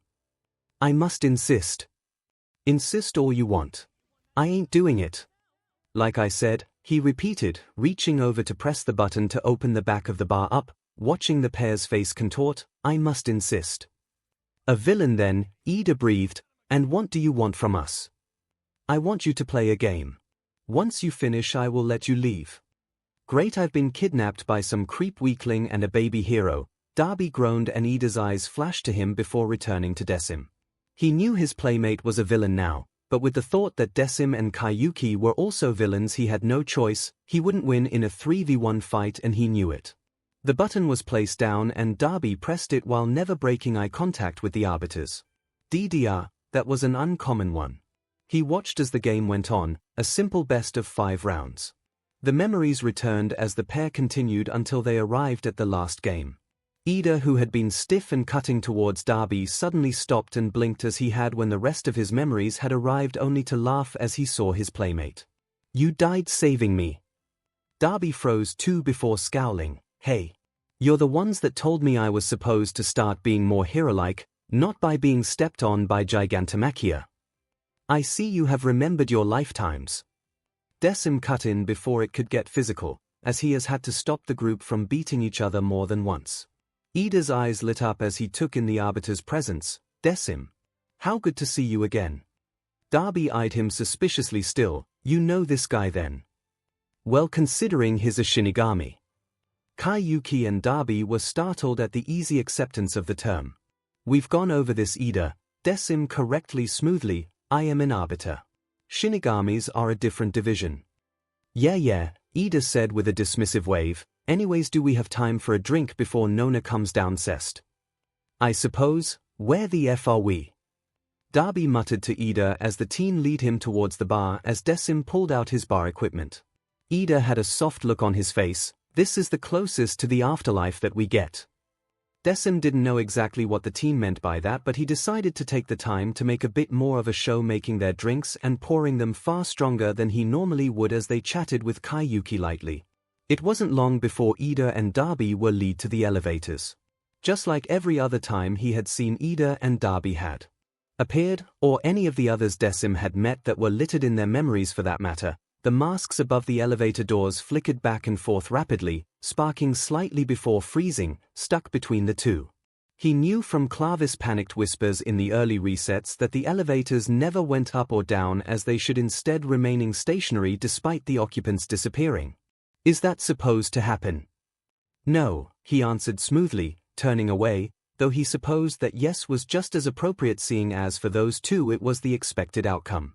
Nona wouldn't be pleased to hear they were back again, and Oculus would be amused. After all, while there were people that escaped death but never like these players. The day wasn't much different than usual. Only a scarce week after the weird attack on the USJ, if it could be called that, with how the brand new first years took down the villains so very easily. If it wasn't for the hulking beast that Aizawa and All Might took down, the teachers might have thought it to be a twisted test by their esteemed rat leader, or maybe a publicity stunt gone wrong. Now though, even though they had processed dozens of low-level villains that spoke of the children with hushed terrified whispers of skills and abilities as if they had faced dozens of seasoned pros. Yeah, Eraser was good at training kids, but he wasn't that good. Maybe that brainwashing kid did something to their memories. Even the ever-helpful Detective Tsukochi wasn't exactly sure what to make of the suddenly smooth-talking teenagers, let alone the notoriously slippery Aizawa and All Might. "Lose another scarf during patrol, Eraser?" someone called, and Nemurai looked up from her morning prep, raising an eyebrow as she saw that the usual tattered grey capture weapon was in fact missing from Shouter's shoulders, pale neck, and obnoxiously yellow goggles on display. He didn't even look up from where he was making his, based on the time and assuming he hadn't missed any yet today, 7th cup of coffee. No. The room stopped at that, eyes turning to the man that most of them were so unused to seeing bared like this. What do you mean no? Nemuri piped up, you're looking more bare than me right now, eraser. 𝐤𝐸𝐽 just glared lightly at her, hand touching his throat lightly as if trying to pull the missing fabric over his lower face like he always did when his cheeks started burning pink like they were right now. His hand fell away quickly and he turned away to hide the confusing blush on his face. Just drop it. Nemuri turned to look at Hisashi, whose eyebrows were more pinched than normal as he eyed his husband with clear bafflement. It wasn't until after the grump had left did she get to question Hisashi on why he was so confused. He came to school with his capture weapon, was not the answer she had been expecting, and she could feel the tension fall over the teachers' lounge as the teachers ranked their brains for what this could mean. Why are you all so concerned right now? Eyes turned to All Might, smoke still wafting around him as he shrunk back down, head tilted in innocent confusion and genuine concern. Aizawa lost his capture weapon, snipe filled the tall man in, haven't seen that in a long while now, usually means he's hurt and doesn't want to let us in on that. All Might just blinked, lost. It isn't lost. What? MIC asked, but he doesn't have it, no, but he knows exactly where it is, so by definition, it's not lost. 𝐤𝐸𝐽 doesn't just leave his scarf laying around, Nemuri argued. All Might just frowned and goes over to the security monitor in the corner. After a second of flipping through screens, he motions for all of the other teachers to look. See, he says, pointing a bony finger at the corner of the screen, his scarf is right there. The teachers crowd around the screen and see that, yes, the capture weapon is exactly where Yagi seemed to think it would be. Around the shoulders of one of 𝐤𝐸𝐽's students. Not only that, but the student was seated on one of 𝐤𝐸𝐽's sleeping bags, with two others shoulder to shoulder with him. The pair, Kirishima and Tokoyami, were talking animatedly, dark shadows swooping behind them, in what appeared to be an attempt to cheer up their tightly curled third. The door slid open to the unused classroom and the teachers watched in surprise as Aizawa entered with a soft frown on his face. Chamomile tea, with some honey and cinnamon, they heard him say as he knelt down next to the students, handing off the mug he had to the teen. How we feeling, bud? Aomar took the tea, pulling down the capture weapon so he could take a sip, before answering, not as twinkling as usual, but better. I'm sorry for reacting in such a manner. Aizawa flicked him lightly on the forehead. Don't ever apologize for having a panic attack. After all you kids have gone through. Kirishima offered a blinding smile as he wrapped an arm around Aomar's middle. Yeah, bro-sensei is right. Aomar offered a weak smile in return. Merci. To the watcher's surprise, Aizawa also had a small smile on his face as he ruffled Aomar's hair. Anytime, kid. The soft atmosphere was broken as dark shadows squawked loudly and wrapped around all of them in what looked like it might be a hug but also might be an attack, causing the group to scream lightly. They watched for a little longer as the group tried to escape from Dark Shadow's embrace before Yagi chuckled. Oh, it looks like we've been spotted. How did he find Nezu's camera? 13 asked as Aomar made unwavering eye contact with them through the camera despite being thrown around by Dark Shadow's excitement. Loop number 16 Part 2. Ida had gotten most of the class up at this point, as was usual once they moved to the dorms. Most were fairly punctual to class, but there were always stragglers that needed a little extra boost in the morning, and he was always had extra time in the mornings with his sometimes ridiculous internal clock that he would admit he wished he could turn off every once in a while. He had just finished checking on Jiru, who had stayed up much too late. With Denki writing new music that they were considering releasing on HeroTube to gauge interest in their music. Maybe he should suggest they try and become professional musicians in one of the future loops instead of training to be heroes. It would certainly add some interesting effects to the loop. A noise from the other end of the hall caught his attention. Hagakure should be the only other person on this floor, and she was always one of the first down, helping with breakfast and chatting with all the half-asleep classmates. He quickly made his way down the hall and listened closely to the noises. Okay, so loop this and OOOW. That was definitely Hagakure's voice. He knocked on the door and heard a gasp and sudden catering before the door opened partway. Ida! Is it time for breakfast already? She greeted with her usual chipper and a blinding smile he was still getting used to. No mutations meant that for once their usually invisible classmate was fully visible. Pale skin, pastel hair that held almost every color, and silver eyes was her new normal for the loop. Just like angular but human features and spiky black hair was Tokoyami's normal, and being tailless was Ojiro's normal. Even Ida had to grow used to his legs being nothing more than normal base human legs. He didn't even want to count the hours he had spent tracing the paths that were usually made of metal onto his calves. Something was off about her though. Her hair was still damp from her shower and held an odd wave to it that the normal long hair never possessed. It wasn't until he noticed the quickly redding mark on her cheek did he realize what's going on. Were you trying to curl your hair? A deep flush overtook her cheeks as she quickly looked away. It's different doing it to yourself than to other people, she mumbled, and he took in the rest of her appearance, the slightly spotty mismatched foundation, much too heavy eyeshadow, and crooked eyeliner. The messy nail polish that was covering her cuticle and nail folds sealed the deal. Give me 1 second, he said, pulling out his phone. Speedy, 𝐒𝐻𝐻𝐻 mutual plagiarism. It's never good when you call me that, Speedy. I'm cashing in one of my favors mutual plagiarism. What favors? Speedy, don't play dumb with me, 𝐂𝐺.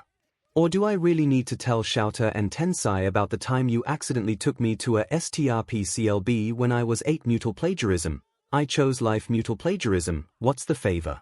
Speedy, excuse me and 𝐻𝐻𝐻𝐿 for the morning and give us permission to leave campus mutual plagiarism. You're using a favor for a date. Speedy, I am very gay for Izuku and Shoto mutual plagiarism. Oh, mutual plagiarism, good for you. Mutual plagiarism, I'll put in the paperwork, enjoy your not date. Class is cancelled, he told her with a smile, so let's see if we can do something to help you out. She blinked at him in confusion. Cancelled? Is Mr. Aizawa okay? He's fine, he told her with a smile, but really, let me help you out some. I know this is a confusing time for all of us. She looked a little weary but let him in the room. He quickly went to work.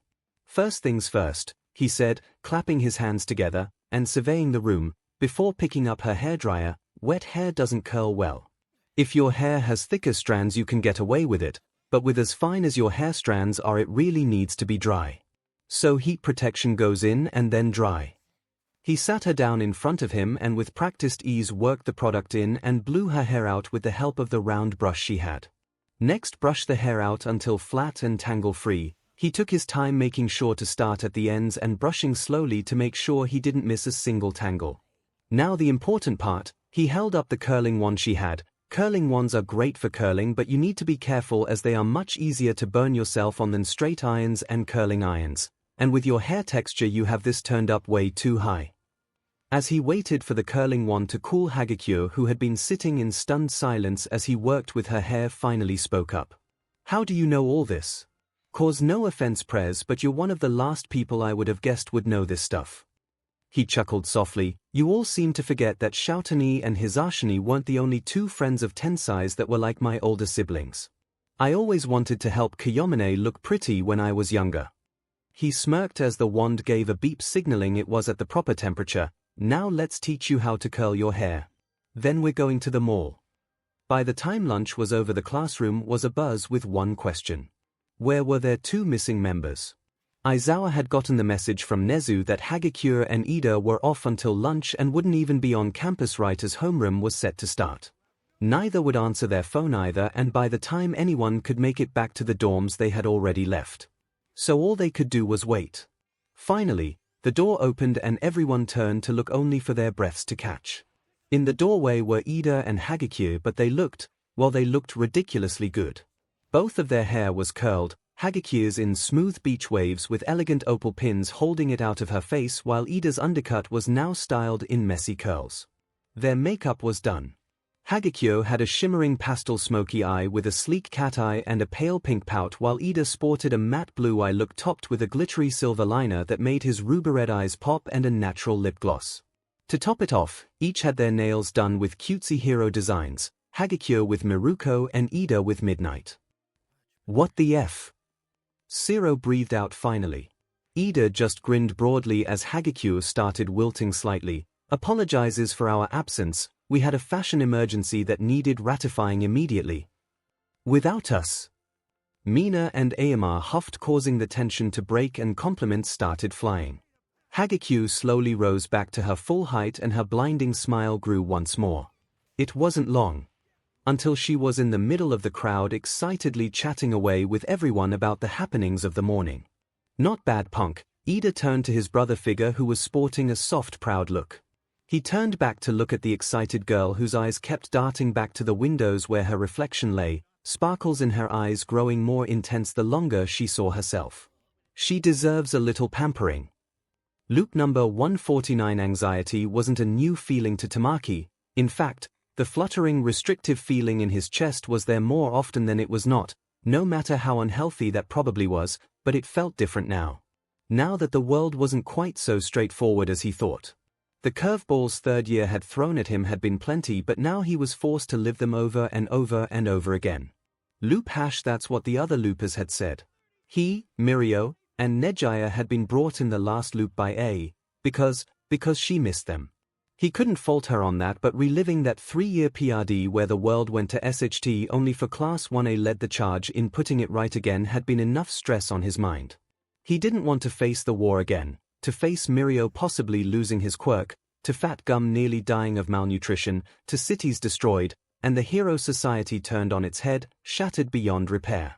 He already faced that, and he had earned his agency with Mirio and Nejaya and Yu. He had earned the quiet that the world had settled in as the war seemed to end. He had earned the right to see his friends and family outside of life and death situations again. But apparently, the war wasn't going to be over in 3 years like he thought it had been. Instead, the League was going to come at them with more force and more power than ever before, and it was only due to Ares' power plus the ungodly power source that was All Might's and Deku's quirk that made it so the villains didn't just win outright. And now he was back at the start of his 3rd year, about to go to his first class of the year, about to be named the Big 3 again, about to start the most stressful and painful PRD of his short life once more, and he couldn't breathe.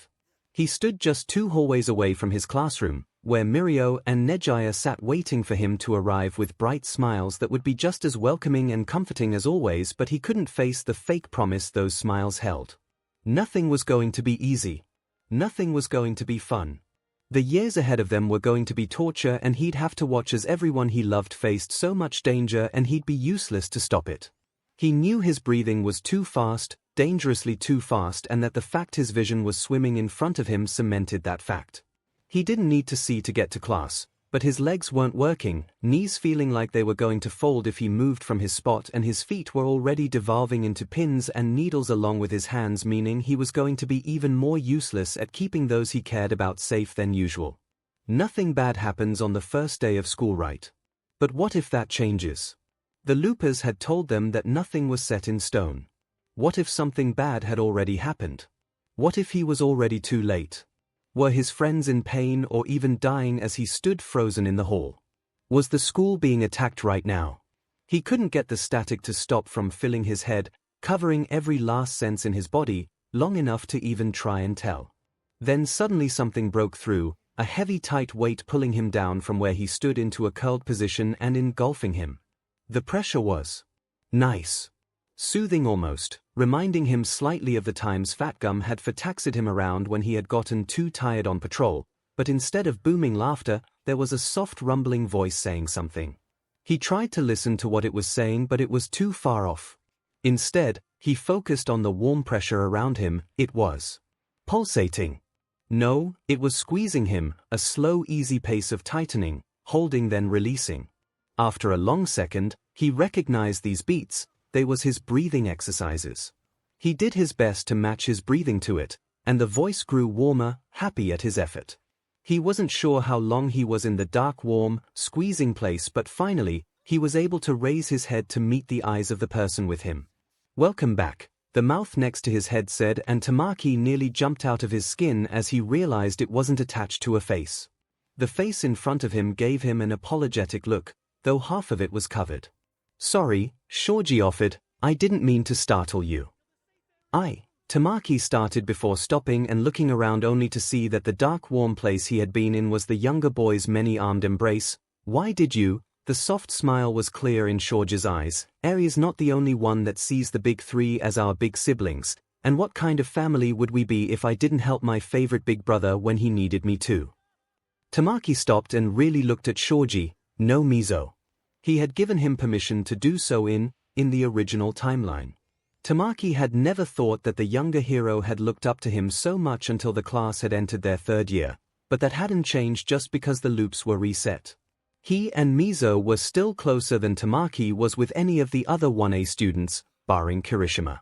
He still knew that 𝐻𝐻𝐿 liked playing strategy games, still liked having his hair played with, still wished he didn't have to worry about being less scary to the public despite all the heroes in training not giving a DMN about what his face looked like. He knew because this was still 𝐻𝐻𝐿, still his littlest brother despite having a good 10 CMS on him now, and would have a solid 30 CMS by the end of their third year. Tamaki finally just took a deep breath and flopped down so that his face was buried into 𝐻𝐻𝐿's chest. He could face the loops later, right now he knew he was safe. Tomura would be the first to admit that he wasn't the most feeling-oriented person. He supposed that came with being raised by an actual psychopath and Nomu bartender who was purposefully designed to have little to no emotions. He knew that at the start of whatever weird little family group that the League had come to form before most of them died near the end of the original loop, he was one of the biggest outsiders despite being the de facto leader, always awkwardly standing on the edges and less forced to join until he started to actually lose the others and was forced to face the fact that he cared about them in his own way. So when he comes back to the base and sees Toga and Aomar curled up on bar stools swirling mocktails Kurogiri made for them, the mood was not one he was really prepared to deal with. Sure, he had played dad to Eri in the past with plenty of help from Kurogiri and the other more functioning adult members of the League, and wasn't it a sign of how ill-suited he was for this role when Compress and Magna counted as more functioning? And he even grew a little better at social situations through forced socialization through the League and then other loopers. Seeing the way Toga chewed on her lip, so careful to not break the skin, to not bleed as she ran her hands through her hair, and the way Aomar's hand was clutched around his stomach, as if trying to shove back the quirk that hurt him so much. Tenko wished anyone was here instead. But it was just him. Well, just him and Kurogiri, but despite the tales he's heard of Oboro and how purely good he was, Kurogiri was not him and had little emotional understanding. So trying not to scratch his neck like he had been scolded over and over again by the loopers, he thought about what the others would do when seeing his baby siblings looking so upset.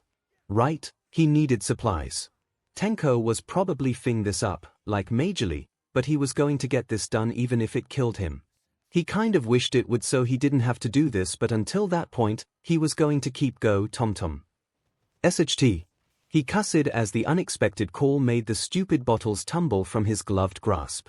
He turned to see Toga, Aomar, and Darby eyes wide as they took in his usually cluttered room.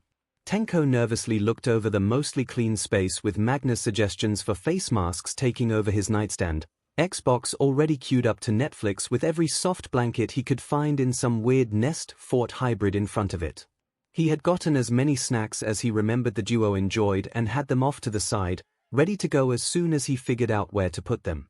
Honestly, it looked like a mess to him. He wasn't planning on showing them anytime soon.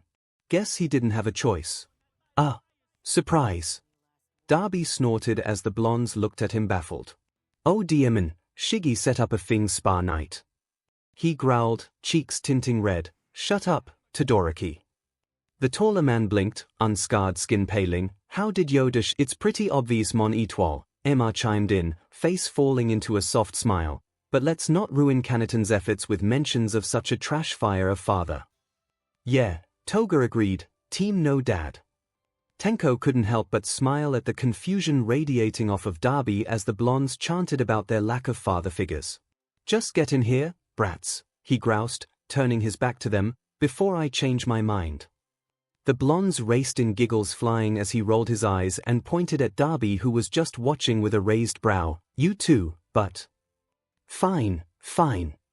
If Tenko didn't know the fire user so well, he'd probably miss the half-heartedness of the exasperation. Tenko didn't know how long they were in the room, or how many weird creams and smelly things were smeared on him in some fashion, but as Aomar cradled his hand, oh so carefully, as he painted the nails a sunny golden yellow, he saw how his shoulders relaxed and his eyes twinkled. As Toga queued up some rom-com teen drama mystery movie, he could see her smile turn from crazed to genuine. Maybe he didn't F it up after all. He looked over to see Darby looking at the pair softly, face caked in some bluish mud mask, hair held back by a pink headband with unicorns spackling on the fabric, blowing lightly on his shiny teal nails. He didn't look that stupid and soft right now, did he? Better safe than sorry. Never speak of this again. You read my mind, HNDJB. Loop number 218 part 2. Knock knock SLS. Wait. We don't have clothes on. Tokumi rolled his eyes as he opened the door anyways, dark shadow cackling at his side. I am aware, that's half the reason I'm here. Darby and Shiggy were half-heartedly covering themselves with the covers, looking completely and utterly worn out as 𝐒𝐲 whined on the floor where he landed when Darby shoved him off at Dark Shadow's shout. Birdie, the winged hero slurred, not the time. Yes, the time, he countered before looking over at the pair on the bed. I'm taking him to the dorms. The instant the statement was out, Shigaraki flopped back on the pillows, snores falling from his lips. Darby lasted a little longer, jerking a thumb over to the wardrobe in the corner. Take whatever you want from there, chop it up, however, he muttered before joining his villainous boyfriend in slumber. Tokoyami should probably send Gyro and Denki to check up on their hearts to make sure they wouldn't die after he got his moronic mentor's self-destructive urges. Either way, he had a bit of work to do. Swiftly Dark Shadow engulfed them and plopped 𝐒𝐲 down in the bathtub with Tokoyami standing right outside of it.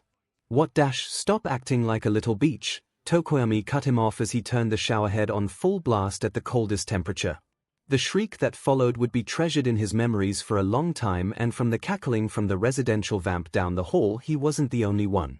It took longer than Tokoyami was willing to admit to wrangle 𝐒𝐲 into clothes and get him to the dorms, and he was sure as soon as 𝐒𝐲 was coherent again he was going to have great fun teasing the SHT out of the man for the bullshit he put him through, but for right now he was absolutely done. Aizawa and MIC could handle him from here. Hawk sat at the breakfast bar blinking sluggishly as his mind tried to come to terms with what the other two heroes had laid out for him. He figured out he was looping a while ago, but until now he hadn't really been sober enough to process it, and instead taking the route of if I don't think about it, then it isn't real. But now that he was faced with the unquestionable truth of the matter, he was going to live out these years of pain and heartache over and over again, and even worse is he knew how bad the commission was now. He knew how much they royally fed him up and how screwed his perception of the world has been for as long as he can remember. And he had to face the people he had hurt because of that over and over again. Hell, even looking at twice caused his skin to crawl, because how could he forgive himself for doing something so horrible to him and have him treat him the same way, even if he didn't remember, even if he didn't know the lengths Hawks had gone to just to justify the worldview he had been brought up in? How could Shiggy and Darby and Toga look him in the eye knowing what he did? How he had earned their trust only to hunt them down like they were vermin when instructed to? How could Darby still kiss him after he originally sided with Endeavor over him? How a firm flick to the forehead brought him out of his spiral, and he raised his eyes to meet the harsh ruby red across from him. Oi, wingdings, Bakugo barked, you finally back with me. He tried to paint his media smile back on, but it felt even faker than normal. Oh Bakugo, didn't think you'd care about little old me. He barely earned an eye roll from the usually explosive blonde. No breakdowns at the table, he countered, going to the fridge and started pulling out ingredients. Do you want to help with lunch?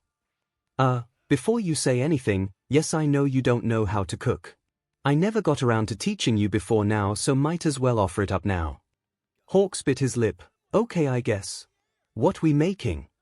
Bakugo shot him a small smirk. Well, since this is your first official loop, I figured we'd do your favorite, chicken katsudon.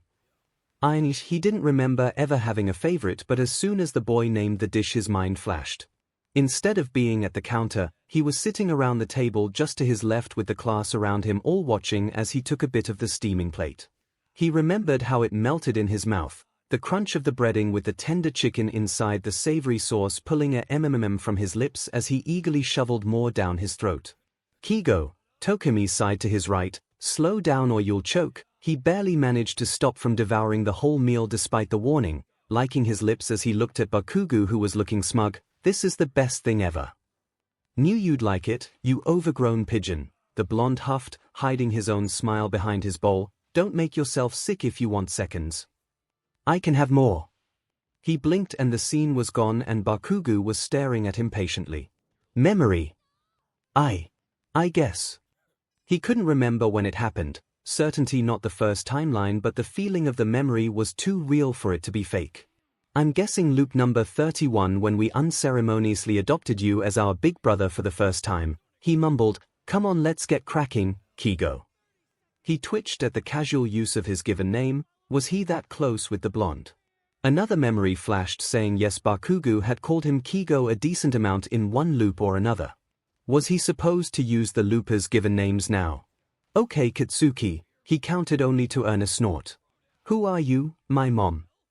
But you just, oh right, newbie, he realized before shrugging, handing Hawks a knife. Names and formalities don't really matter to us anymore, we usually just use what comes naturally.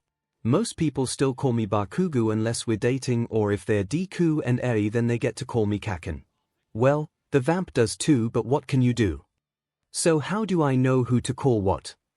Listen to the others, I guess, Bakugo said as he showed Hawks how to chop the onion they were using, or just ask. We're pretty open with each other about that kind of stuff anymore. Almost 700 years together does that to YA. Hawks was silent for a second, chopping the onion with an unsure hand. Why did you call me 𝐭𝐽𝐲? Bakugo stopped his cutting of some green thing Hawks wasn't familiar with and looked over at him. I'll stop if you're uncomfortable. Hawks tried not to squirm under the look that was so light but felt so heavy. I don't. Bakugo sighed and ran a hand over his face and mouthing words, not words, numbers, to himself. Look, bird brain, he finally said, if you're uncomfortable with us using your giving name right now, then so be it. It usually takes you a while to realize that no one in the dorms gives a SHT about the stuff you've done in the past, and now that includes past loops, and we actually care about Tokomi 𝐭𝐽𝐲, not just Hawks.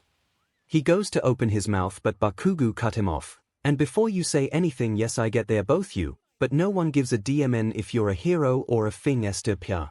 We care about you, the whole DMN package, raptor traits and all. He falters before he feels his wings droop and tension start to leach out of him. Is it just the people in the dorms? Bakugo snorted. No, jerk off and burnt popcorn wouldn't have brought you in the loops if they didn't miss you so much. Honestly, listening to them bemoan not being able to talk to you made me want to destroy my hearing aids.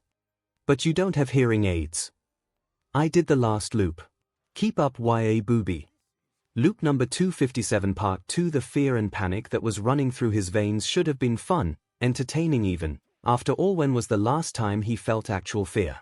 Back in the 60s he'd wager. First when All Might had been the traitor, second only to waking up to Midoriya having taken Bakugo's advice. He remembered when he used to crave the trill so much, doing everything in his power to make the loops. Interesting and scary just to see what was possible. But he had left those games behind, as had the rest of the loopers, back when they finally figured out why they were repeating their high school careers over and over again. The apathy had started to get suffocating in recent years, especially when stuck in what they had deemed a base loop, but now he wanted it back so much it physically pained him. Day after day he questioned if this was real or if he had been imagining the loops. Worst even was how he was starting to question if Dark Shadow might have something to do with this. When Dark Shadow had first materialized, the quirk doctors were so invested in figuring out how the pair of them ticked. After all, sentient quirks were vastly unheard of at the level that Dark Shadow was at. One doc had called her a demon possessing Tokoyami and theorized that she could change his memories. His parents had gotten him away from that doctor fairly swiftly and he hadn't thought about that day since he was 10, but now he didn't have any better ideas, so it wasn't impossible, was it?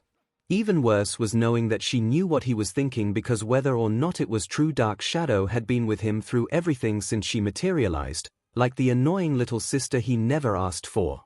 Despite his doubts, he still loved her, but the voice in the back of his head asking if it was her fault would not go away. So he made sure that his memories wouldn't match, because if they changed, if they shifted, that means he wasn't crazy, right? That the loops were real, that Dark Shadow was still his little sister in every way that mattered. So when the sports festival came, he didn't hesitate to use every skill in his arsenal to beat his classmates.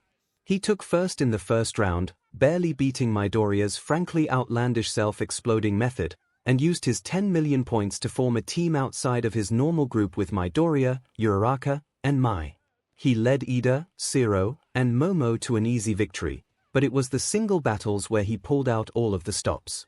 He pushed himself further and further into the unpleasant aspects of his quirk for one simple reason.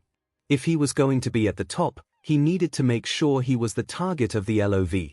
It worked, and he huffed a breath of fresh air before Shigaraki struck with the needle of quirk suppressors that would hold Dark Shadow at bay into his neck, the horrified looks on his classmates' faces fading into purple mist.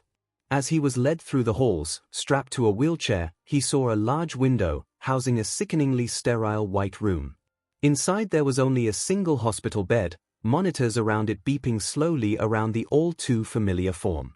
Cameras were pointed at the occupant from all sides, and in the corner by the window Magna sat with a well-worn book balanced on her knee, reading out loud despite the other resident of the room not being awake. The woman didn't blink as the girl in the bed was engulfed in a blinding rainbow of light for a split second before it fizzled out. Toga followed his line of sight before smiling. "Oh, that's just Eri, she's one of Sensei's. He says someone always has to be watching her in case the person who put her in a coma tries to come take her again, poor thing. Someone always has to be watching." An outsider was watching Eri even as her horn grew unprecedentedly large, curling back point nearly stabbing into the pillow under her head as sparks of rainbow light danced around her in odd intervals. Could Eri reset if an outsider was watching the loopers? Every single time they reset, he never heard anyone mention outsiders panicking, which given the sudden and frightening way he knew the loopers rejoined the loops would have made a scene. Even now, hadn't the normal reset time shifted from the very first homeroom to the early morning hours before because Yamada was no longer preventing Aizawa from rejoining, and homeroom was no longer a safe time because the big three would be surrounded by outsiders. He wasn't listening to Shigaki's offers any longer, eyes focused solely on the door leading to where he had seen Eri. "Don't worry, Magpie, 𝐒𝐭𝐴𝐽 was coming. And maybe, just maybe the rest of your family would soon follow. Hello." The deep rumble sent a chill through the audience as the screen flickered to light behind the soon-to-be-hailed top 10. Behind them was a face that still dotted the room, a face that was supposed to make an appearance to give his speech. All Might stared at them from the screen in all his glory, smiles playing on his lips as always, but even the most naive of civilians could feel something off. The smile played differently across his lips. The suit he wore was no longer a blinding yellow like it had been for so many years, but a dark crimson red with a bone-white shirt unbuttoned just slightly. Most striking of all, however, was his eyes. Gone was the calming electric blue that brought hope to them, replaced by an eerily lavender. "Sorry for my late arrival," he joked, leaning back in the high-backed black leather chair he was in, eyes never leaving the camera, "but the show can't very well go on without its star now, can it?" The smile on his face twisted into an almost feral smirk. "I bet by now you've all noticed my new appearance. Do you like it? I do try so hard to please you all, but sadly the charade must end soon.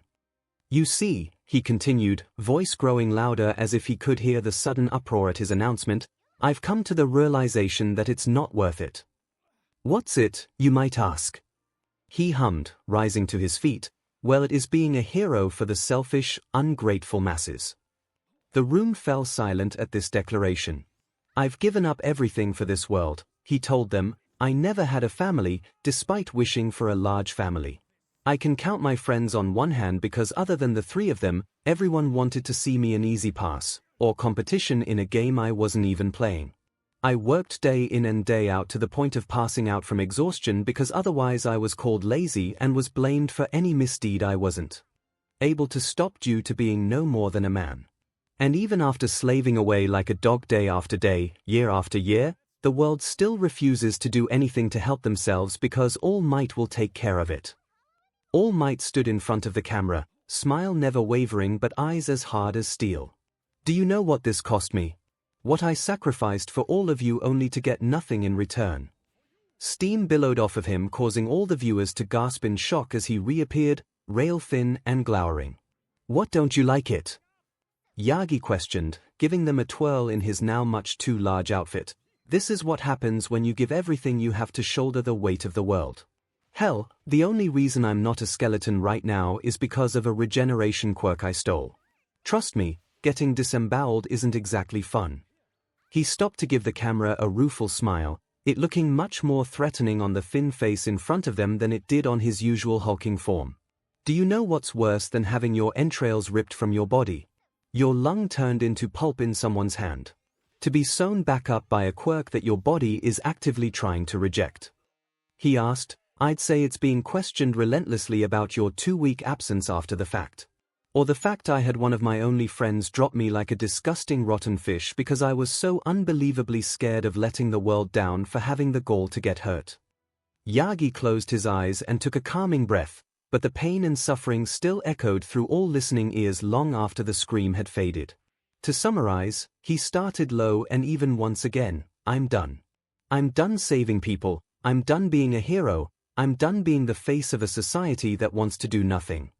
He turned his back to the camera before pausing and smirking over his shoulder. Oh, and NG, he purred, I hadn't been lying. Whatever delusional game you thought we were playing, I never was a player. I had simply wanted to be your friend. Now that I am a player though, well, I must say I win. The camera panned to the side and Darby waved a mocking hand at the camera, stark white hair on display. Hi, Dad. He chirped. Oh, don't start. Fuyumi huffed with an eye roll, like any of us want to call him our anything. Don't ruin the dramatic shot, Yumi, Natsuo snorted, all of Endeavor's forgotten children. Rei simply smiled at her children before taking purposeful steps over to All Might and tugging him down by his tie into a smoldering kiss. They separated after a look second, breathing heavy, red lipstick smeared across Yagi's mouth as she shoots a victorious smirk at the camera as if she could freeze Endeavor through the feed. Divorce papers are in the mail, you self-righteous flaming landfill. Yagi just let out a deep bellowing laugh. Oh my little vixen, how I love when you show off your claws. He turned one purple eye back on the camera and gave his last words to the watching eyes before the feed cut off. Kurogiri, release the Nomus. The screen went dark at the same moment a giant portal opened behind the top 10 heroes and dozens of Nomus swarmed the building, the power cutting almost instantly. All the heroes present knew at that moment that even with their numbers this was going to be a bloodbath. Xiaotou, are you alright? Zhu asked hesitantly just shortly after the stream went dead. The dorms were chaos. Aizawa had been missing for 2 weeks at this point, though they supposed they knew who took him now. The panic and fear were devouring them whole as they watched Yagi showboat on screen. His dramatics weren't new by any means, but Yagi being evil. The horror they felt when Aizawa had turned on them had tripled because Aizawa wasn't the #1 hero. Aizawa wasn't the one that forgot his own strength sometimes. Aizawa knew when to hold back, while Yagi still didn't quite grasp why he should hold back in training when he was always trained at full force. Not to mention Midoriya. The boy was a tsunami of worry, confusion, and grief the entire time. Uraraka and Bakugo were surprisingly working together to try and calm the boy from his hysteria-laced panic attack. The rest of the class was unable to do anything as they waited anxiously for the attack to end, wondering which of their mentors would emerge from the fray, and which would be slaughtered. All Might is evil and his thing my mom, Xiaotou intoned softly, eyes still unfocused staring at nothing. Zhu wasn't sure he to respond to that either. That's rough, buddy. Loop number 81. In hindsight, it was too easy to stay hidden. Hell, even the orders given to him were painfully underwhelming even when handed out by All for One. The others had always spoken about how fun it could be to be the mole, a break from monotonous hero training loops. After all, almost the entire class had been the traitor during one loop or another.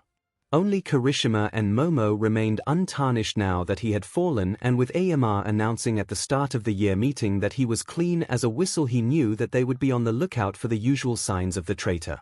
But even so, Koda could barely stop from fidgeting as he sat with his first week check-in with Nezu, instructions swirling around his head.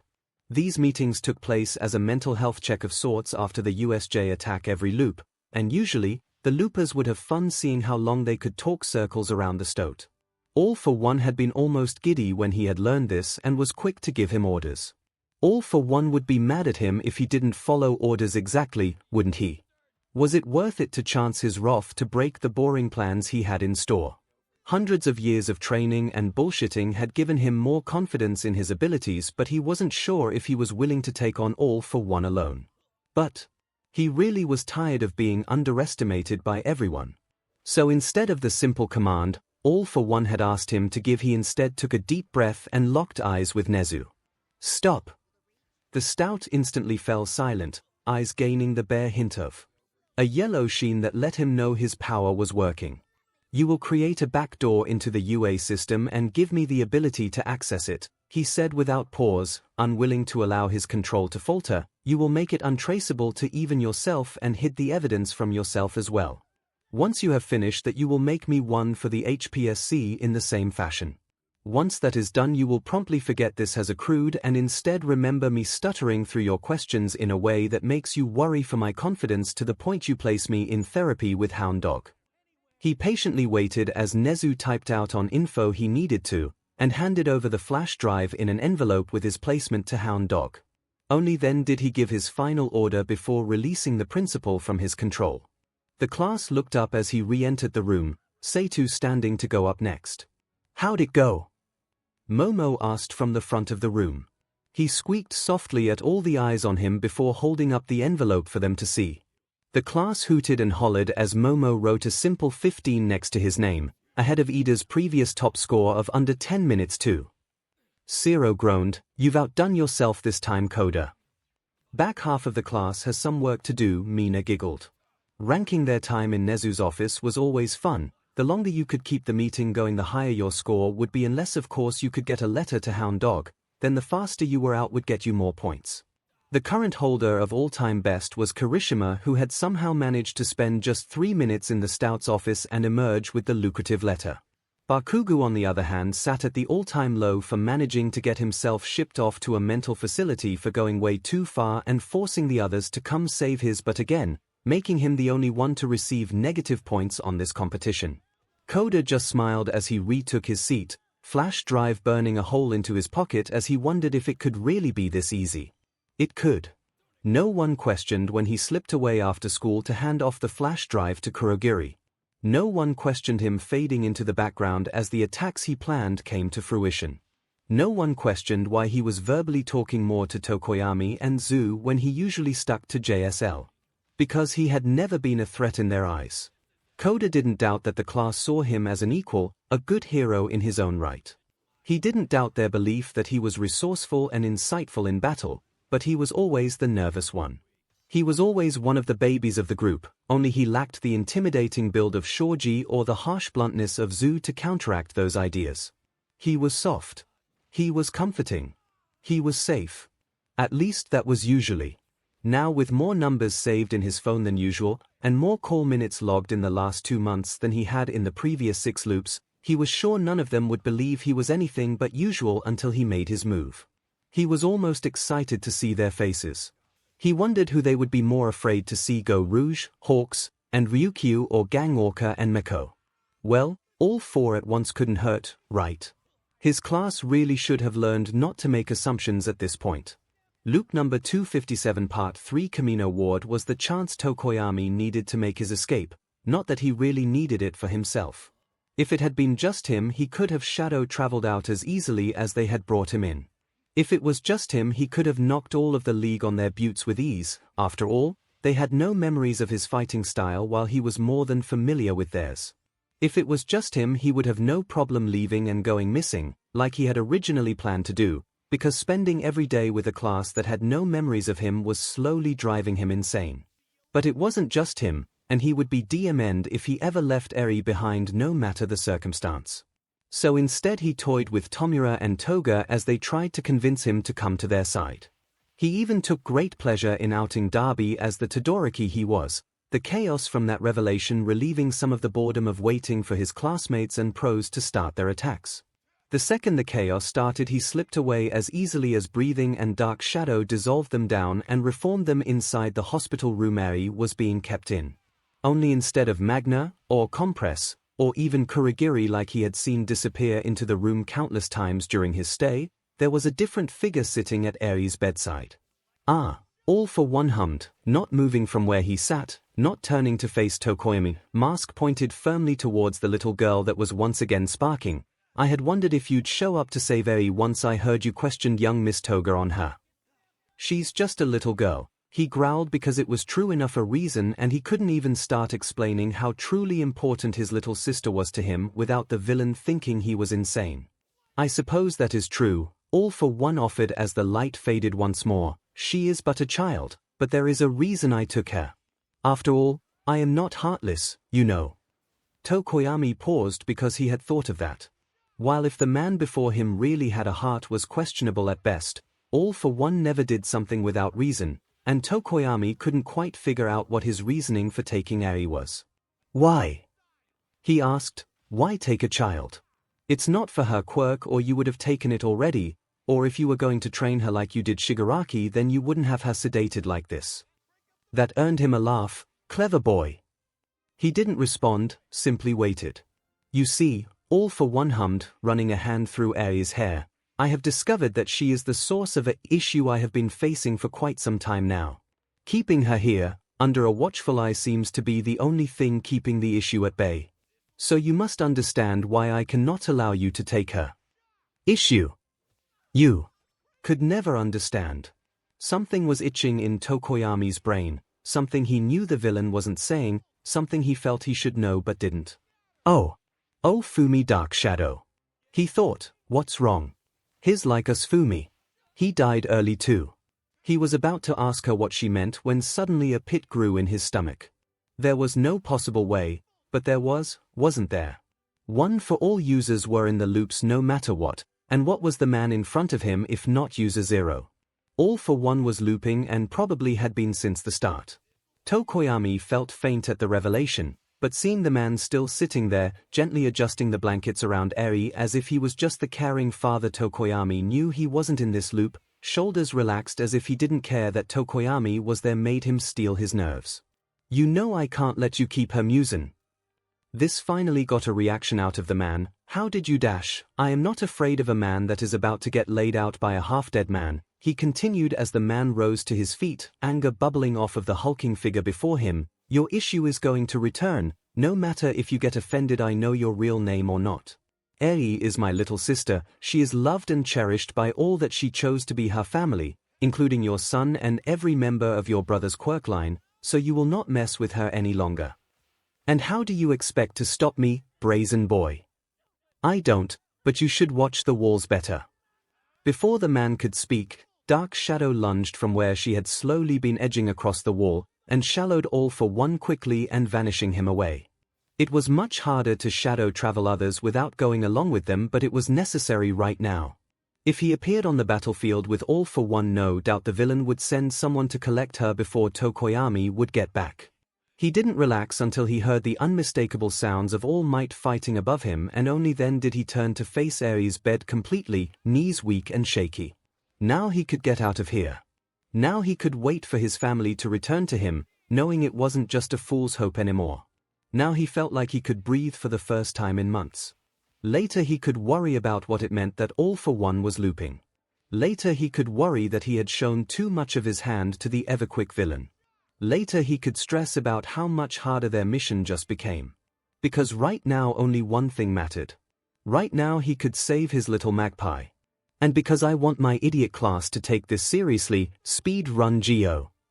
One as eyes grew large as they heard their teacher's voice cut in over MIC, but even the audience's confused mumbling and MIC's indignant squawk could stop the adrenaline that entered their veins at those words, minds going on autopilot as the gate opened. Usually, they allowed themselves to be pushed and pulled by the tide of students before they could get out of the narrow entryway to the obstacle course, making their own fun little games up on the way to the finish line to keep things interesting. But now a challenge had been set, by Aizawa no less, and they were never ones to back down once a challenge was issued. So instead they moved to get out of the gate as quickly as possible, some, like Zero and Midoriya, jumping up to the rafters to swing across, Uraraka and Zu taking the route of running on the walls. Ida, Midoriya, and Gyro decided to use their fellow competitors' heads like springboards, and even others ducked back to use the side door that they weren't supposed to know about to escape. The crowd looked on in awe and fear as the course, specially designed by Nezu himself that usually took the best of students 20 minutes to go through, was dealt with swiftly, the leads in the race arriving at the last obstacles well under the 5-minute mark. Right as Bakugo, Uraraka, and Todoroki were nearing the finish line, Neck and neck as they tried to knock the others back, there was a sudden commotion from the stands. Cameras turned slightly to see an unmistakable red blur tear itself from the stands and disappeared into the obstacle course, only to reappear just as swiftly and land just over the finish line. As the dust settled, the watchers gasped as they saw Hawk standing there with one of the competitors in his arms, blinking dazedly as he looked around as if not sure how he got there. Right after he landed, there was a loud explosion and the cameras whipped around to see Midoriya riding the wave of the bombs he had set off again. 𝐭𝐲 didn't even blink at this, instead looking up at Hawks and saying something too low for the mics to pick up, and as if on instinct Hawk set a red feather out to catch the boy from faceplanting as he soared over the finish line just a bare millisecond behind Bakugo. The second the other competitors were over the line, they simply turned to Hawks and 𝐭𝐲 and started cracking up. "Holy Dr. Dolittle," Bakugo cackled, voice carrying to everyone watching, "how the hell did you rope Hawks into this?" The shy boy merely held up a sleek back phone in a snow design case as Uraraka and Todoroki crossed the line. "You stole Todoroki's phone to get Hawk's number." Midoriya could barely breathe. "Brilliant, 10/10, please date me." "I think Shoji might have a problem with that," 𝐭𝐲 offered. "Nope, cause as soon as I tell him what happened, then I'm sure he will want to date you too." A great move to their left and Shinsu's head popped out just as Ida and Momo crossed the finish line. The purple-haired teen looked at the number 3 hero clutching his classmate with a critical eye as he slurped down some of the pudding he was eating. "Why didn't I think of that?" 𝐭𝐲 rolled his eyes. "Because you wanted an excuse to steal Nezu's pudding from his secret hiding spot in the tunnels." Can any of you actually tell me how I got here?" The loopers who were still giggling shared a look before Todoroki shrugged, taking his phone back from 𝐭𝐲. "You were drafted." "That explains nothing." "Oh, we are well aware." Loop number 105 Aizawa frowned, looking over the classroom as the bell rang. He was missing students. Not that big of a deal until you took into account which students were inexplicitly absent. He had a feeling that this was not going to end well. His suspicions were confirmed when the Deku squad strolled into class halfway through homeroom, wearing the same clothes from yesterday with the stupid grins on their faces that usually meant that the police were going to be buzzing around before long. Ida just smiles up at him. "Apologies. We got sidetracked." Aizawa tried to stop the conversation there, but the group wasn't paying attention as Uraraka said, "Hiding a body is a lot more work than we thought it would be." Todoroki nodded. "Plus my father is heavier than he looks." "We brought your favorite though, sensei," Tsuyu offered as an apology, placing a massive cup of coffee on Aizawa's podium. It was only then they seemed to notice no one had said anything since they entered, and their gaze turned to the room, eyes widening as they took in the pale forms of Vlad King, Monoma, and Kendo gawking at them. Deku just hummed softly, grabbing Todoroki and Ayama's shoulders and giving them a shove. "Well, lovely talking to you all. Goodbye now." "Wait a dim second." Vlad King could barely get the words out before the 6 students ran straight past him and leapt out the window, Emma pausing a moment to wave before falling backward out the window. The class shared a look, contemplating their options before deciding that an all-vigilante loop was not really something they wanted to deal with, and Momo plastered on her best stunned face. "Yes sir, should we follow them?" "Security is on lockdown already." Aizawa played along, jaw set and eyes hard as he pulled his goggles on and went to the window himself, Vlad on his heels. "They'll never get off campus."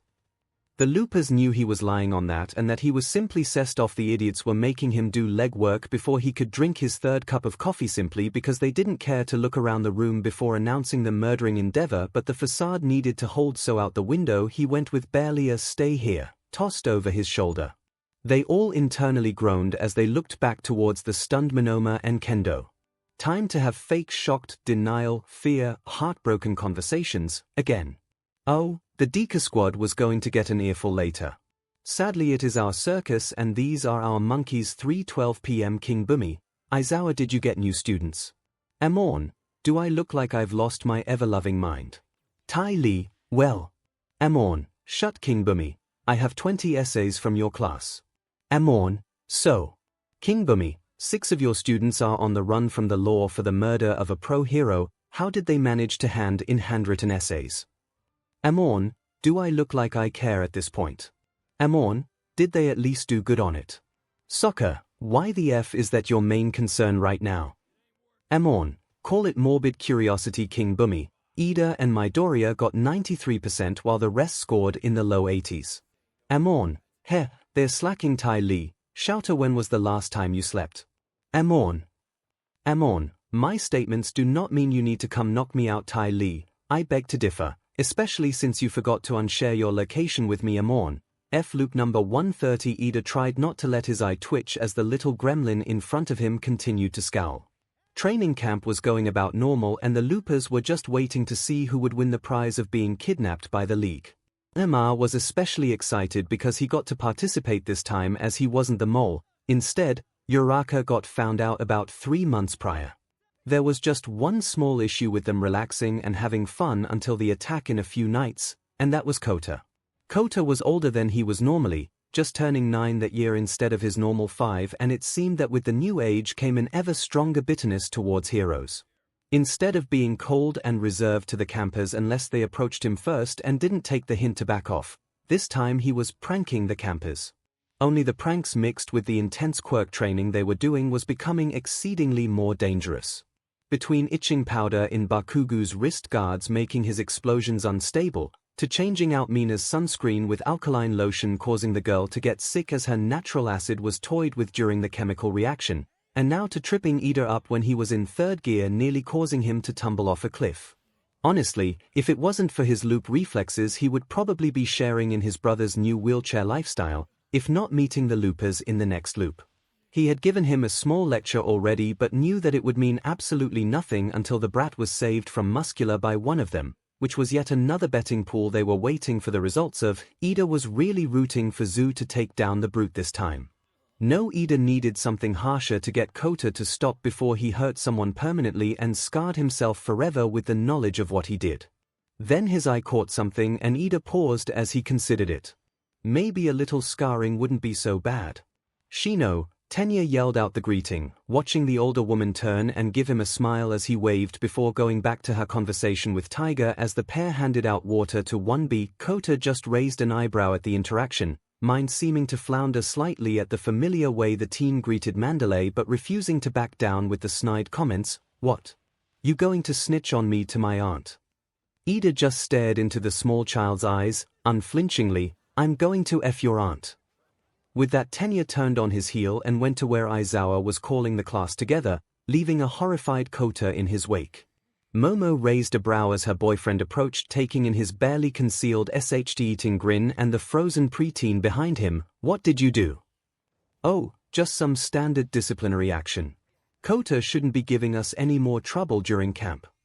"If you say so, how long do you think this will go on for?" Yoichi didn't move from his seat at the table, eyes still locked unwavering on where Eri sat at Ien's feet, watching him shuffle through a deck of cards before gasping as he flipped one to the top. Nana nearly asked her question again before he turned his eyes to her. "We'll see." "You're not usually the patient type," Futao hummed to the side.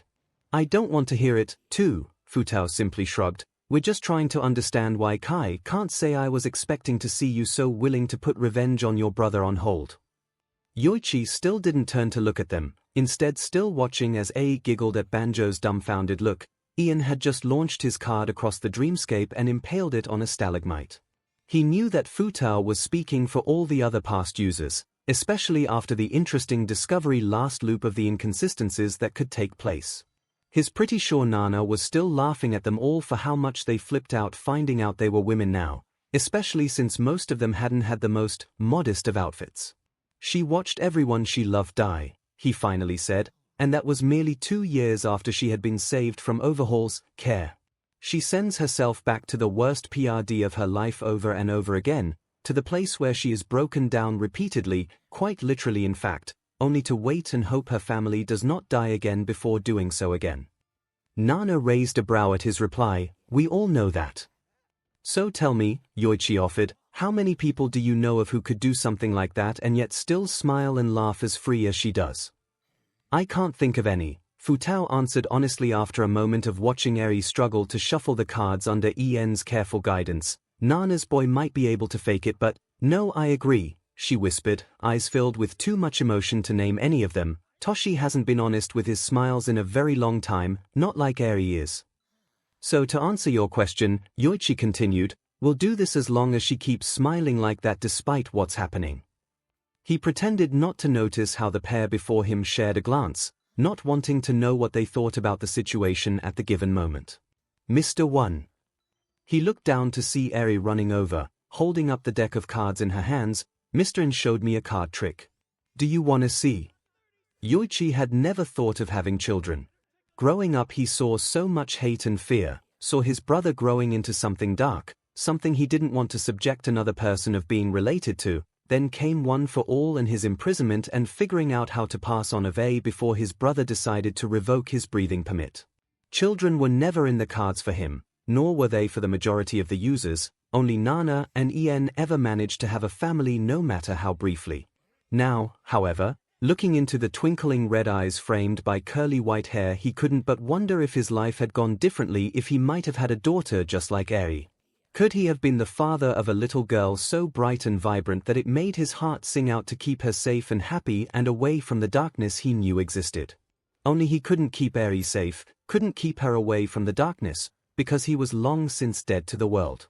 Yet the trust she held for him, for all the users, was breathtaking in the best and worst ways imaginable.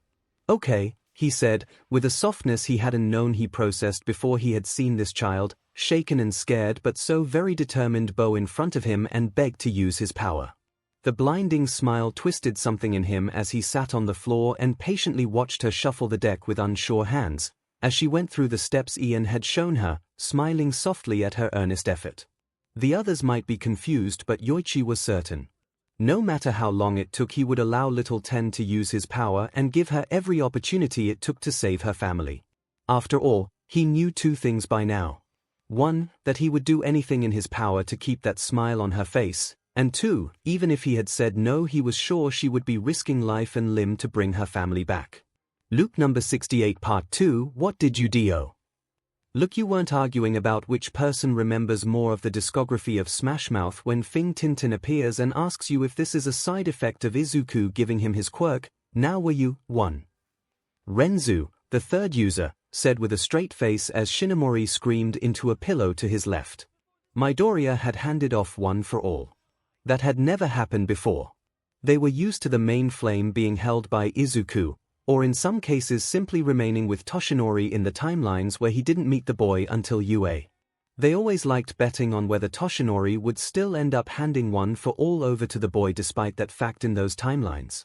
Never before had One for All been given to someone new since the loops had begun. However, to see a new user arrive in the dreamscape was, honestly, they weren't sure if they should be nervous or not right now. The second they had triple-checked that Mirio couldn't get back into the dreamscape, they were arguing about what to do about it. They kept the dreamscape closed long after 𝐻𝐸 should be asleep as well, but they didn't want to alarm her, especially since the fighting had slipped from verbal to physical for a bit there. Luckily Nana was able to convince Banjo to put an end to the fight by restraining everyone for a bit. They weren't sure what time it was by the time they came to an answer. Then it's final, Yoichi said in a tone that brokered no argument, throbbing in a way that he hadn't been aware that spirits could feel. At least he couldn't bruise. A black eye would be hard to explain to 𝐸𝐸. If we want to keep 10 safe, then we can no longer go see 8 or 9 or anyone, either of them pass on the. And, Nana whispered, hands tight at her side, I think that should be a permanent rule as long as we're in the loops. What? She didn't meet any of their eyes. How long before we slip up if we keep going to answer their calls? We've only ever been silent statues to Toshi, and calm collected advisors to Izuku. With 𝐸𝐸, we've been human. We've interacted with someone alive in ways we've never done in the past, and we knew so much. What's to say that next loop we don't see Izuku in his dream and accidentally warn him about Tenko before USJ? Or that we forget our place and tease him about who he's dating? I don't think we should risk it. Are you gonna be okay with that, Nana? Banjo asked, in a rare show of his softer side. They all knew it was harder on Nana than the rest of them. After all, she was the only one of the past users left with ties to the living world, outside of One with his brother running amok. Other than 𝐸𝐸, none of them knew anyone in any meaningful way outside of their quirk. Nana, though, still had her successor out there, still had friends, and even Tenko thought it hurt her to see her grandson be abused. For her to say they needed to keep the boys out. All in favor of locking the dreamscape to any living user, barring 𝐸𝐸. No one spoke, but all their hands went up at 𝐤𝐤𝐻's words. The dreamscape was officially closed. Loop number 116 part 4. I hate restarting. Shinomori sighed, stretching his arms out above his head after the light faded away, leaves me all tingly for days. Well, Ian offered. The final battle ended with Uraraka, Momo, Kirishima, and Zero deceased, as well as MIC and Gyro being severely hurt. Yeah, the older user huffed. I know. Doesn't mean I have to like being thrown back in time. Where's 𝐤𝐤𝐻? Banjo asked. He's usually the first to go over cheering up the little unicorn plans. His right. Futao turned on his heel only to freeze as his eyes landed on someone that was most certainly not his boyfriend. Here, instead, before them lay a head of green hair that they hadn't seen in a century and a half outside of the pictures 𝐸𝐸 drew. They wanted to deny it, but in the place they had last seen 𝐤𝐤𝐻, Izuku lay blinking sluggishly, hand clenching and unclenching in confusion. Where was 𝐤𝐤𝐻?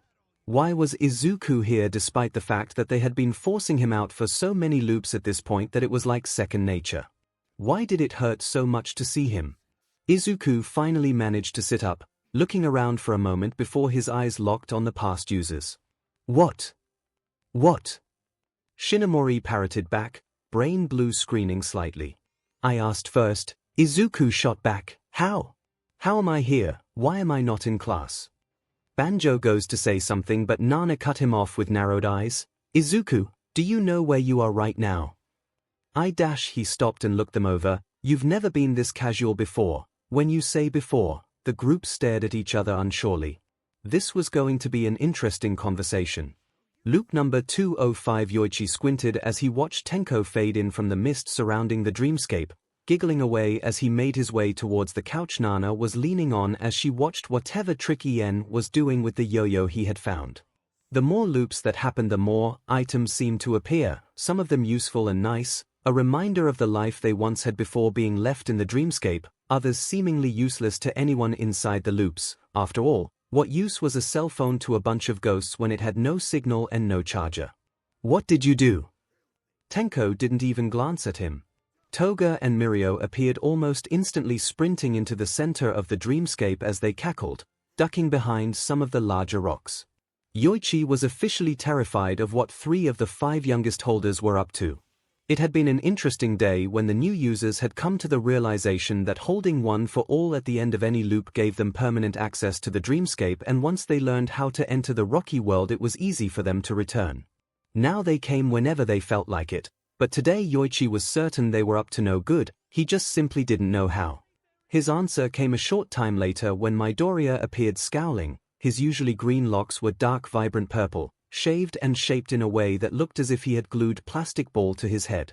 I am going to Wyoming smash the lot of you, he hissed, flopping onto the couch as the living users howled in laughter, coming out of their hiding spots to crowd the boy. Gonna have to wait, Mirio teased. Cause quirks don't work in here. I have it on good authority that 𝐸𝐸 is gonna be in the dorms early tomorrow morning. You made me look like the thing grape. Could be worse, Toga mocked. Kaken suggested we just shave it all off and henna Endeavor propaganda on your scalp.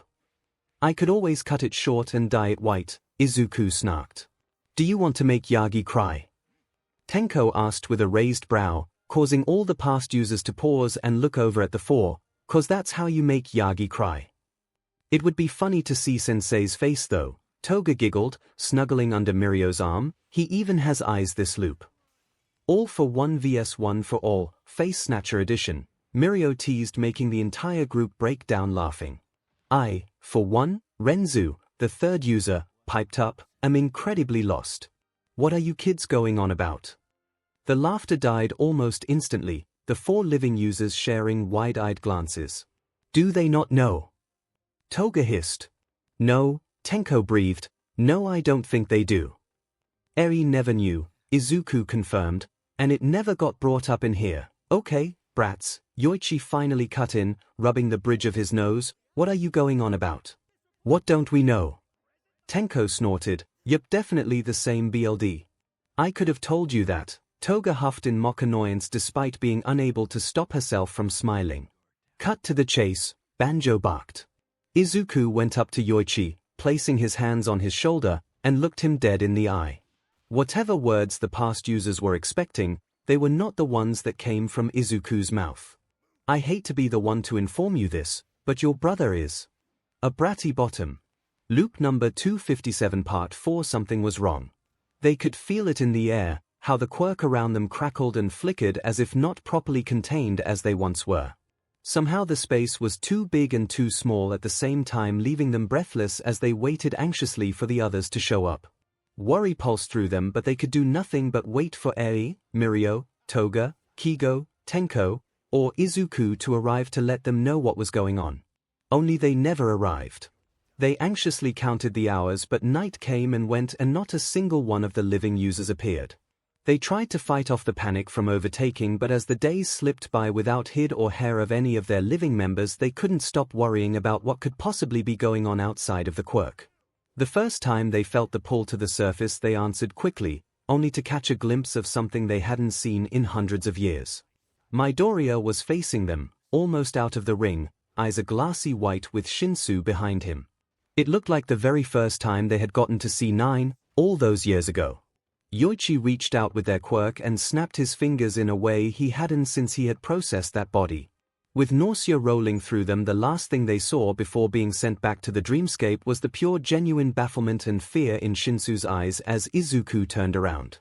It was like the boys didn't know, like they didn't know anything at all about the loops, about One for All and All for One, about Eri and Overhaul, about the war coming. If they didn't know, all the way into the sports festival, then what did that mean? Were the loops finally over? The dreamscape was becoming more suffocating with each passing day, and still, no users arrived to see them, so they were left in the airless wasteland they called home. The tension caused more fighting in the months that followed than they had in the last 10 loops, fear and panic making them turn on each other. They lost count of the days at some point, with no external influence helping them keep track, so they weren't sure how long they were there when it was like the loop restarting again. The world around them seemed to explode, and suddenly they could breathe again. The haze that had overtaken them was lifted and the panic faded ever so slightly. It was still hours later that they finally saw a familiar head of white hair appear from the mist. "Hey!" Banjo cheered, rushing towards her. The girl looked terrified as she sidestepped him, though the bald man froze when his excitement was matched by the girl like it usually was. Instead, all the users were still as Eri, shaking and with tears threatening to fall, held her head high as she walked towards Yoichi. Yoichi felt dread well up in his stomach as once more the little girl bowed in front of him. "I'm sorry.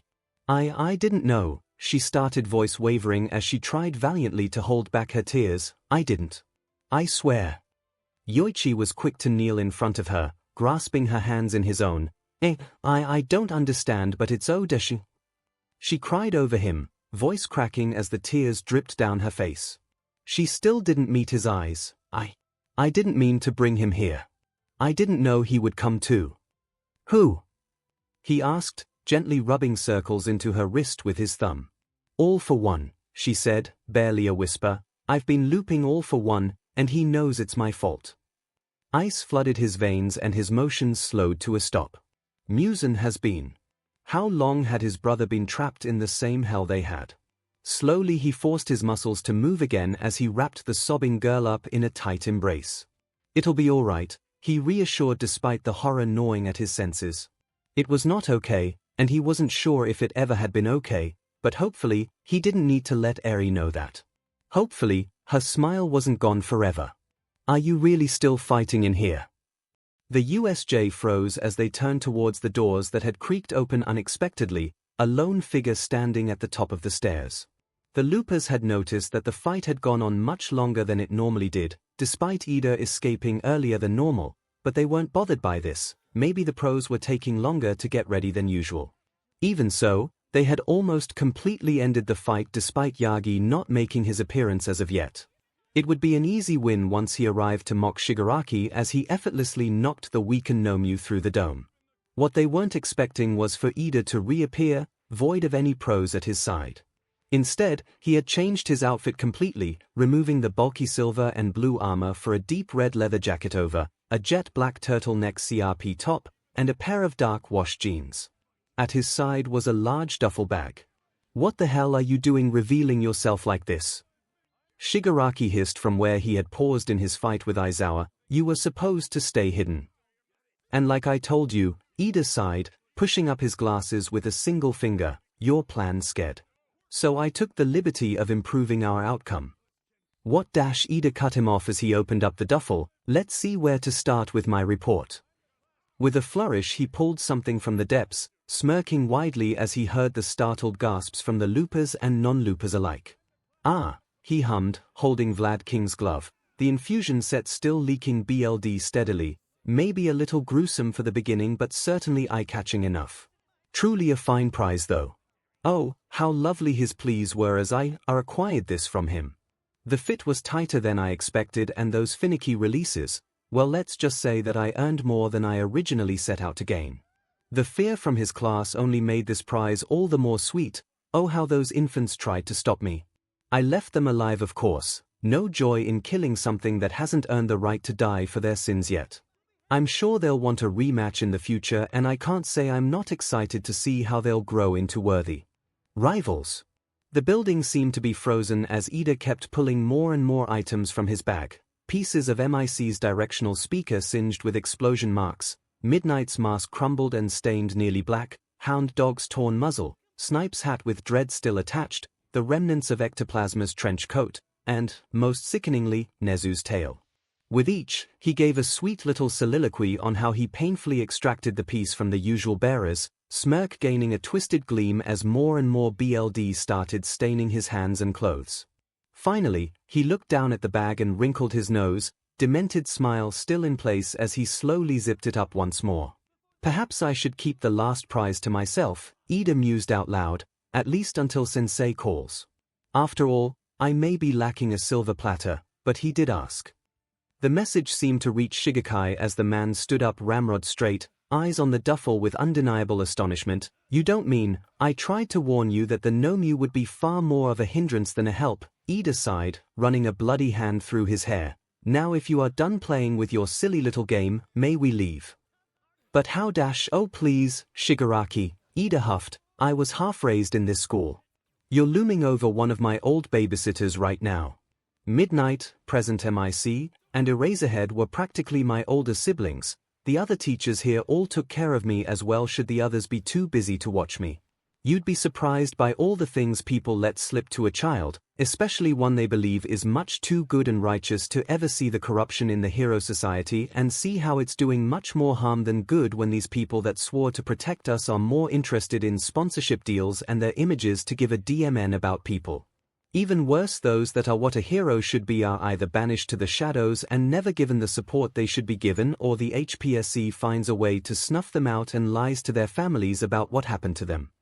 The silence echoed around them as the loopers suddenly recalled an unusual lack of talk about Tensai in this loop.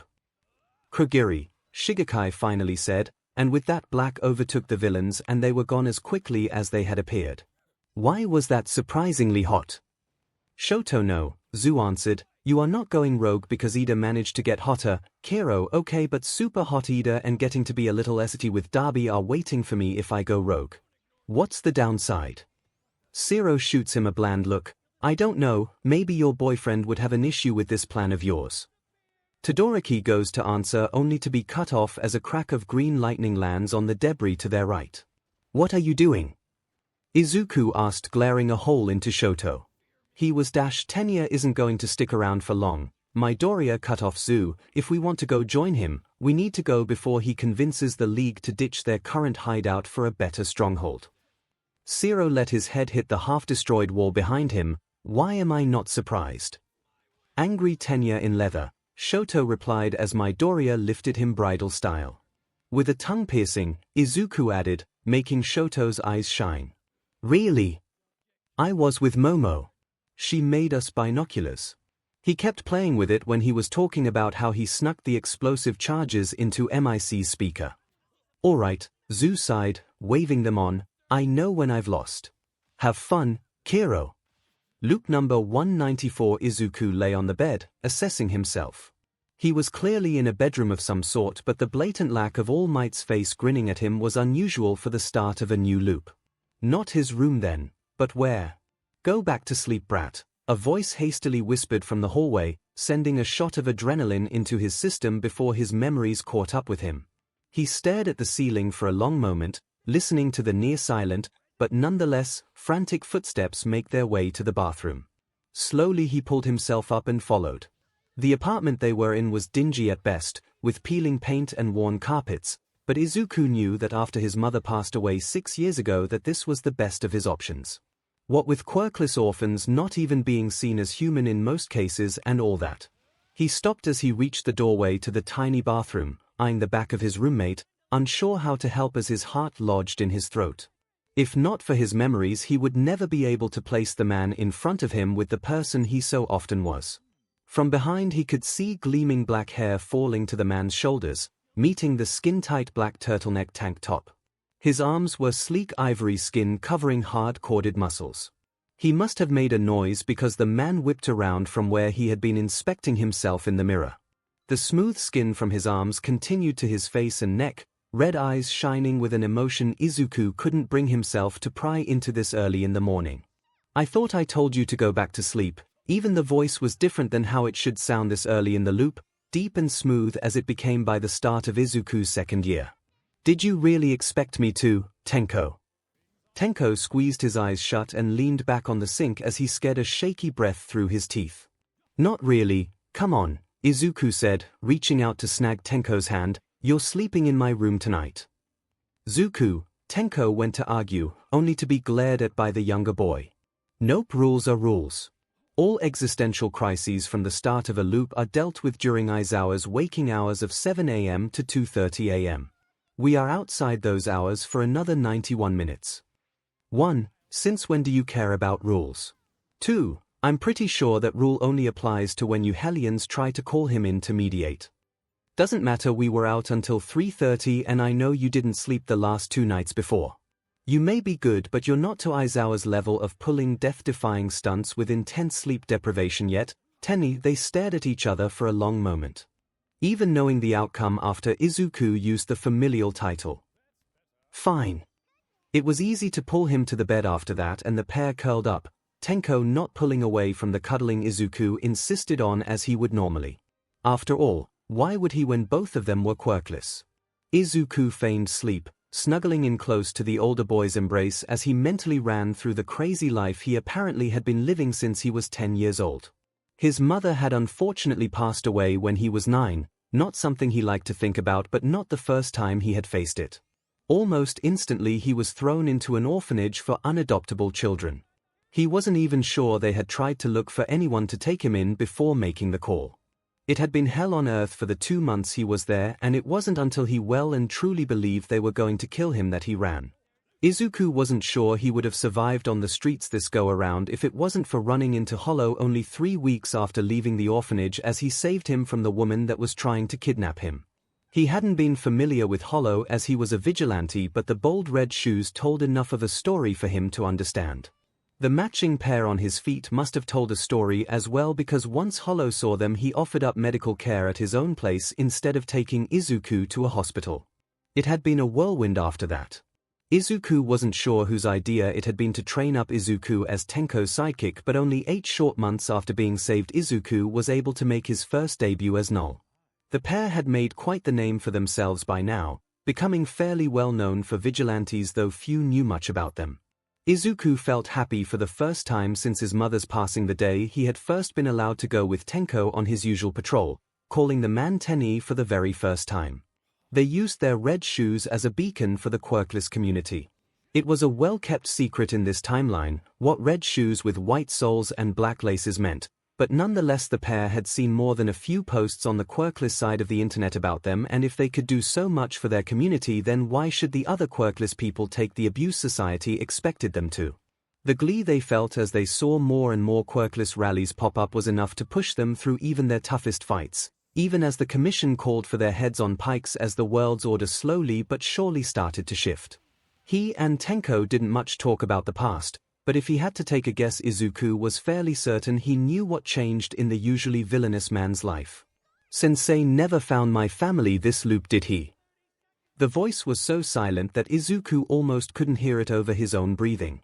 Still, he blinked open his eyes to see Tenko's own were squeezed tight and realized the man's hands were no longer clinging to the back of Izuku's shirt but were tangled in the sheets behind him, gripping so hard that Tenko's arms shook. No, Izuku agreed, knowing Tenko reached the same conclusion he had. No, he didn't. Was my quirk? Was I always meant to be quirkless? Izuku grimaced at the thickness of Tenko's voice, surprised there weren't tears yet. I don't know, Tenny.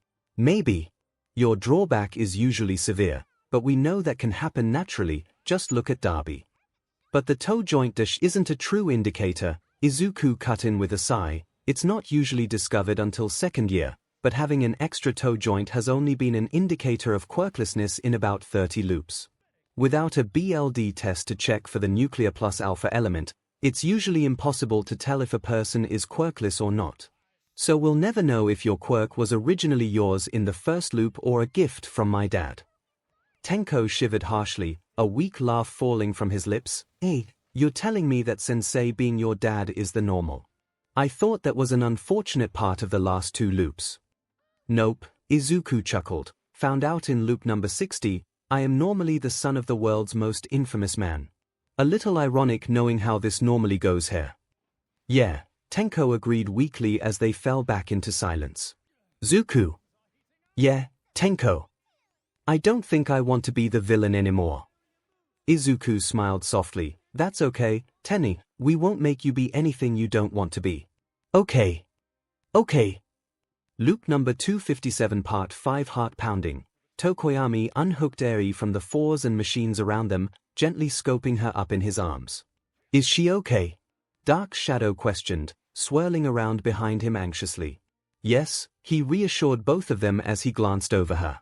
The little girl in his arms was healthy as far as he could tell.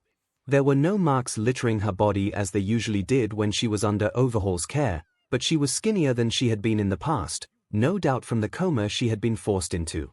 Where should we go?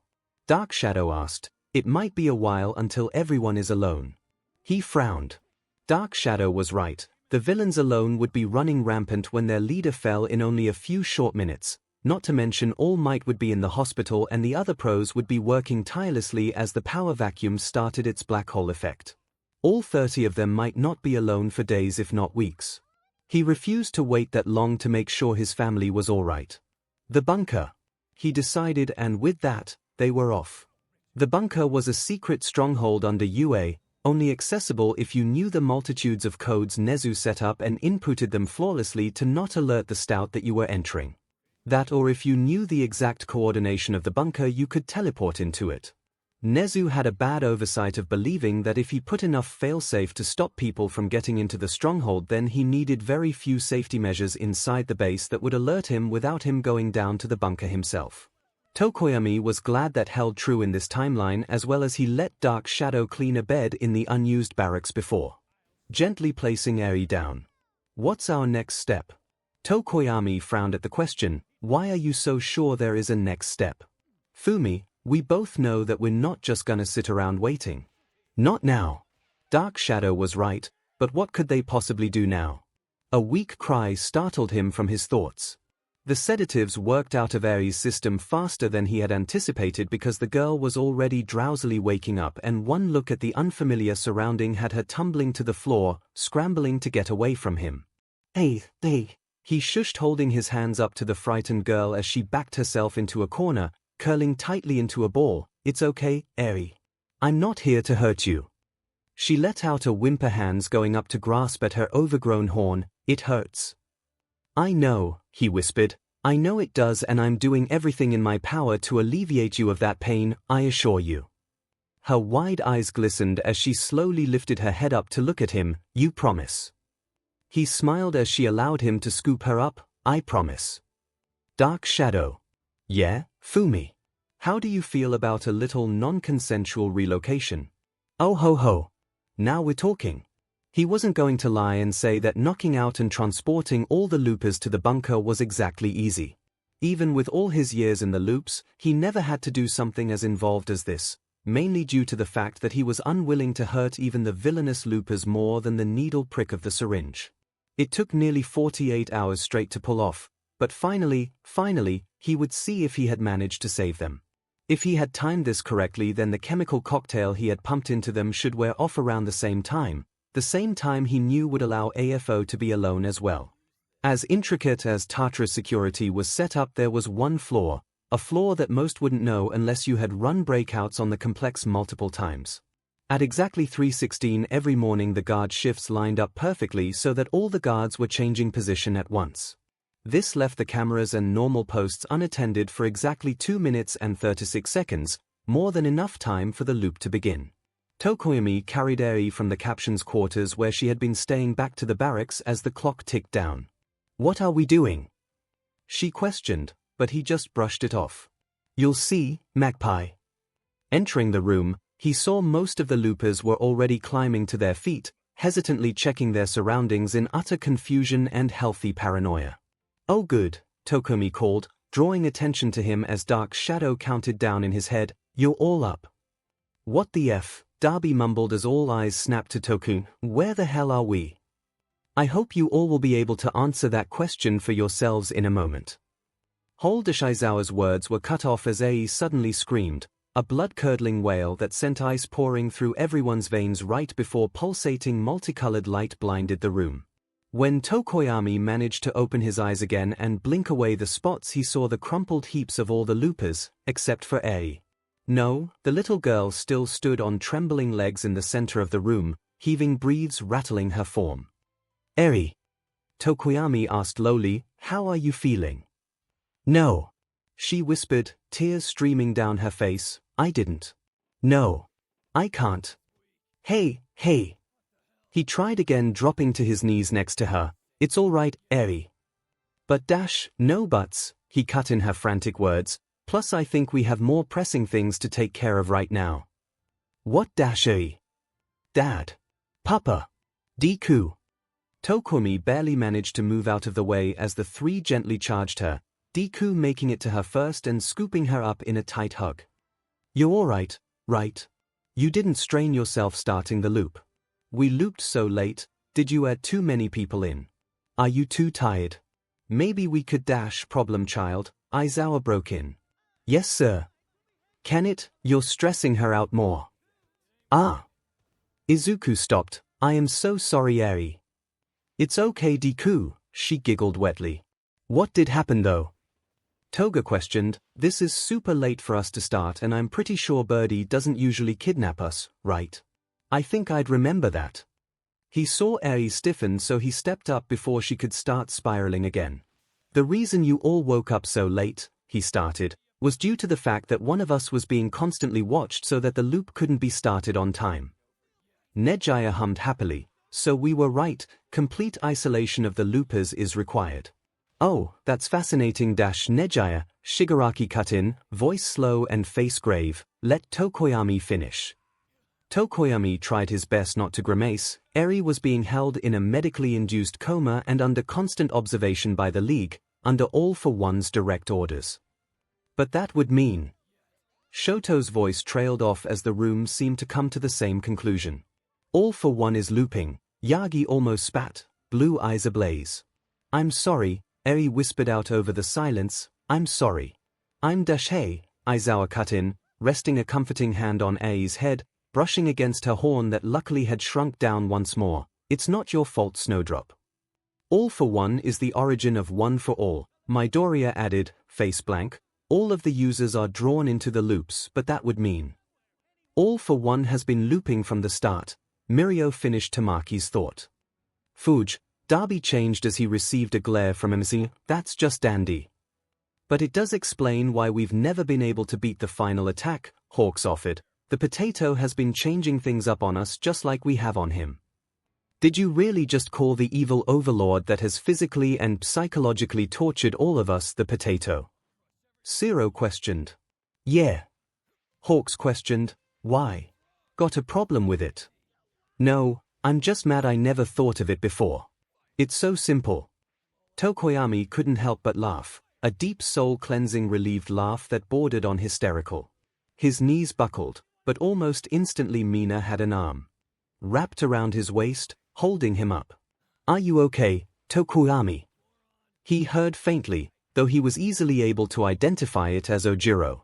He nodded quickly, tears pricking his eyes as dark shadow roared above him, huge and unchecked, but she was much too happy to do any damage.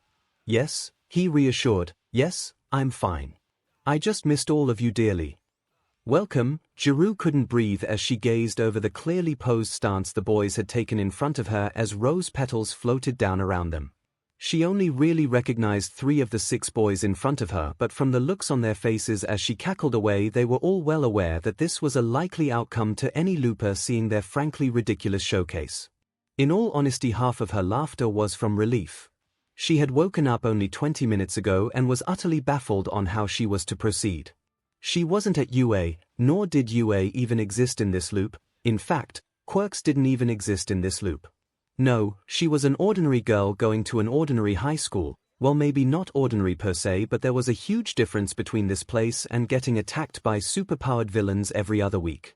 Worst of all, she had been fairly certain that up until this point she didn't have a single looper in the school with her as she made her way through the expansive school in search of any familiar faces. "Ida!" The short boy, who Juru realized was Ochako, cried, spinning in his place, "You didn't tell us Juru was part of the school."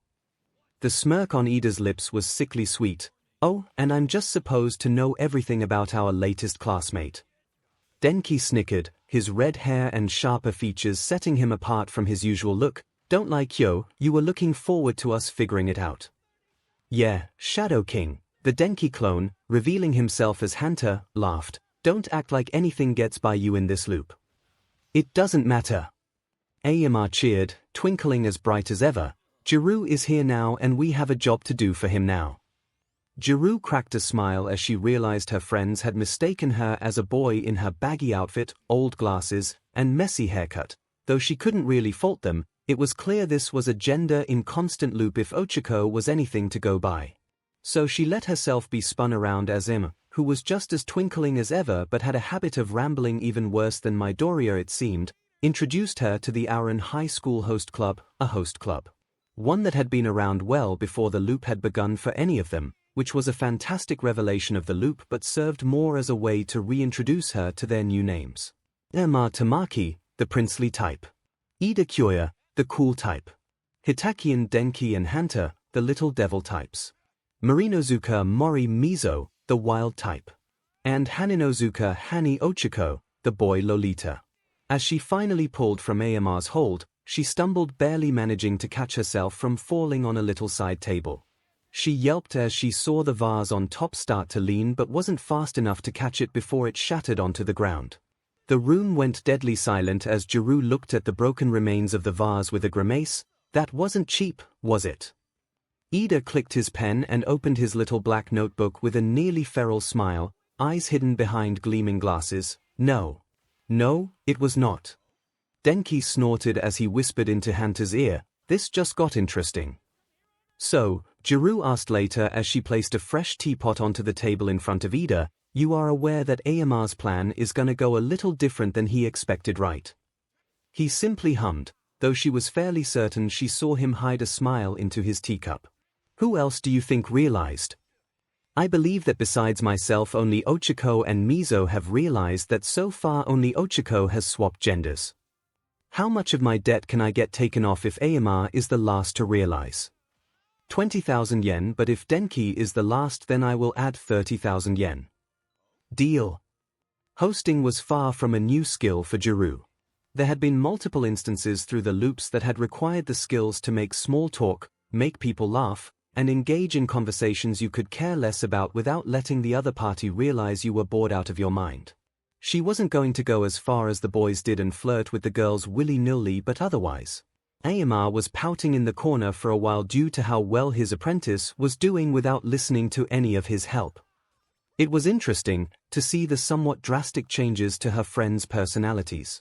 They kept some key aspects as always. Ayama was over the top, Denki and Hanta were always getting up to something, Ida was keeping an eye on all of them, Shoji was quiet, and Ochako was bubbly, but the difference was plain to see.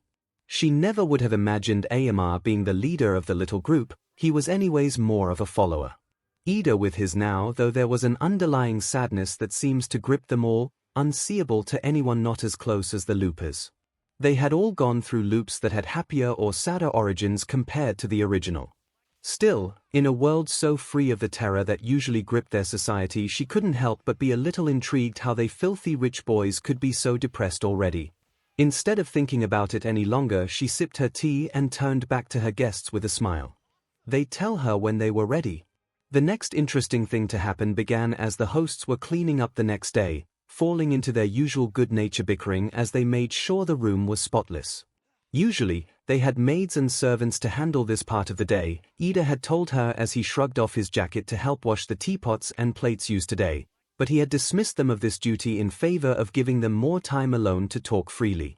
Apparently, it had been fairly easy, spinning some story of 𝐼𝐺𝐻 gushing about commoner ingenuity and how he wanted all of the hosts to learn the noble way of tidying like a commoner to understand Jiru's everyday struggle. She laughed before taking a spot to dry.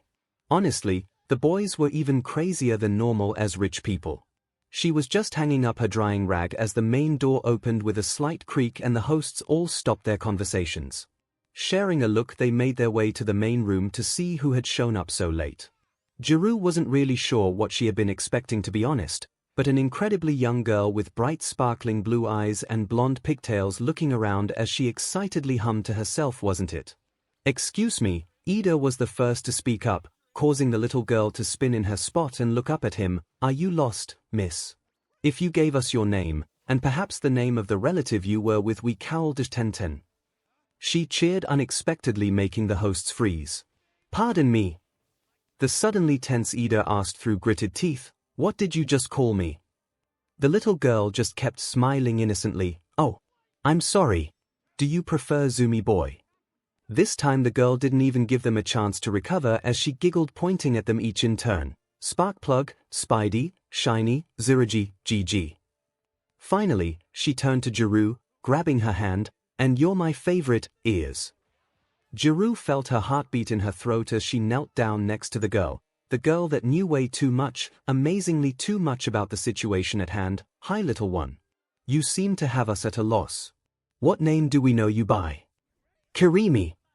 Everyone spun around to see the door had somehow morphed into a dark, foreboding frame, tall and arching towards the ceiling, opening slowly as a figure entered, dark cloak blocking their face to them.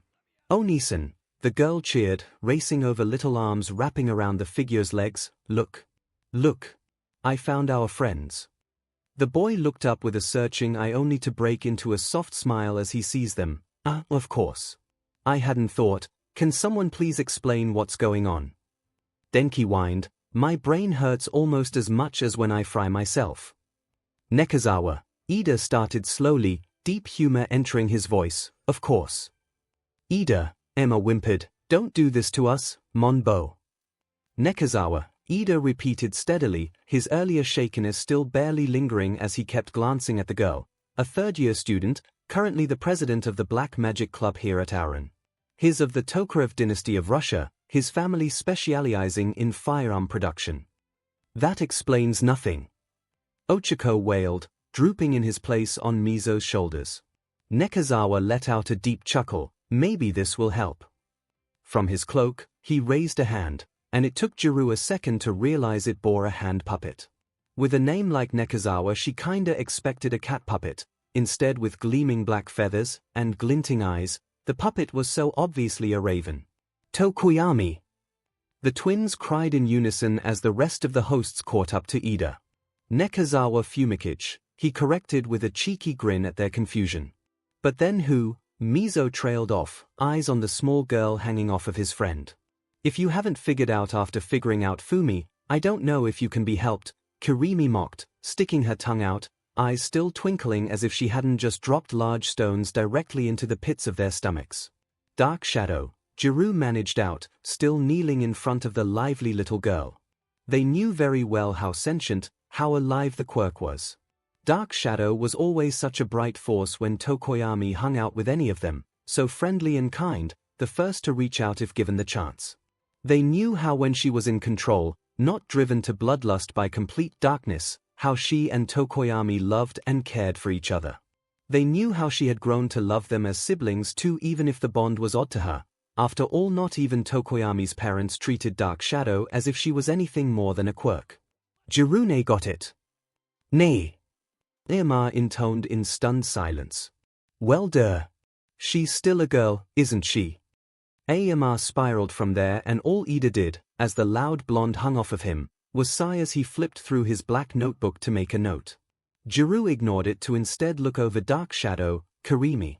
Blonde pigtails and blue eyes weren't what she expected from the usual raven-like mass of shadows that was one of her littlest sisters, but she could see the sentient quirk in the trill in Kirimi's giggles, in the mischievous twinkle in her eyes that spoke of plans for fun, in the way even now she clung to 𝐭𝐴𝐽's robe as if nervous to be untethered from her big brother. It's good to meet you, Kirimi, she whispered under the boy's cries. Kirimi reached out, her itty-bitty little arms going around Jiru's neck, trying to wrap as much of her body around Jiru as she could. As a small human, Dark Shadow was much easier to hug back. Loop number 202, I'm calling bullshit. Shoto merely shrugged, not breaking eye contact with his current 9-year-old twin brother. I'm not sure what you want from me here, Tuya. Will you stop calling me that? He said instead of answering, running a hand through his red hair. Shoto just sighed and tried once more to explain, I know it's odd to you, but Darby doesn't exist in this loop. You never felt the need to create the identity, never felt the need to give up being Tuya. There was never an accident, never the belief that you had died, never a coma. Hell, in this loop there aren't even quirks. We're just ordinary people. I'm not entirely buying the no coma thing right now, Tuya answered, eyeing the deep purple rose with suspicion. Shoto gazed down at the pale ivory rose in his, before looking up at the cat-like wall in front of them. That's fair. How they had arrived here wasn't anything unusual. Shoto remembered coming with his family to the art gallery, a trip at Fuyumi's request for her birthday. He remembered wandering around looking at the life works of Gertina Weiss with mild interest, and stumbling across a strange painting with Tuya on the 3rd floor. Leaving the 3rd floor, though, they failed to find anyone, and grew slightly frantic as they couldn't manage to leave the gallery.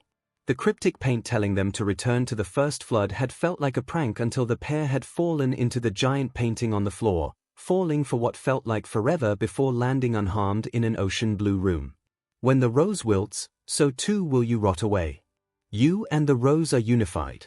You must know the weight of life. That had been what the signs had said when they found the roses, the art changing before their very eyes as they grabbed them. They had seen the truth too, petals falling when the dark skeleton hands jumps out of the wall to scratch Tuya's side and when the headless statue grabbed Shoto. The buds had filled right back out, however, when they placed them into the water of a vase they had found, their injuries fading as well, only moments before they had been returned to the loops. Are you sure this isn't some weird quirk? No, Shoto agreed, climbing to his feet, but we have faced more than one odd situation that seemed impossible without quirks over the loops, only to discover that they came about because of some other magical or supernatural source. He turned to offer a hand to his brother. We should keep going though, the others will be concerned if we don't try and contact them soon. Tuya huffed but accepted the hand up. What do you think we need half a wooden fish for? Maybe we need the other half. To feed to the cat. They did find the rest of the fish, though not before Tuya got slapped for opening a curtain on a naked painting of a woman. Shoto would have laughed, but he was still feeling unease at another picture they'd found during their little hide-and-seek game. Moving forward, Tuya's eyes instantly went to painting wagging its tongue at them. That's creepy. The painting spitting at Tuya as he walked past did manage to get a laugh from Shoto.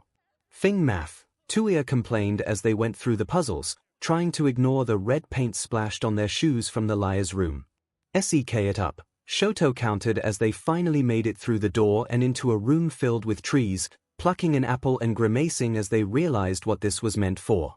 The mouth door was quickly agreed upon to never speak of again.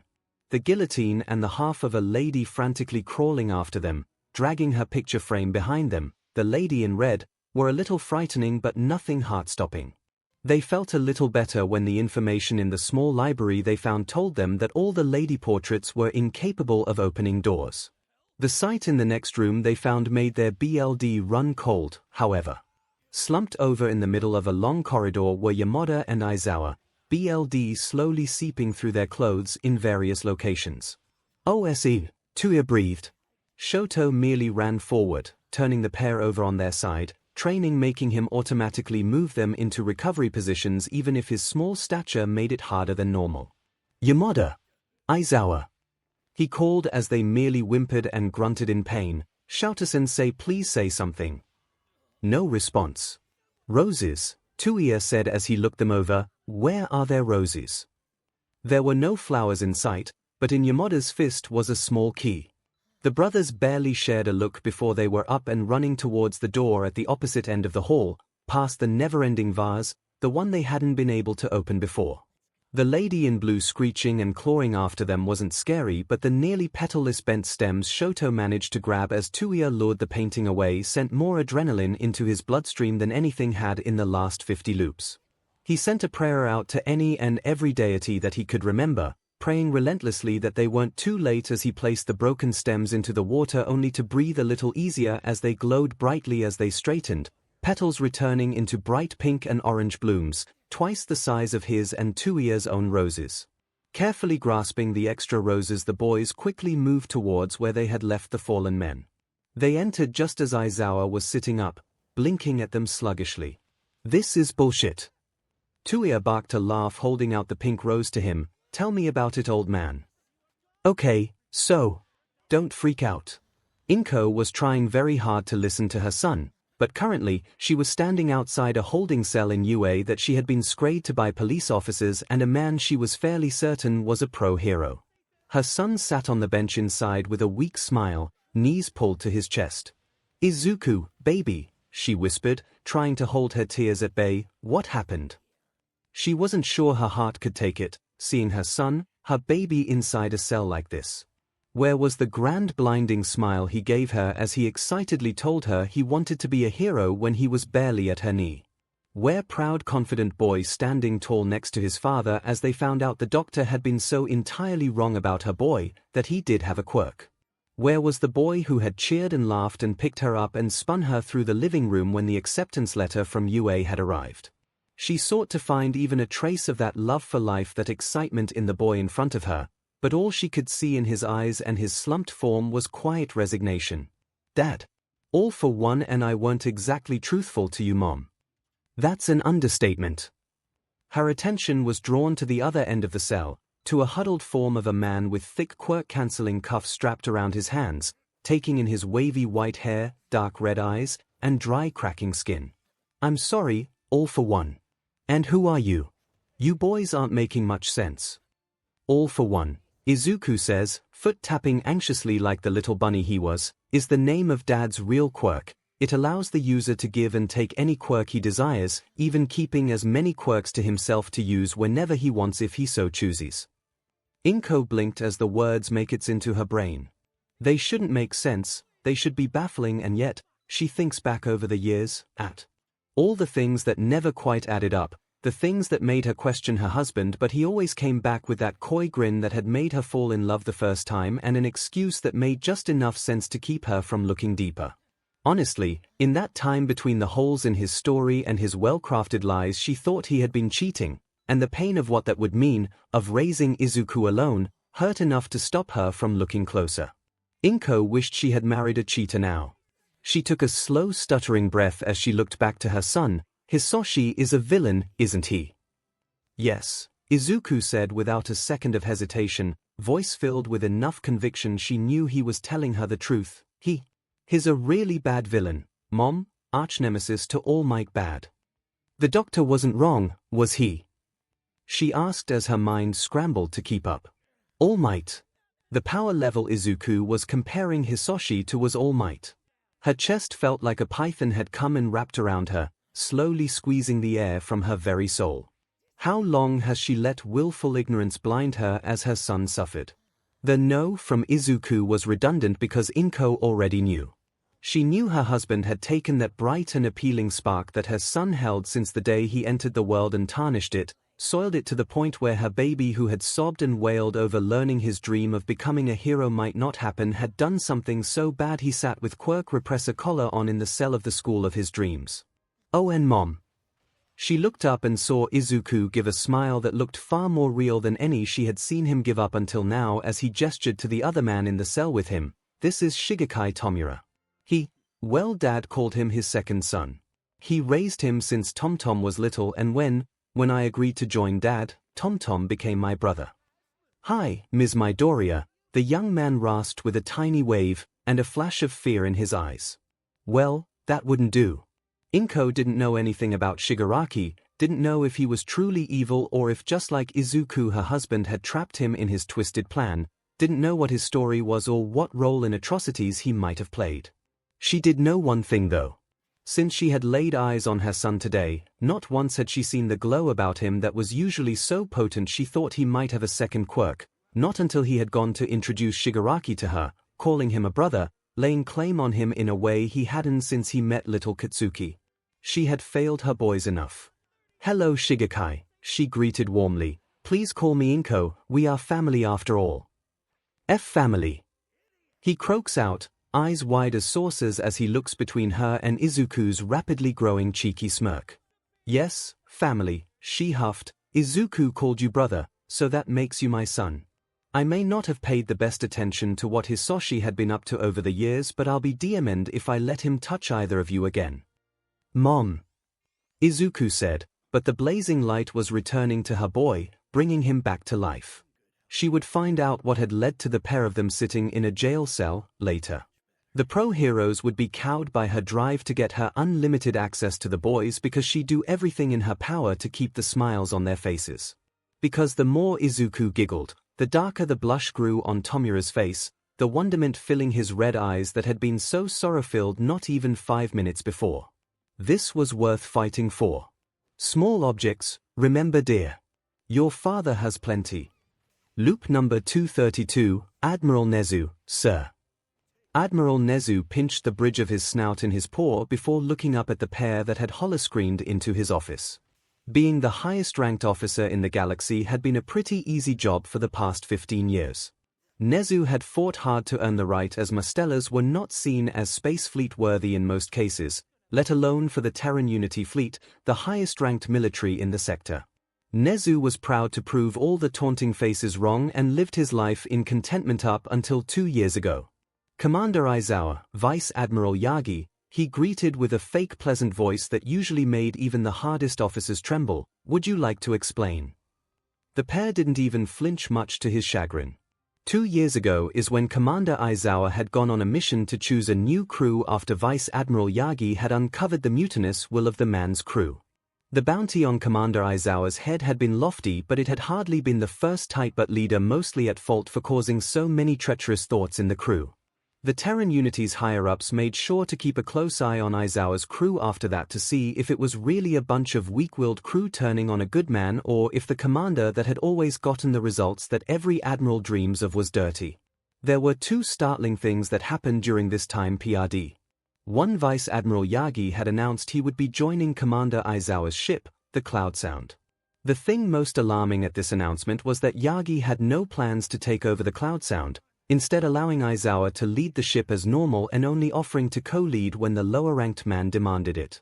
Second, was the people that were chosen to take over the vacant roles of the Cloud Sound, the majority of which were barely out of the academy. Sure, Aizawa had called in favors with a few of his friends in the fleet, Lieutenant Commanders Yamada, Tomitsu, and Kiyama quickly answering his call for aid, but 20 out of his 30 members were newly graduated and the others bafflingly left their well-respected posts elsewhere to come to join him despite no prior history together. Warrant officers Todoroki and Shimura had never met the man as far as Nezu was aware. The meetings between Aizawa and Lieutenant Commander Takomi were cordial at best, and while Senior Chief Petty Officers Tagata, Heido, and Imagiki seemed to work well with the commander, they still were leaving officer training to join his ship. Nothing about this made a lick of sense. Even more strange was the clear lack of preference for species that made up the ship's crew now. Most officers picked specific races to fill roles best suited for their species adaptations, so the engineering room usually held the likes of the heat-resistant Detrovites and the tech-manipulative Mechamorphs, and medical would have species more along the lines of the Sanitatum with their powers to read the natural flow of energy through people's bodies. Aizawa took none of this into account as he grabbed at random almost people to fill his ship. Since the new crew had launched almost 2 years prior, the details that the fleet had gathered showed no corruption on Aizawa's part. The group had been nothing but headache after headache despite the fact they seemed to be going above and beyond in their results. A smuggling ring on the lower quadrant of Sector 8 was discovered by our crewmates, Ensign Toga and Senior Chief Petty Officer Heido, Aizawa relayed, looking the picture of regulation poise if not for the unruly mess of his long black hair, the smudges of soot on his face and the tiny human-looking girl on his hip. They relayed their finding to us. It was soon discovered by Toga and Heido along with Ensign Yorozu and Petty Officer Shoji that what was being smuggled was sentient life forms, most being under the age of maturity of their species. It was decided by myself and my senior officers that we would not wait for assistance and instead shut down the base ourselves. That's all well and good, Nezu chirped back, drumming his claws on his desk slowly, but what does this have to do with the bill I'm getting from Bethesda for the destruction of their third moon?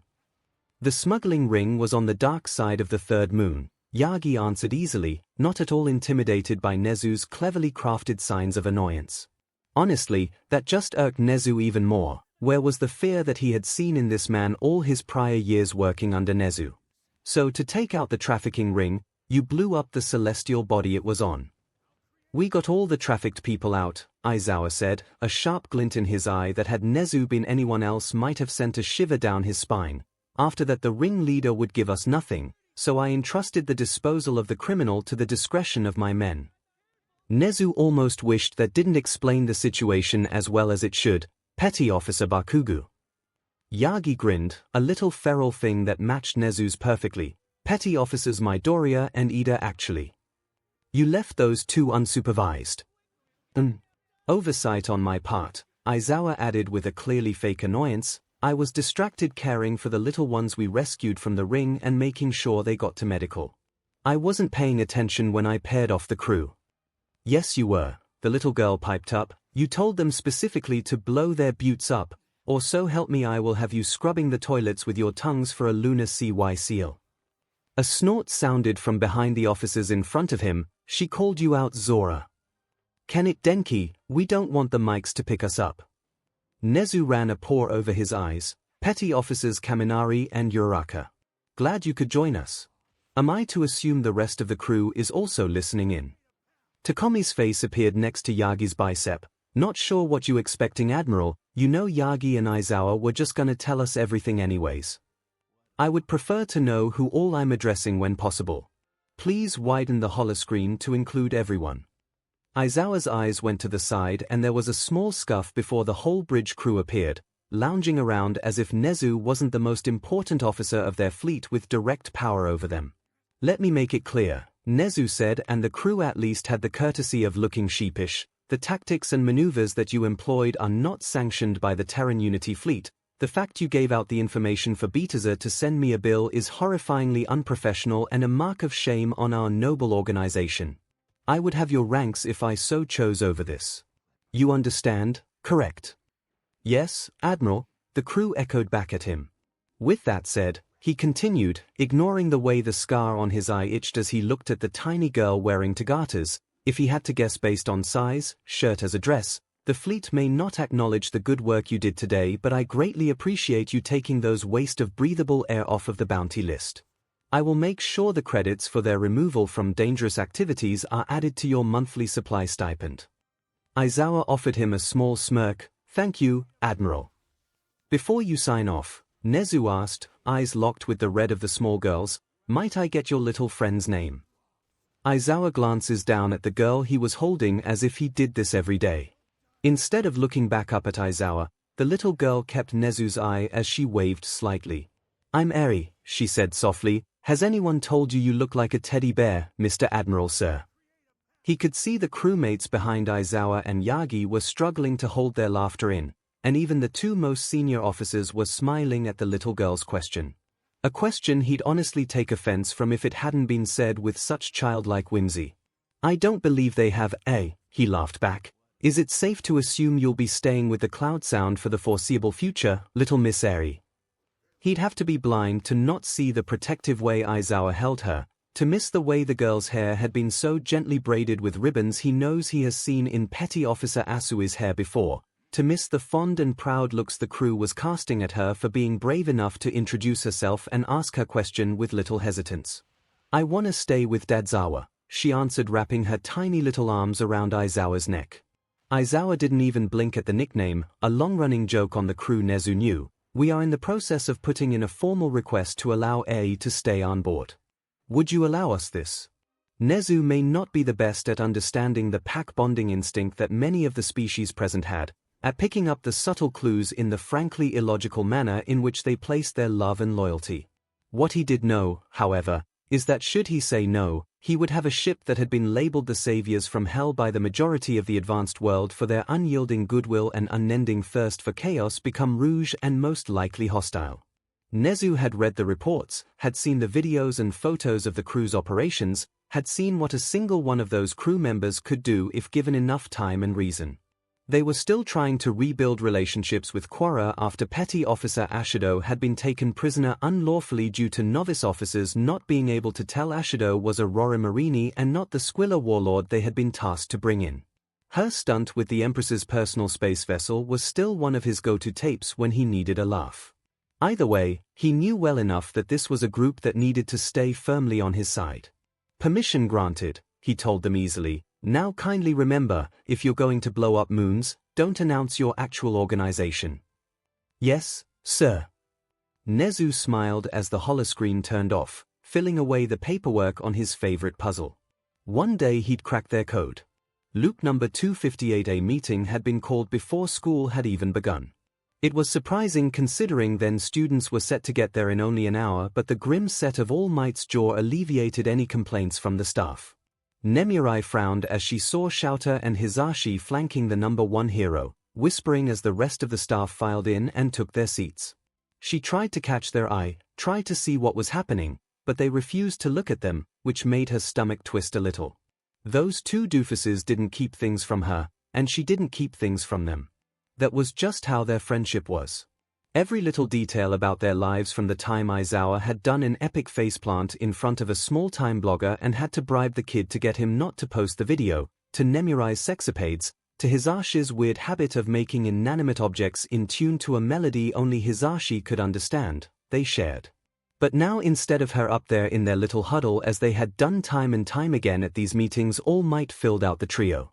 Surprisingly, the men fit together well. Few words being exchanged as most of their conversations seemed to be told in a series of pointed looks, ones she couldn't quite make out due to the angle she was at. Before she could move to maybe get a better look, Nezu called them to order and almost instantly handed over control to the trio by the door. Neither Hisashi or 𝐿𝐴 seemed to have any problem as All Might stepped forward, despite Nemirai being sure Aizawa had said just last week how he was going to claw his ears out if he had to listen to one more grandiose speech by the man. "I have called you all together with grave news," All Might began. "Due to a quirk has allowed myself, Aizawa, and your modern knowledge of the future, and what we need to tell you isn't pleasant." An uproar happened instantly at his words. A glare from 𝐿𝐴 and a barely non-quirked whistle from Hisashi got everyone to return to the eerie quiet it had been when she had entered. All Might continued as if never interrupted. She wanted to stand up, wanted to yell at her two idiots to actually explain because what Yagi was telling them. This was. "You do hear how crazy this sounds, right?" Snipe pipped up. "I mean, a quirk giving you access to future knowledge. An attack on UA grounds. Kidnapping a student. A full-scale war. What the hell are we supposed to see here other than you're going a little cuckoo?" The pain was visible in Aizawa's voice as he spoke. "We don't need you to understand right now. We just need you to remember for next loop." A needle pricked her skin and she spun at once to see a Magiki staring at her with a determined gaze, syringe with a red-tinted barrel in his hand. Her BLD felt like ice running through her veins, and it only part had to do lowered plunger and whatever a Magiki had just drugged her with. The thing that chilled her most was the lack of anxiety in the teen before her. Usually, she was lucky if she could get him not to stutter when he spoke to her. Hell, just yesterday as she was helping him go over the duties of the Big Three with him, Tagata and Heido, she had accidentally sent the boy into a panic-filled spiral that resulted in his face down on the floor and took both of his sunny friends to pull him out of it. All she had done was joke about the big three being a great polycule name, pretty tame for her normal jokes if you asked her. Now, however, his eyes were steely and his limbs held with the rigid fluidity of a seasoned pro hero, the frown on his face. Only the deep frown betrayed his actual feelings. "Why?" she asked, the world spinning around her as she struggled to keep her feet under her, tongue feeling heavy in her mouth. "I'm so sorry," 𝐼𝐺𝐻 whispered, fear and pain choking his words slightly. "This is the only way." "Way to what?" she asked, gripping the table in front of her as her knees tried to buckle and her breaths began to burn as they entered her chest, not pulling nearly enough oxygen into her lungs as dots started covering her vision. "We need you to remember. All of you. All of us." She tried to say, but the words wouldn't come out as she tilted forward, barely managing to turn her head to see her co-workers, her friends, sprawled on the ground around her before she too fell. The last thing she saw was Aizawa call something that didn't make sense in her ears and his army of villains fall into line around him, present MIC and All Might.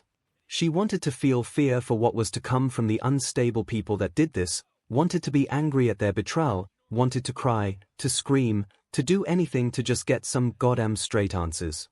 But as the world around her faded away, all she could feel is numb. "Bingo." "What?" Aizawa cut off his lecture to the five wrapped up in his capture scarf to look over at an ecstatic 𝐿𝐼𝐺𝐻. "How did this get you bingo?" The teen just grinned at him as he whipped out his phone to show his teacher his scorecard. A group of more than 3 gets Aizawa angry enough to be cocooned, none of which are Deku Squad or Baku Squad members.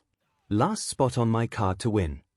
Aizawa double-checked the card before turning back to stare at the group in his scarf. Nejaya, Momo, Shoji, Toga, and MIC all shooting him a variety of looks. "Damn it. I was so close to winning this time," he grumbled.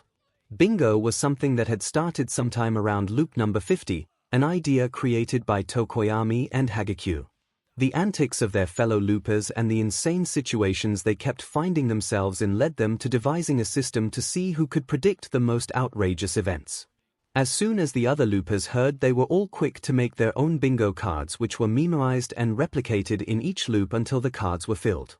The rules were fairly easy to follow. Each looper had to come up with 25 situations they believed would happen in the loops, the more outrageous the better, each time they witnessed an event on their card with at least one other looper present to verify they could mark it off. A filled card meant for the rest of the loop, or the following loop depending on if they were less than a year out from the end of the loop. The winner was able to make 3 choices for the loopers, though, of course, the other loopers had the right to put the choice to a vote to veto it. These choices were often vacations, ways to overthrow ruling parties, humiliating things the others had to do during major events, or just lifestyle changes that they wanted to see happen. When Momo won, she made them all change their hero outfits into traditional Japanese formal wear with only mild alterations to make them easier to fight in. When Uraka won, she had them fake their deaths to go on a year-long cruise around the world and become international jewel thieves. When Toga won, she had all of them make a YouTube channel together. When Shoji won, he forced the Baku Squad and Deku Squads to swap personalities for the entire loop with each other. Nearly every looper had had their go at this point, and some, like Mina and Tokoyami, had even gone twice. "I don't like that look in your eye," Stay Puffed Nejaya groused, going limp so only the scarf around her was stopping her from flopping on the floor. "What are you gonna make us do?" Soto's grin did not make any of them feel better. "Loop number 168, is this necessary?" Hisashi asked, barely holding back his laughter as he gazed at the oddity in front of him. "Soto won bingo," Shoji told him, mirth clear in his voice, "so yes it is." The class was gathered to watch the dropouts on stage. Soto's demand had been unexpected but not unwelcomed by those in the audience. "Hello, Tokyo." Midoriya greeted through the microphone, smile blinding as he waved at the crowd. "How we doing tonight?" Kirishima called over the cheers next to him. "Tisich, Bakugu huffed, are we just gonna talk, or are we gonna get this show on the road?" "Come on, Kaken," Denki nudged the other blonde. "Lighten up," Zero joined in, watching the muscle in Bakugu's jaw jump. "I will use your ribs as wind chimes, Tenya," Todoroki called calmly into his MIC, "hit it before Katsuki hits Denki and Hanta." "All right. Let's go." Tenya called cueing the music to start. The loop had started with Soto giving Aizawa the order to expel all of the boys in the Baku squad and Deka squad, an easy enough ordeal. The real treat had come from the follow-up demand he had given to the expelled boys that he didn't give the rest of the class privy to. They had remained in the dark until about 6 months into the first year, when the 7 loopers that had seemed to disappear off the face of the planet when their faces had suddenly been plastered all over the nation. The idol group, Might of Us, was swiftly topping the charts and selling out stadiums with their quirky and outlandish dynamic. The stunts they were known for pulling were seen as over-the-top and clear bits for attention, but the teenage and young adult crowds, not to mention they were very talented when it came to producing music. By the beginning of their second year, they already had a large following in both Japan and a smaller one worldwide, which was why they had promptly sent out tickets and backstage passes to their fellow loopers the moment they were able. The loopers had to admit that their ex-classmates knew how to put on a show with the songs they now had in their arsenal. And if their songs were only half written by them and half taken from other timelines and songs that shouldn't exist for another 2 or 3 years, well, the rest of the world didn't need to know. Loop number 242 Tenya was not having the best of times. Due to an unusual turn of events, he was never letting AMR near another camel. He had died early into the first year and had found himself back being 5 years old. Not only that, but he was still at the age where his parents required Tensai to take Tenya to hero galas, something about showing off the future of the Ida clan. So here he was, 3 feet too short, in an uncomfortably stiff suit surrounded by people that would far prefer if he wasn't there. He remembered once upon a time being so excited for Tensai to take him to the galas, feeling so grown up to experience the events filled to the brim with pro heroes just like his big brother, only to find them to be uncomfortably stuffy and proper even by his standards. Across the room, he caught sight of 2 faces he hadn't expected to see for at least another 10 years and felt his breath catch in his throat. Todoroki and Momo. He had forgotten that they had grown up in the same circles and racked his brain for any memory of him meeting the kids before but couldn't. As much as the loopers hated to think it, the memories from before the loops were starting to blur and fade, even as the loop memories were branded into their grey matter. Small things that hadn't seemed important before the loops about their first timeline, just gone without a trace as their brains forced them to remember the fine details of all their time trapped. Tenya honestly couldn't tell you what his brother's favorite sports team was before the loops now, couldn't tell you if Yamada had been Hoh in the original timeline or if Tenya himself had been fond of toffee as he often was in the loops. He could tell you the exact loops where Uraraka didn't like oranges, could recall the exact number of times that Bakugo flipped off Gang Orca at the licensing exams, and even what loop Tokoyami had tried and failed to make a cake for Soto's birthday but not the color of his parents' eyes before the loops. So he had no idea if this meeting had happened before, but the opportunity was way too golden to ignore. It was way too easy to slip away from Tensai and edge his way over to where Momo was standing silently in her parent's shadow. "Hi, I'm Ida Tenya," he said, causing the little girl to jump. She looked at him with wide eyes. "Oh, I didn't know there were going to be other children here. I'm Yorozu Momo." Her words were trying very hard to have the same elegant lie they did when she was a teenager but was still wavering with the whimsy of a small child. He couldn't help but smile. "My big brother, Tensai brought me. He's the hero in Genium. I'm gonna be just like him one day. Are you gonna be a hero too?" The twinkle in her eye was starting to appear. "I would love to, but my parents think I would be better suited in other fields."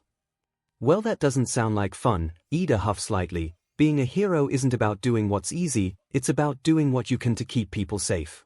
If my family wanted the easy way out, they would become athletes since we've got super speed, but instead, we became heroes." The fire that he had grown to love in Momo's eyes was slowly starting to spark as they continued talking. It hadn't taken long for him to convince her to go over and introduce themselves to Shoto too. The boy had been much more guarded until Ida made a backhanded barb about his father not deserving his appealing mom's attention, which earned him a giggle. And so it began.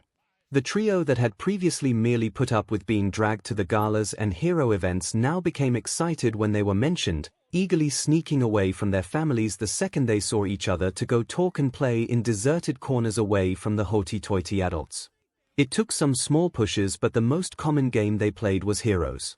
Tenya was excited to show the children versions of his friends the joys of their quirks he originally had to wait until UA to discover. He got Momo to laugh as she made different items appear, eagerly pinning the fabric flowers she had made into his own hair before helping her and Shoto do the same. With Shoto, he got a small smile as he helped him change the temperature of the food made to match his preference, cold soba, and nearly blistering tea. Tensai, Shouta, Hisashi, and Nemurai were all concerned about where the attitude shift towards these events had come from, but he knew that his time was being well spent as Shoto started coming out of his shell to snark him and Momo started growing more and more confident in herself. Shoto even edged the topic of possibly forming a pro team when they were older, and Tenya couldn't be more proud of him. Arriving at the latest gala, he was greeted with a sight he hadn't seen before. The mass of people, pros and civilians alike, were all congregated in one area instead of mingling around, and the hearty laugh he heard told him exactly why. All Might was here.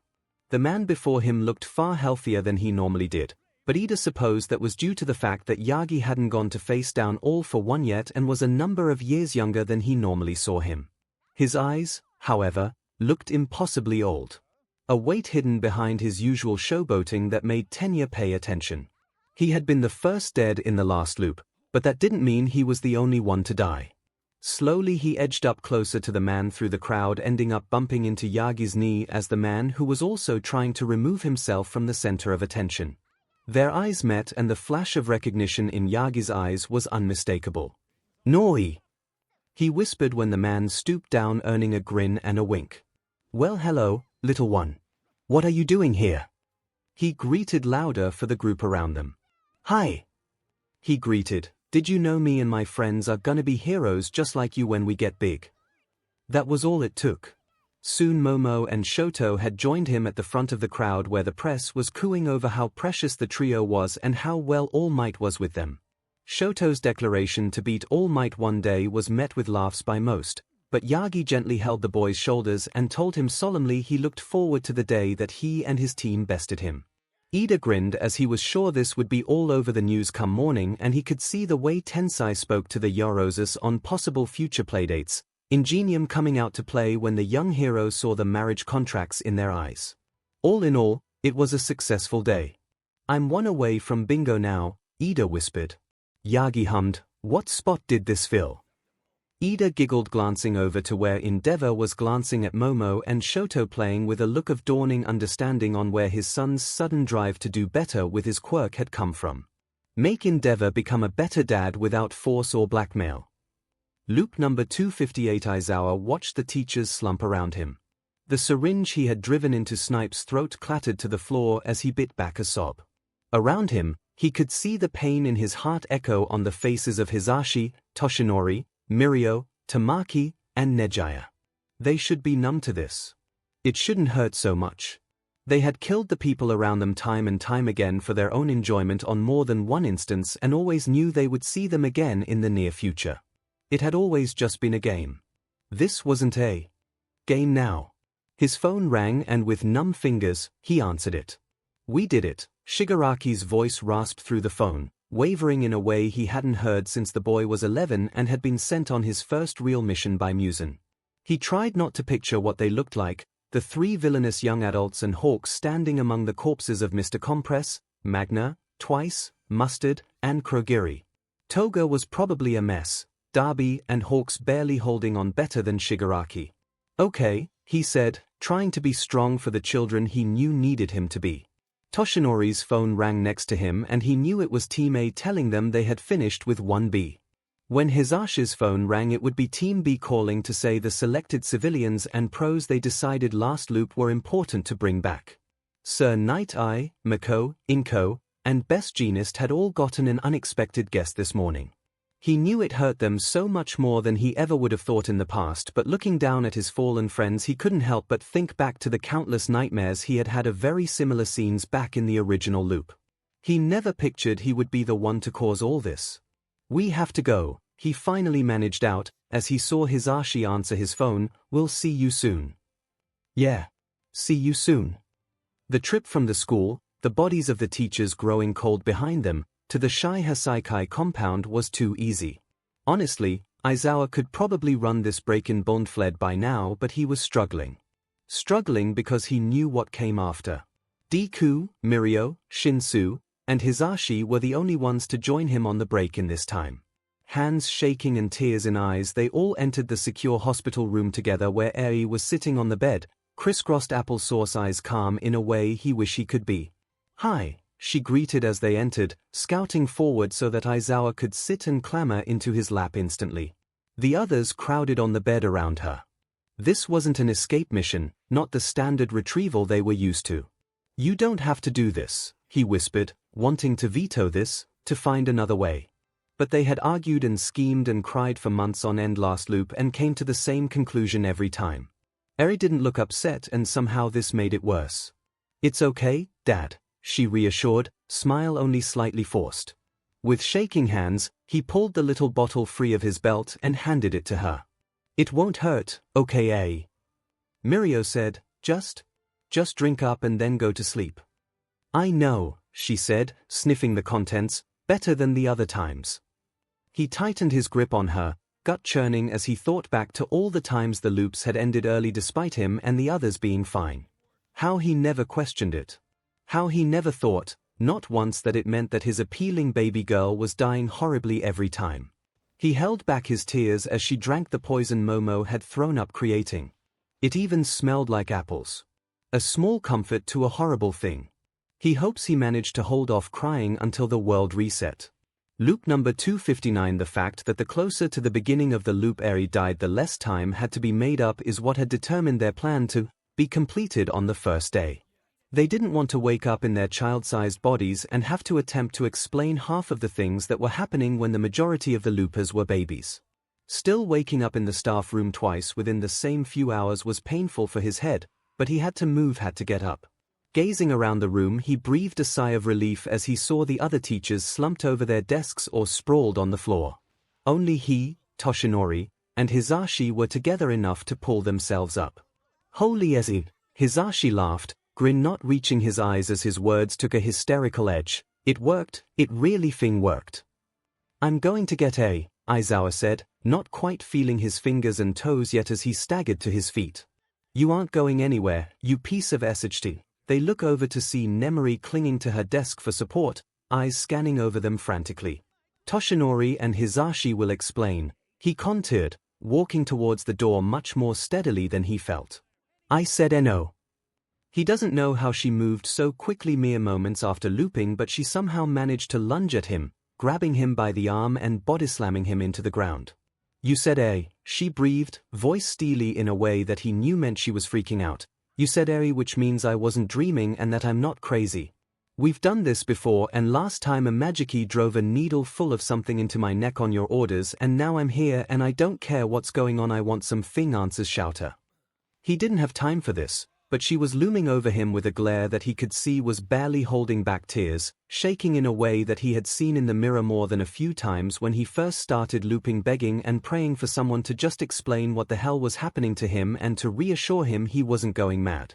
"We're stuck in a time loop," he said, feeling the pain and worry that have been bubbling under the layer of apathy he had been forced to develop since the beginning. "Me and Toshinori, and Hisashi, and all of Fing kids from the Hell class have been doing this for hundreds of years now, and we've been stuck going through everything over and over and over again because my little the one you won't let me go save from Overhaul's tender mercies, broke her quirk with Yagi's fed up one because she wants us to live. You said you remember, then you remember that you die, Nemuri. You die and everything goes to SHT, and just when we think there's light at the end of the tunnel, just when we think we made it, the light turns out to be a thing nuke, and A just wants us to keep us safe. Now we need more help, and we need so much more than you and the others in the know and having access to all the information, but it's the best DMN shot we have. So will you please just let me go get my daughter to make sure bringing in all of you didn't finish what All for One started." She frowned at him, scanning his face for any sign of lying. "Are you honestly telling me that you've been stuck in time for hundreds of years? And that it's all because of A?" "Yes." "Well, now I feel bad for throwing you."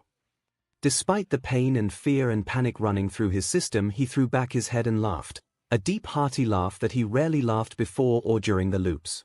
"God, I've missed you, Nem. he told her as he reached for her offered hand up, but I think you broke my collarbone. Marika, it didn't seem appropriate to say earlier, but bingo cockatoo, how the hell did anything that happened in the last hour get you bingo? Marika, someone other than Midoriya or someone in Midoriya's body breaks a bone within 10 minutes of the loop starting. Baby Shark, I mean he only got possessed by his predecessor uncle one time. Cockatoo, I'm just glad we haven't added the new loopers into this chat yet, cause I don't feel like explaining all of this stereohead. BFFR sensei, we don't have time to unpack any of the loop shenanigans with Deku's potato-faced dad being all creepy one brain cell. Where is Midoriya anyways? OG problem child. Guys, I think you need to come see this. It's fine. We need to treat him as an equal if we're scouting him, Shigaraki chuckled. Besides, you can tell if you'll win or not if you fight in this situation, right, you student? Bakugo scanned the room that he had been in more times than he cared to count at this point. He had made sure the sports festival had gone the same, and even with Todoroki using his flames the podium had looked similar to the first time he had competed, with him gagged and chained at the top. His friends hadn't understood why, and no amount of needling had gotten it out of him. It had been nearly 10 loops now that he had avoided capture during the training camp, but this time as he went through the portal with Shigekai's hand on his throat and his friends watching him with more confusion than horror, he knew he made the right call. He half listened to their spiel as Twice moved closer and undid his restraints. Bakugo looked up, rubbing his wrists, and instead of kicking Twice in the side and attempting to explode Shigaraki as he once did, he just snorted and cut the older boy off. Fing hell, and I thought the heroes were supposed to be the overly dramatic assholes. Did you lift this speech from a video game or something? The rune froze as he simply slumped back in his seat. What? He squawked, you guys talk forever. I'm not going to listen to his whole speech when I agreed to join you guys months ago. You want to be a villain? Toga asked, the first to break the silence filling the bar. Want to? Geez, Bakugo huffed. You guys really should listen to Pretty Boy more. He's your mole, ain't he? Bakugo wasn't humble, he knew that, but he also knew the power he possessed was no laughing matter. He could level buildings, and he could flash broil someone with barely a thought. He wasn't one of his class big three for nothing after all. He hadn't thought about what would have happened if he had agreed to join the league seriously for several loops, but after repeating the abduction over and over again the thought wouldn't leave his mind, so he started making sure he wouldn't be taken, letting Todoroki or Tokoyami or hell even Deku get taken instead. Had he aged and grown into an adult, Bakugo had no doubt he would have been content with being a top 3 hero, trading spots tooth and nail with Icehot and Deku, marrying a hero, and hell if the offhanded comment Aizawa had made their last week of classes held any water, maybe even teaching at UA. If the loops hadn't happened, he never would have wondered again after he escaped, too wrapped up in the fall of All Might and everything that meant for society and the changes he and his class needed to make the world a place that actually gave a f about more than just themselves, that by the time he would have thought about it again until he was old and grey. Now, however, it's not like it would change anything in the end. Recruited you? Shigaraki asked outraged. Yep, Bakugo lied easily, he was pretty convincing after the festival. Not to mention after I had to deal with the twat waffle of a number 3 hero. Like seriously, how big of an but do you have to be to walk around with a giant BJ belt buckle on? I mean, sure it's Fing English slang, but his battles get broadcasted internationally. You think someone would have commented on the giant red flag he positioned right over his Fing PP. It had been a little intense, talking this through with Aizawa and Aoyama. But he had wanted to follow rule number 5 as closely as he could while still getting the chance to see the surprise on all of their faces. Aizawa hadn't taken much convincing, seeing this as a great chance to reinforce some training that had fallen by the wayside over the loops, and Bakugo knew that the revelation of their deaths not being a permanent thing when Zu and Ojiro had returned last loop definitely swayed the man in his favor. Aoyama, on the other hand, had been a different story entirely. The boy was shocked, to say the least, when Bakugo approached him shortly after the USJ attack with the idea brewing. There had been a lot of screaming and yelling, thankfully always out of the other loopers' hearing range, even the freakishly large hearing range of Gyro and Shoji. They fought and argued, and Aoyama ran him through every situation that Bakugo could think of on how this plan could go horribly wrong. Bakugo fought until he could convince Yuga that it was all just going to be an act, a prank to play on their friends, and in a quiet moment between the yelling and tears Bakugo even admitted to Yuga, as he held the smaller teen in his arms, that he always feared what would have happened if his will hadn't been as strong the first time he had been taken, if the pros had just been a little slower.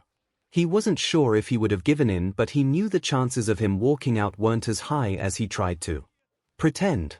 Bakugo remembers the look in Amar's eye when he finally gave in, grateful almost that he wouldn't have to wade through the villain's den alone this loop. The soft, pleased look on Yuga's face made him want to kiss him, which was definitely a thought he was going to have to examine after he convinced the League he wasn't trying to pull one over on them. There was a knock on the door. "Welp," Bakugo said, pulling himself up to his feet, "that's the pros. Time to go." "How do you Derby?" starts only for Bakugo to cut him off. "Pretty boy was texting me," he countered, gesturing up to his hearing aids. "You guys were stupid enough to leave my phone still in range, so my texts were going through. All Might's right outside. Let's go, cause if we get caught not a single person's gonna believe that I tried to join UFOs." They glanced at him as the fake pizza DLVY guy spoke through the door. Shigaraki relented. "Kuriguri, take us to the hospital." The smoke-like quirk wrapped around them just in time for bricks to go flying, and they only caught a glimpse of All Might and the other pros before they were gone. As they come out of the portal in the creepy hospital, Bakugo frankly despised more than he did the bar. He knew one thing for certain. No matter how this went, how it played out, he would see this through till the end. Loop number 64 Part 3. How long did you plan that speech out? "I have no idea what you're talking about." "Oh please Yagi." Aizawa huffed around the rice he was shoveling into his mouth. "We both know you didn't come up with that entire spiel about Hero Society being trash on the spot." Since Yagi had taken him captive, he always delivered Aizawa's evening meals to him and made sure to activate Siren so that the others couldn't overhear him. The LOV believed that he was simply trying to convince Aizawa to join them, no matter how impossible the odds seemed. The Todorokis were a little less willing to believe these visits were merely attempts to gain a very powerful ally. He didn't need to worry though, he could see the look in their eyes whenever they caught him with Aizawa's tray, the loneliness, and understanding at wanting to desperately hold on to a friend. "What about the little speech you gave the children when you and Yamada were the moles, here?"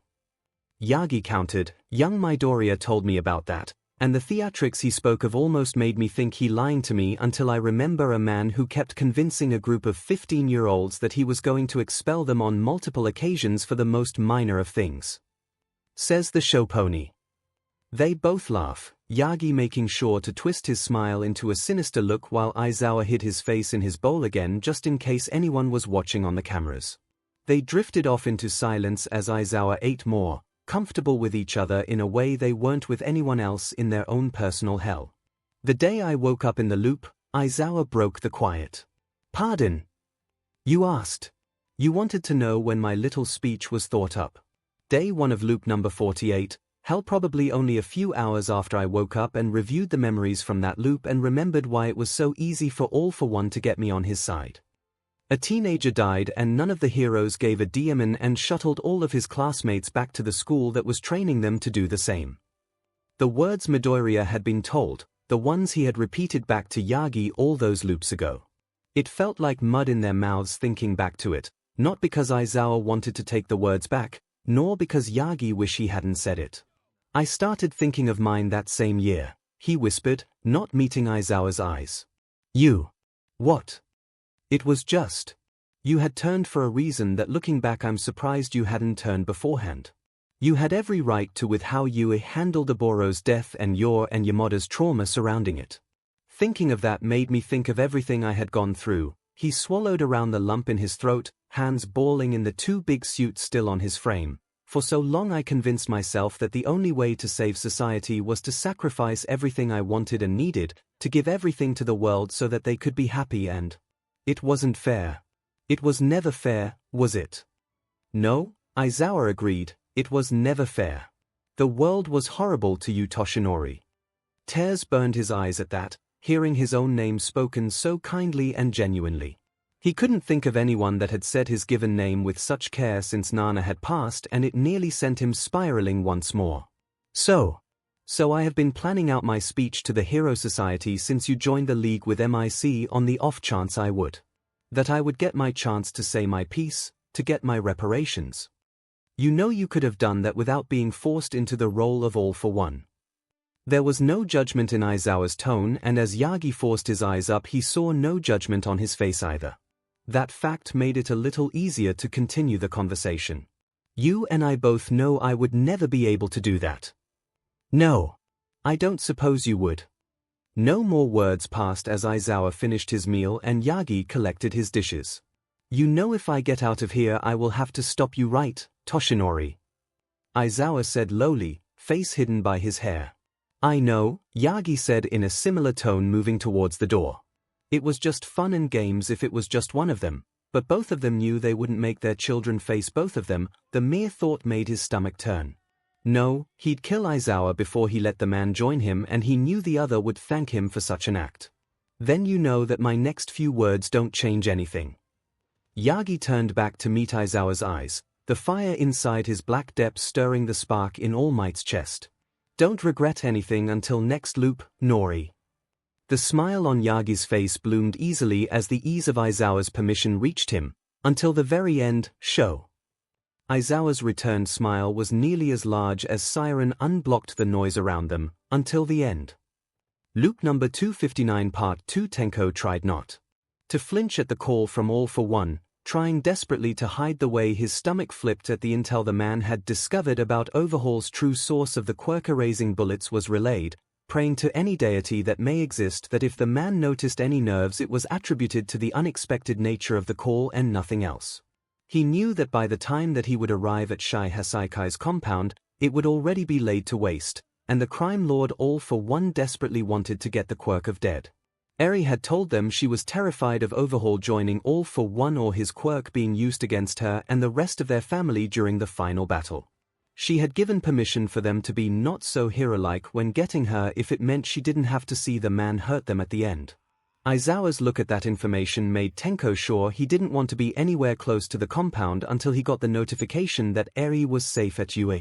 He wasn't sure what he was telling the man he had at one time looked at like a father figure and mentor, but it must have been convincing enough because All for One didn't question it. Tenko was too preoccupied with praying that Mr. Compress, Magna, Twice, Mustard, and Krogiri didn't say anything. He hadn't had time to explain anything before the call had started coming in, Darby and Toga shooting the others looks nervously. Darby was playing with a leather cord hanging around his neck, careful not to pull out the red feather that had come breezing in moments before the call from where it was tucked into his shirt. The second the call ended he turned to the others, Darby cutting off Twice's question before it could get to the air. Tenko cleared his throat to gain all their attention before placing one hand flat out in front of him and circling a finger under it. He held up 3 fingers before turning and leaving the room. He went back to his own room and collected the hands he would be expected to wear on his excursion to the compound. It took him only 2 minutes to get them and go to the basement, but the majority of the group was already seated around. The only one missing was Darby, but Tenko was confident he knew where the flame user was. I know you have questions, Tenko started, and he almost wanted to laugh when the new loopers nearly jumped out of their skin when they heard his voice, the painful rasp falling away into the deep slow rhythm he had grown into over the years. He could see the far-off glazed look appear in Spinner and Compress eyes at the sound, no doubt being shot back in time to the first time they heard his voice go to this pitch. Dang, Mange whistled. Grew into those pipes, have you? Tenko felt his lips twitch at that. Yeah, finally got the push to stop sounding like a spoiled brat. Shigaraki Dash, that's not my name, he cut Krogiri off. My name is Shimura Tenko. Some of you remember hearing that name, though you don't hear it for about 6 more months. He could see the confusion growing on their faces as they realized his words rang true. I'm seriously going to need you to start making sense soon, Spinner said. A snort sounded from the stairwell. Trust me. It's not gonna make sense for a long while, but we don't have the time. Eyes flew to see Darby leaning against the railing. Behind him a little less surely was Hawks, red wings twitching and flickering in a way that made Tenko relax even more. The sight of the hero had the opposite effect on the rest of the villains, however, as they all shot to their feet, weapons and quirks at the ready. Hawks gave a small yelp as he grabbed Darby's shoulders to push him further between him and the spooked villains. Tenko snorted, "Don't push our boyfriend down the stairs, Birdie." Magna paused first. Compress wasn't far behind her, Birdie. Do you honestly think Darby would let him in here if he was gonna go all hero on us? Toga giggled. Birdie over there is pretty harmless most of the time. Harmless? Mustard echoed. I pretty distinctly remember him emptying a syringe into my neck. I'm pretty sure you all were helping him. When exactly was that, Icky? Darby asked. Think. When did Hawks do this? When did we help him? It was about 20 minutes ago. Tenko finished for him. Then you woke up again in bed like nothing happened, but something did happen. We're just some of the only people that know that. Plus all the other memories you have running around your head. I'm about this close to losing it if you don't cut the cryptic stuff out, Kurogiri said, holding up a hand. Fingers held a hair apart before he froze and glanced down at his fingers in bafflement. Oh, Aizawa and Yamada are going to lose it, Darby said as he grabbed Hawks and finally came down to join their little circle. Hold that thought, Kuro. Or maybe better to say, hold those memories, Cloud Boy. Tenko is gonna explain. Shigaraki clenched his fists and took a steadying breath. It all starts with two brothers, one you all have met and one you'll be meeting soon. One way or another this was ending. He just hoped that if it went poorly his grandmother would still welcome him with open arms. Izuku watched lazily as the other loopers trained hard at camp. Training camp was always one of the most stressful weeks for them. Not because they knew an attack was coming, no, that made it exciting as they ran through all their bets on who would be the target, who would face down which villains, and other such bets. It was stressful because no matter how the training camp went they were always exhausted from the intensive quirk training that, despite their years of knowledge, their bodies weren't used to, and the fact that no matter how the attack goes down there would have to be a press conference either dragging Aizawa's name or the students' names through the ringer. Luckily he didn't need to partake in those activities this time. Instead, he got to watch as the others made bets and theories on who the mole was, knowing that not one person was looking his way. After all, how could a dead man be the mole? He had done it again. He had taken Kaken's advice before the loops even began, and this time there was no indication that he had survived as there had been in previous loops. He knew they were waiting to see if he would pop back up like he had before. Unfortunately for them, he was more patient than that. So day after day he watched and listened to how their hope of his survival grew fainter and fainter, watched as his friends and his dad spoke in low whispered tones of memories of him like mourning loved ones. Honestly, it hurt him some to do, but he knew that for his plans to work, he couldn't reveal himself. So he watched as the others went about their lives, the hollow look in their eyes being chalked up to the trauma of the USJ and other such events. Shigaraki wasn't exactly happy taking orders from Izuku either, but he had little choice, with all for one seeing the brilliance in his plans nurturing that analytical side of his brain, despite Izuku's refusal to take a quirk. Midoriya's plan finally came to a head as the attack was called. He watched the group scatter just like they always did, eager to dispose of villains that were always present, though Izuku had scattered in a few unexpected faces in as a treat for the other loopers. Izuku on the other hand meandered towards the area of the woods he knew he would find his target.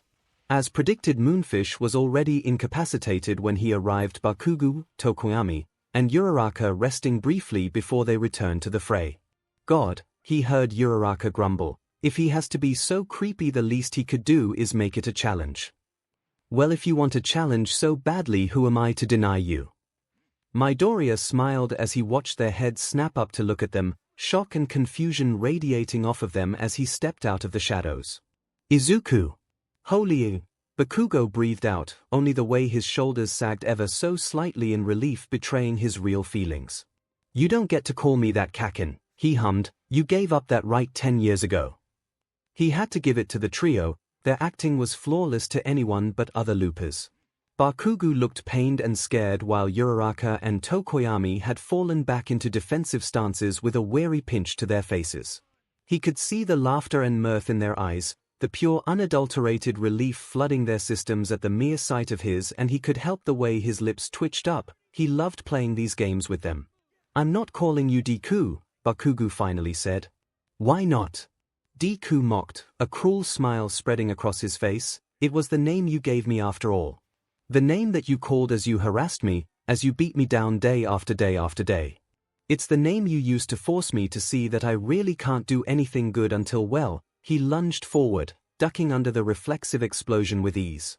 Before Uraraka and Tokoyami could move, he had knocked Bakugu's feet out from under him, catching him by his hair in near-scalping grip. Deku tutted as the others moved to attack, posing the syringe he had in his hand over Bakugu's jugular. "I wouldn't do that if I were you. Sensei gave me a few different mixtures for today, but I'm not sure which this is. It could be the quirk-erasing serum the doctor has been working so very hard to complete. It could be a fast-acting poison, or maybe the slow-acting one that makes your suffering last for days on end. Or maybe it's the last known vial of smallpox, a silly little pre-quirk virus that wiped out just over 500 million people before it was eradicated.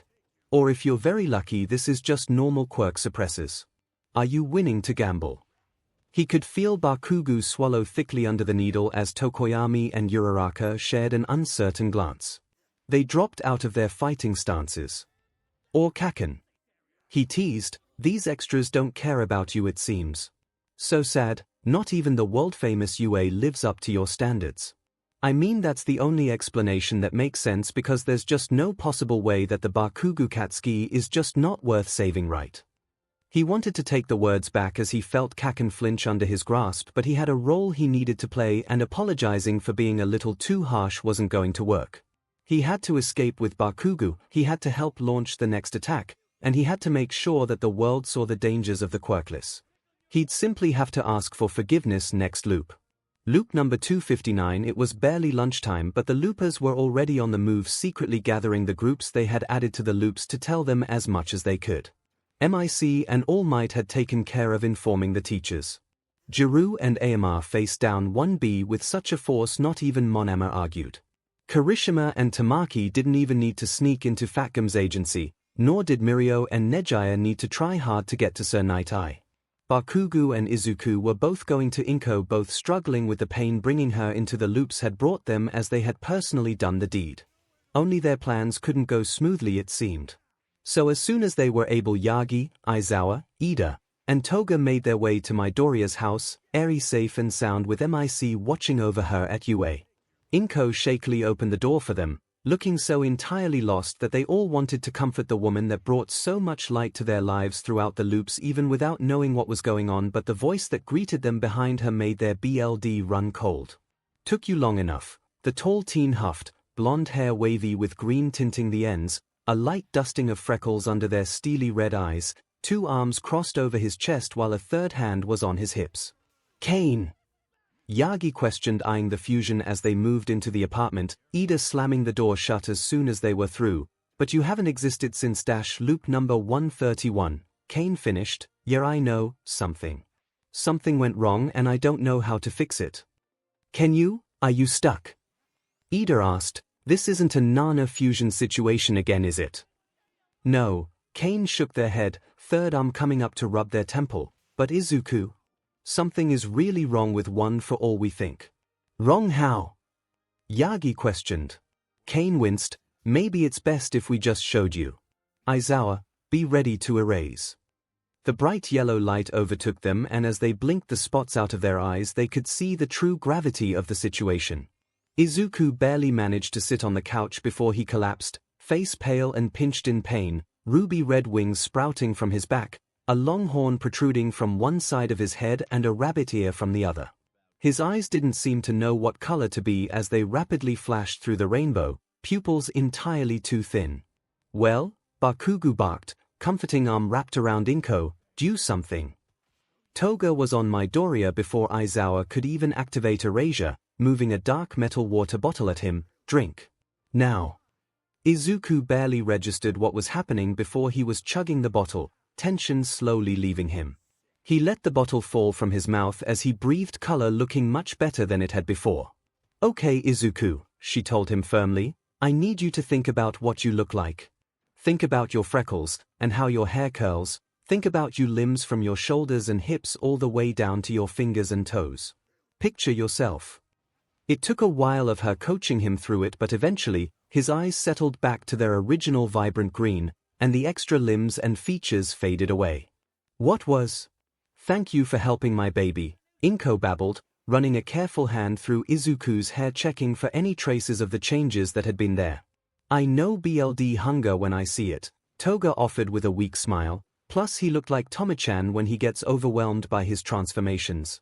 I just did what I hoped someone would have done for me or Tomo-chan in that situation. Still, Inko's smile was blinding. Thank you. Problem child, just why? You act like I planned this. Izuku whined at Aizawa's question, slumping down in his seat even further, arms folded tight over his chest, forcing his body to take in slow, even breaths.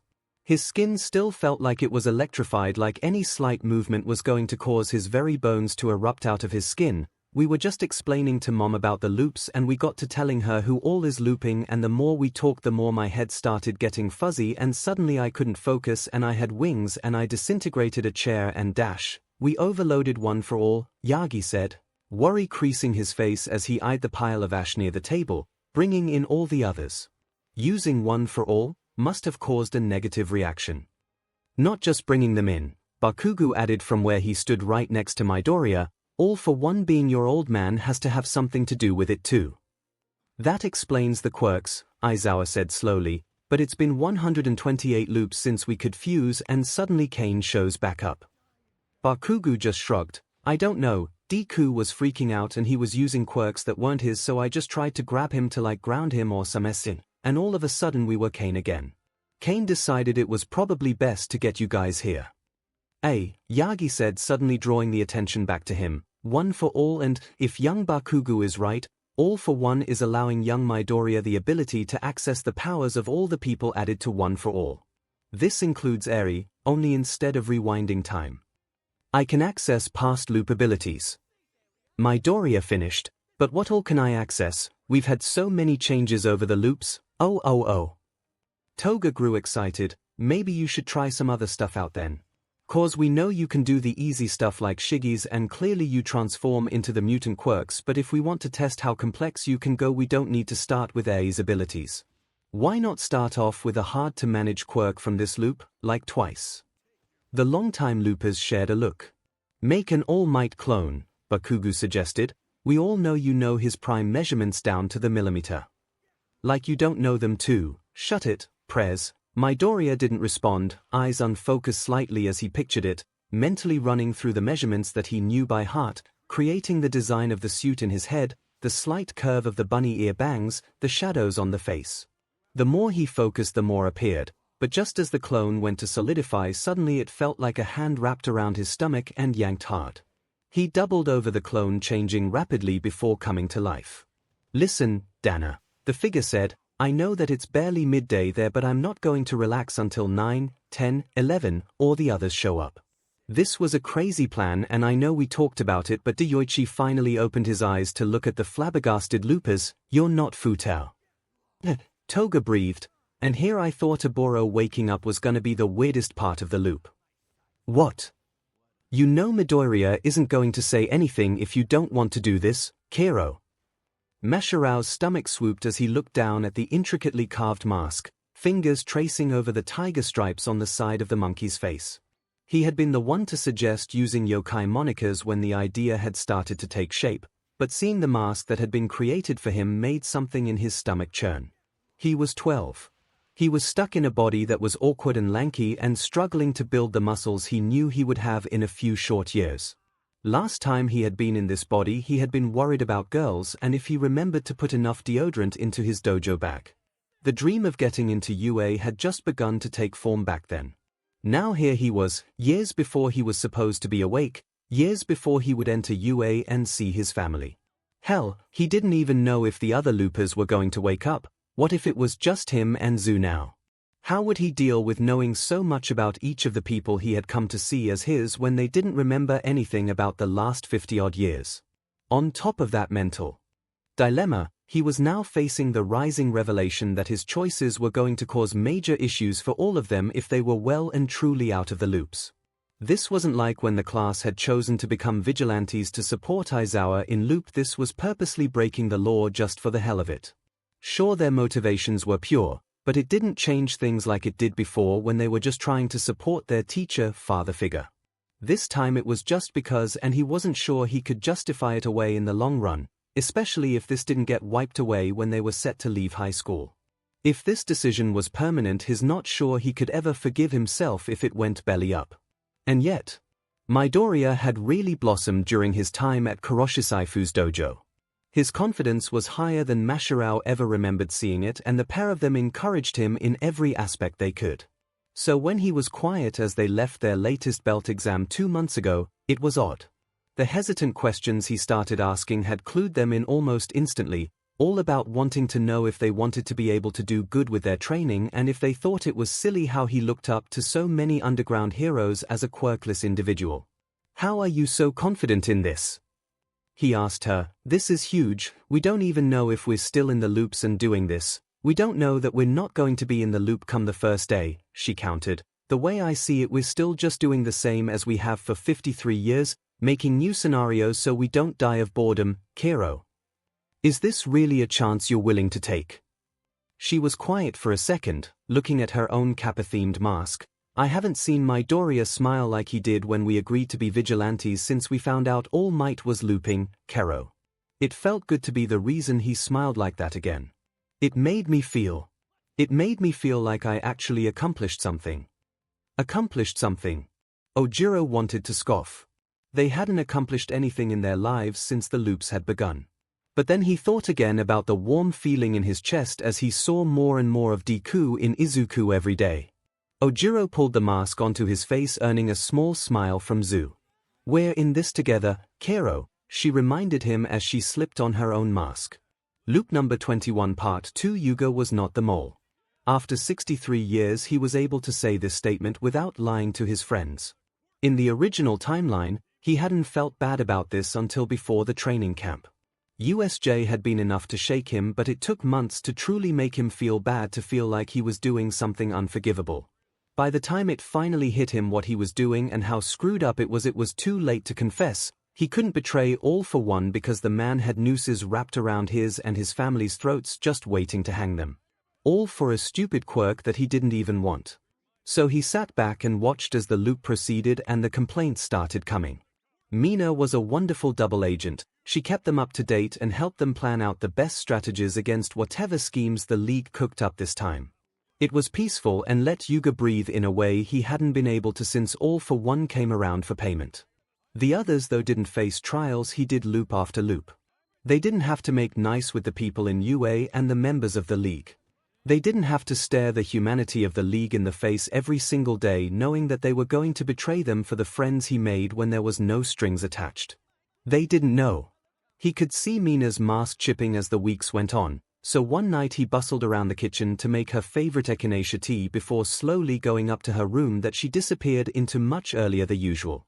It took him several knocks to get her to respond and open the door to him. Bundled up in a blanket and a blank look in her eyes, he remembered trying so hard to make disappear in the mirror during the original timeline. "Does it ever stop hurting so much?" she questioned. "To know we can't help them." "Non," he said softly as he shut the door behind him, "it never does." Yuga was sure it hurt the other heroes and loopers to know that the villains were too far gone to see reason, but he didn't think they fully comprehended how it affects him. He would never side with the villains over his friends, never agree with their twisted sense of reparations they demanded from the world, but he mourned the people the villains were. The heroes didn't know the way Darby grumbled about the other leaguers every waking minute, but never missed a game night, and if any of them fell asleep during movie night, he was the one that carried them off to bed without a word. The heroes didn't know the long hours Mr. Compress took at the bar top and some ratty old school books painstakingly teaching Mustard the best he could, ruffling the boy's hair every time he got a question right.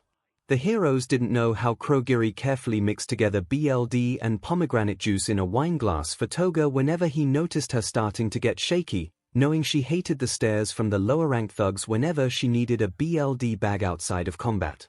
The heroes didn't know how, despite Shigaraki's denial of the League being anything but allies, how he would lean into Toga's touch anytime she attempted to tame his hair at breakfast, cause no one's scared of bad personal hygiene. They didn't know. But he did, and he soothed Mina until the early hours of the morning over the ache in her chest over the knowledge they now shared. Yuga knew, even as the rules were updated, that he would be having lots more late-night chats with the others whenever he was unlucky enough to not be the mole. Loop number 208. Darby wasn't stupid, no matter what anyone thought.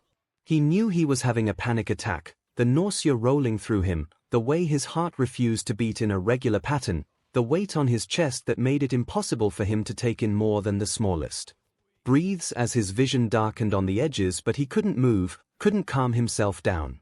He had thought that nothing could weird him out more than the loop had already done. Stuck in his 15-year-old body, a member of 1A had been an odd turn of events no matter what the brats had said about it happening in earlier loops. Shigaraki and Toga being there with him lessened the blow of him getting used to his skin being unmarred, and Shoto, Bakugo, and Gyro being older and taking his and his friends' spots in the league. He even accepted Endeavor being, well, not the perfect parent, but he was trying harder than Derby ever thought he could. All of that paled in comparison to the crystals of ice that had formed on his palm. There was no way. There was no DMN way in hell, not now, not after all this time. He didn't know how long he stood there before Toga found him, but she merely winced when she saw the icicles and gently cleaned his hand off, before pulling him towards Shigaraki's dorm room. "Tension, we need Shoto here," she called as she barged in with no pretense. He jumped eyes, leaving the screen, causing his car to go careening over the edge of whatever track he was racing Ema and Zero on. He groaned, seeing the frost still tracing up Derby's arm as he paused the game. Just had to happen in the loop where getting Shoto here is the hardest here. Wait, he breathed as his head became a little clearer. It had to happen. Were you expecting this? He held out his hand again and focused ice crackling into existence over his skin. Not a fluke or him losing his mind then. "Oh boy," Zero whistled. Ema grimaced. "I think it's best if you guys stayed with him. We'll go see if we can get a hold of Shoto, Diacord." The pair left and he was left alone standing in the middle of the room as Shigaraki and Toga stared at him with pained expressions. "Why aren't you guys surprised?" he asked around the growing knot in his throat. "Why are you acting like you knew this was going to happen?" "Listen to Edish Derby," he cut Shigaraki off. "I'm Derby." "Derby," Toga said, "it's going to be okay. Do you want to wait for Shoto or do you want us to explain what we can?" "Why, Derby," Shigaraki replied slowly, voice low and soothing, so unlike the usual rasp Derby was used to. "We've lived through lots of different scenarios. We aren't the same people we once were in the original timeline. Even gone through too many changes for us to still be the people you knew then. We've learned what stays the same and what changes. This timeline, I'm not Shigaraki, I was never given that name, I was never associated with that man. I am Shimura Yagi Tenko. I was raised by All Might, you and I have been best friends since we were 8. Derby tried to speak but no words would come out. He could see with startling clarity All Might showing up to the Todoroki house unannounced and a little unsure, practically begging Dad for help with his adopted son, the grandchild of his old mentor that had raised him. He remembered how this had been the push Endeavor needed to really see All Might not as an untouchable rival, but as a man with too much pressure on his shoulders. But the ice. I couldn't. I wasn't good enough. His voice was barely audible in his own ears. That was never true. Their heads snapped up to see Shoto on the balcony. "How the F did you get there?" Shikishimura grumbled, letting the for once older Todoroki in. "Tokoyami owed me a favor."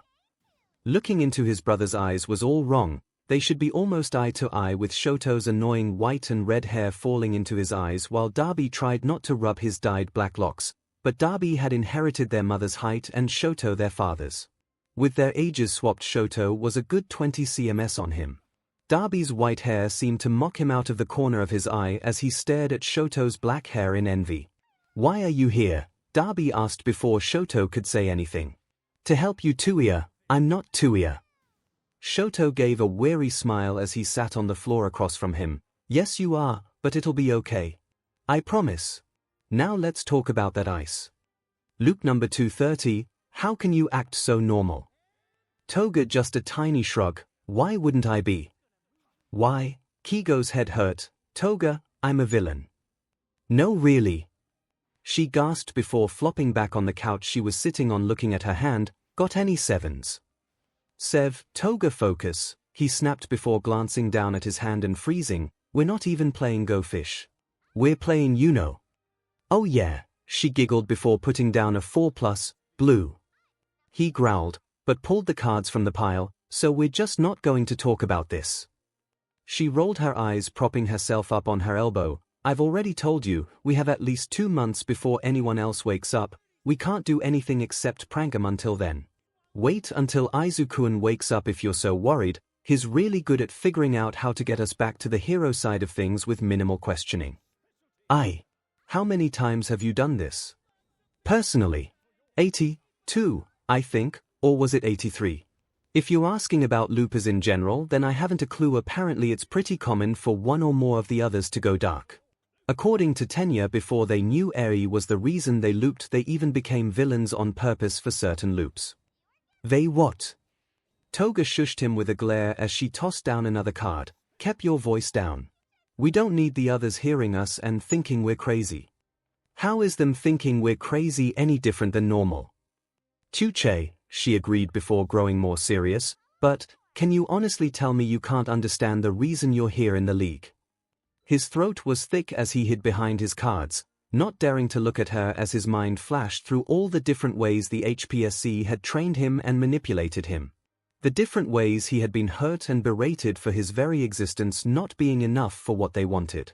Kigo thought to how strange it had been when he had been forced to infiltrate the league the first time around with their monthly game nights and frequent meals together, ones that none of them looked at him strangely when he slipped up and started acting in ways that the HPSC would call monstrous. He had shoved away the way it had made him feel the first time, refusing to accept how nice it felt to be there with them. He had shoved all his feeling for the leaguers aside, so scared of the emotion he didn't put together as love until it was too late and he had already burned those bridges by killing twice. He had tried so hard to feel vindicated about his actions as the war had begun, but he just couldn't. Why do you have to be right about all of this? The others won't mind we're here. Toga snorted. Please, when Shiggy and Darby get their memories back and see you in that leather, you won't be leaving the bedroom for a week. He flushed at that before pulling a card from his hand. Blue Eyes White Dragon. Hey! Loop number 259. It had been over 6 months, and honestly wrapping his head around what was happening was still enough to knock him over if he thought on it too long. He was Kurogiri. He was a Boro Shirakumo. Somehow he was also neither of those men. He had memories of messing around at UA, of pranking Nemurai with the help of the ever-cunning Shouter at his side, of late-night snack runs with Tensai and Hizashi, of the ache in his throat and dizziness from making his clouds stronger and heavier, of one of his friends always quick to hand him a water bottle when the dehydration became too much. He also had memories of the unwavering loyalty he had felt for Shigaraki Tomura. He remembered the missions and trials he faced to make sure the boy was raised to be the worst villain in history. He remembered recruiting each and every one of the League for All for One's army, testing them to see if they really had what it took to oppose the gross abuse of the Hero Society. He could remember the hopes and fears of the two men, and he could remember the tears and laughter from years of life, but they didn't feel like his own. Thinking back on the memories that filled his mind was like remembering a very emotionally charged movie. The emotions were real but secondhand. He stood, staring deeply into the mirror in his room at the bar that hadn't been discovered by the pro-heroes. All for One was practically gleeful about that development, even as he grew more erratic by the day as he became paranoid about each movement from heroes and villains alike. The man hadn't seemed to figure out that the main league members were looping, but he was keeping a much closer eye on them than he normally did. All for One, he was getting closer to figuring it out with each passing day, but with so many new loopers acting odd in his eyes, the villains simply couldn't pin anyone down, it seemed. He knew of Tokoyami and Eri, no doubt, and the others were fairly certain he had caught on to Deku and Yagi, with the possibility of him knowing about Aizawa after the man had stolen Eri away before the League had a chance to acquire her. Staring in the mirror made him even more confused. He had to look like Kurogiri most of the time, but the dark swirling clouds and golden haze eyes just weren't right. Neither was the pale blue wispy hair and easygoing smile he could pull to the surface if he tried. They were faces of the men he was expected to be, people that he wasn't. Hello. He nearly jumped out of his skin at the voice behind him, wiping around smoke like clouds lashing out only to stop in front of an unflinching Aizawa. I could have killed you, you know, he said softly as the clouds dissipated. No, you wouldn't have, Aizawa mused, sitting on the end of his underused bed. He didn't need to sleep, not really. 𝐒𝐭𝐲 never slept and Shirakumo had always been someone that pushed the bounds of human sleep schedules, but he was finding he kind of liked the hours he could dream and be away from his duties despite the fact that they were few and far between as long as he stayed with the League. He kinda wondered what it would feel like to sleep in, just once. "How did you get in here?" he questioned instead of dwelling on his unwanted internal comparisons ever longer. "Please," Aizawa huffed, "I've broken into this place so many times I could do it down a few limbs." His stomach twisted at the thought, but he pushed past it. Why the hell would you need to break into the bar so much? The kids called it Cloud 9 time. He was sure if his face wasn't shrouded in smoke Aizawa would be smirking at his pink cheeks. Instead, all he could do was pinch the bridge of his nose. How uncouth. "I more came 'cause it's raining and I didn't really feel like getting wet." No need to take that as a suggestion. I mean, unless. He wouldn't deny that the offer was slightly appealing. Talking is fine. He had to admit as time passed, that despite not exactly being Aizawa's long-lost best friend, conversations with the teacher were very easy and fun in a way very few things were in this loop. All too soon Aizawa was climbing to his feet, the sound of rain falling near non-existent against the window pane. "Before I go," Aizawa suddenly said right as he was about to climb out the window, "have you decided what name you want to go by?" He froze, not sure how to answer. Aizawa didn't turn to look at him as he continued, "Either name is fine, or if you want a new name that's fine. I know that some of the others have started using Gaku when they have to talk about you in public. We just want you to be comfortable, so let us know, okay?" With that, Aizawa was out the window, leaving him standing in the center of the room alone, playing the words over and over in his head. Did they really accept that he wasn't Shirakumo or 𝐒𝐿 that easily? Even with the ties and love the various loopers held for the two of them. Was it really that easy for them? He smiled. Gaku had a nice ring to it. "Oh my god. What the F is that on your face?" Bakugu's head shot up as he finally looked up from his notepad, and he took a look. A real look at the table he had just walked up to. He had seen them from across the barrity when they has entered, not fully looking as he had the horribly mannered guest to deal with, not to mention the cannonball going through the side of the restaurant which brought on a new busbar for Zeph to deal with. They hadn't really caught his attention other than being younger than their normal clientele and the lovely lady that was in their midst. Honestly, he had been planning on flirting with the red-haired girl from the moment he had seen her, but his looping memories were still trying to mesh with his current timeline memories, so working up his usual enthusiasm towards her appealing woman was a little of a struggle. Now, however, he could see the age in their eyes, far too old for their teenage faces. It wasn't hard for him to place the people sitting in front of him despite the differences in their appearances. The redhead was clearly round cheeks based on expression and the fact he could see at least 4 wallets on her that he knew he saw other patrons have only a little while ago. The long-nosed dark-skinned kid was soy sauce face, and it was kinda hilarious seeing how he could go from such a flat face to a Pinocchio look-alike.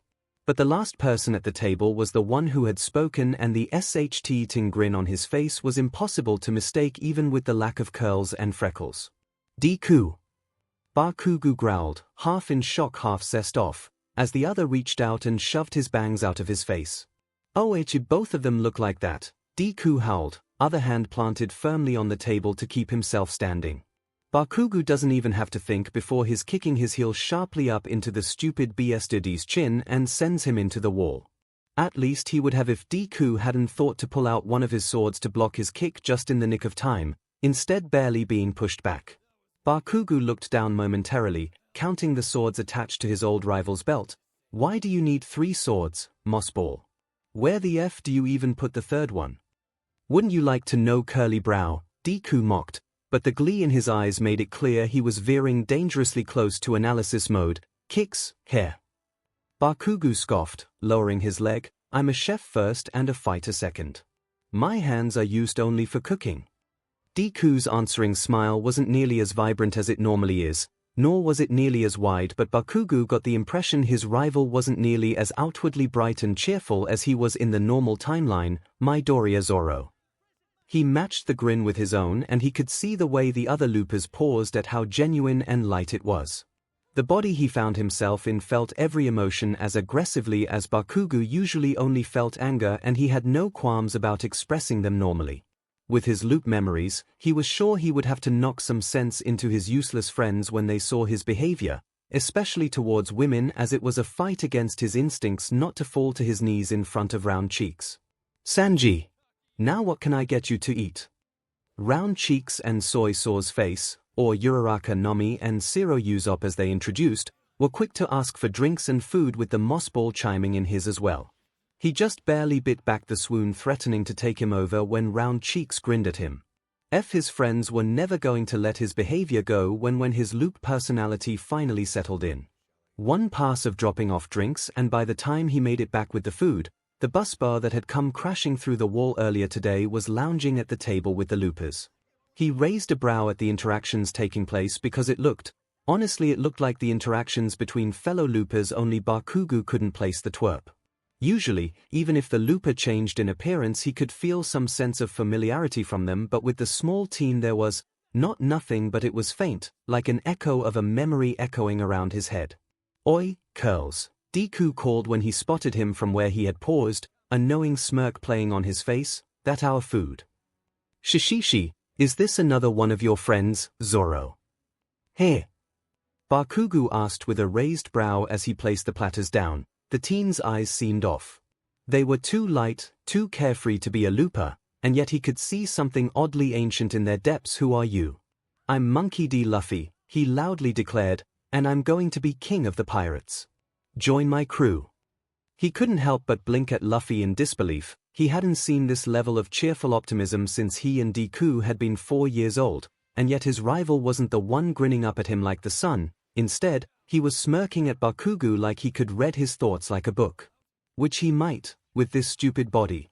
Instead of answering the boy, he turned his gaze to the loopers, who met his gaze with laughter in their eyes, but he could tell that despite clearly traveling with Luffy, they also had no idea what to make of him.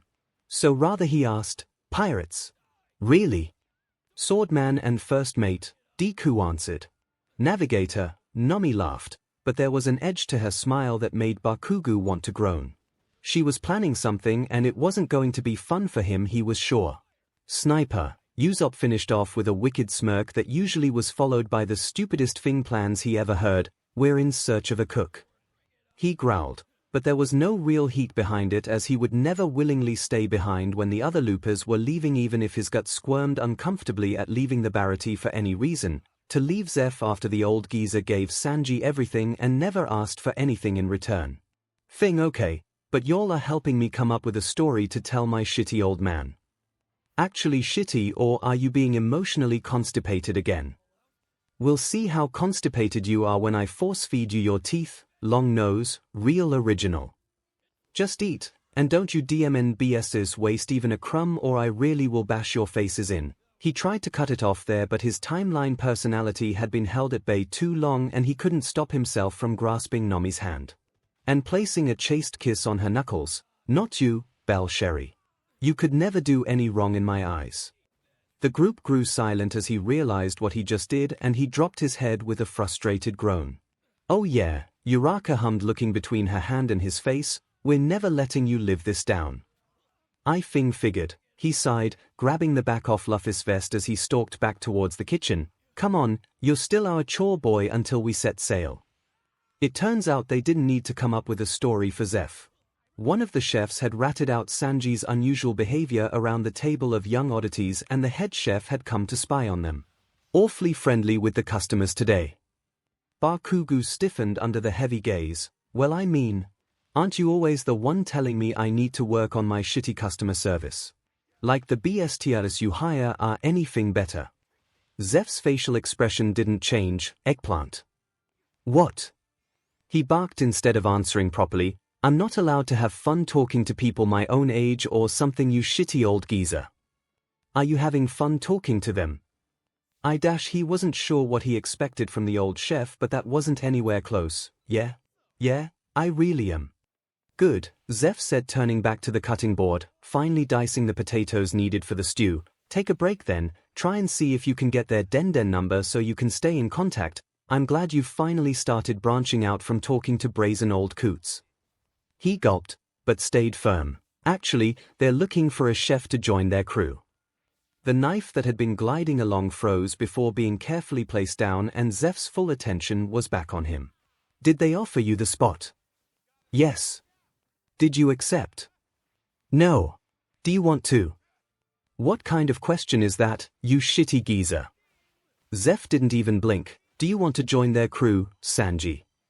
How can you ask me that? Bakugo growled, hands shaking with nerves. He knew he was going to leave with the loopers, there was no question there, but Zeph had given him everything, the food on the rock, his leg, his cooking skills and fighting style.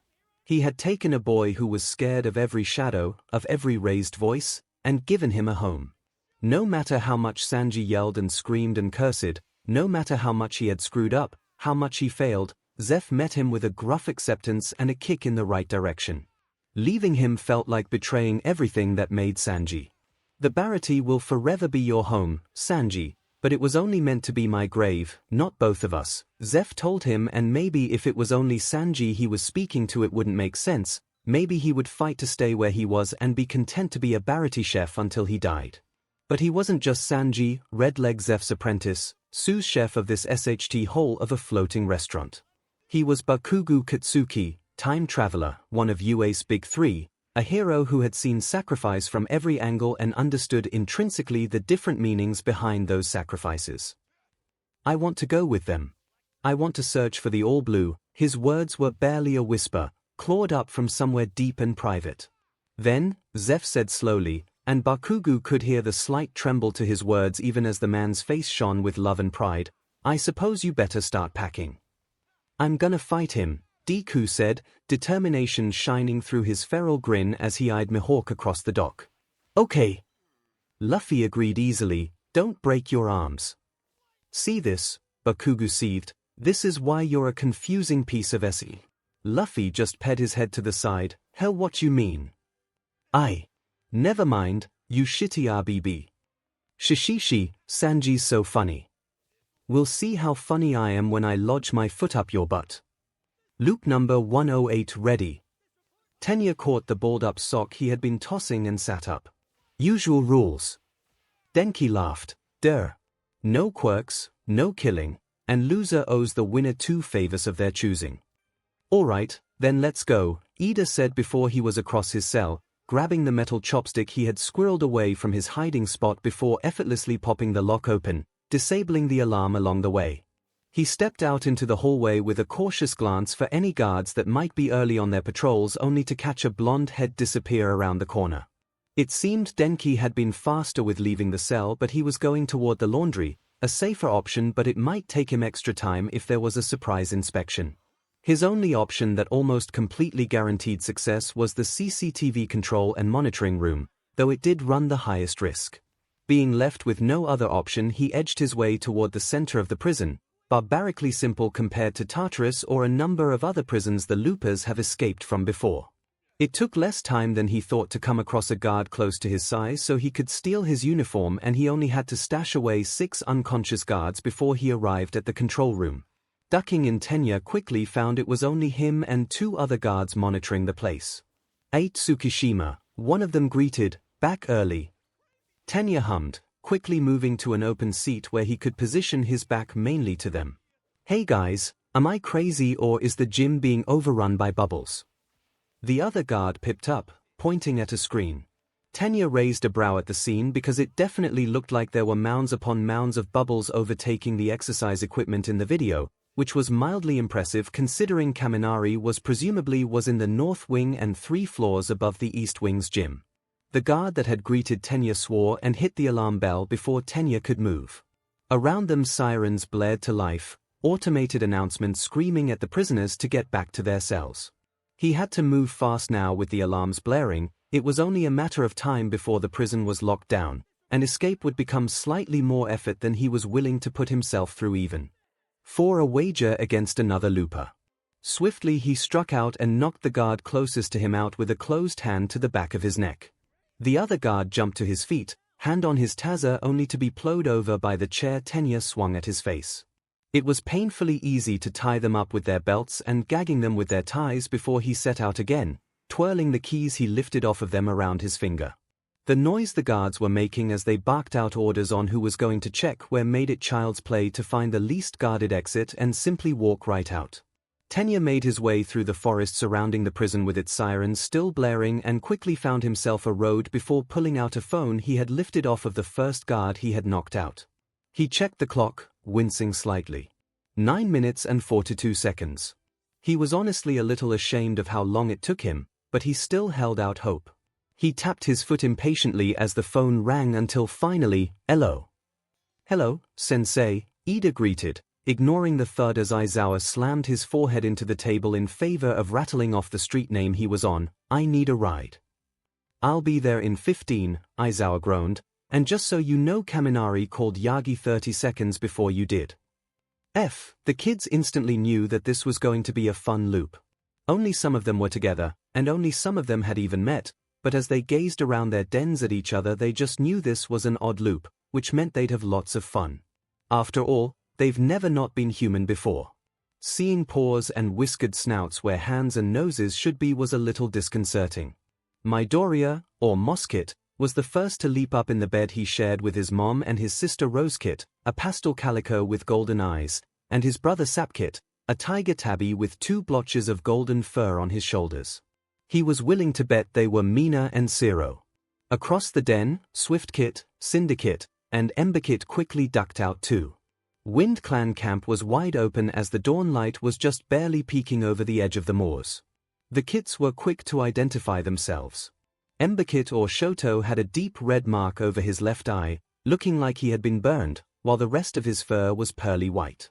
Swiftkit fur was a deep blue-gray with ruby red eyes, making his identity as Ida easy to identify. Bakugu or Syndicate had a fluffy pelt that seemed to fade from ginger to dark brown as it grew closer to the points of his face and paws. So, Ida started, "This is weird." Mina just laughed, "Weird? We're cats. This is so cool.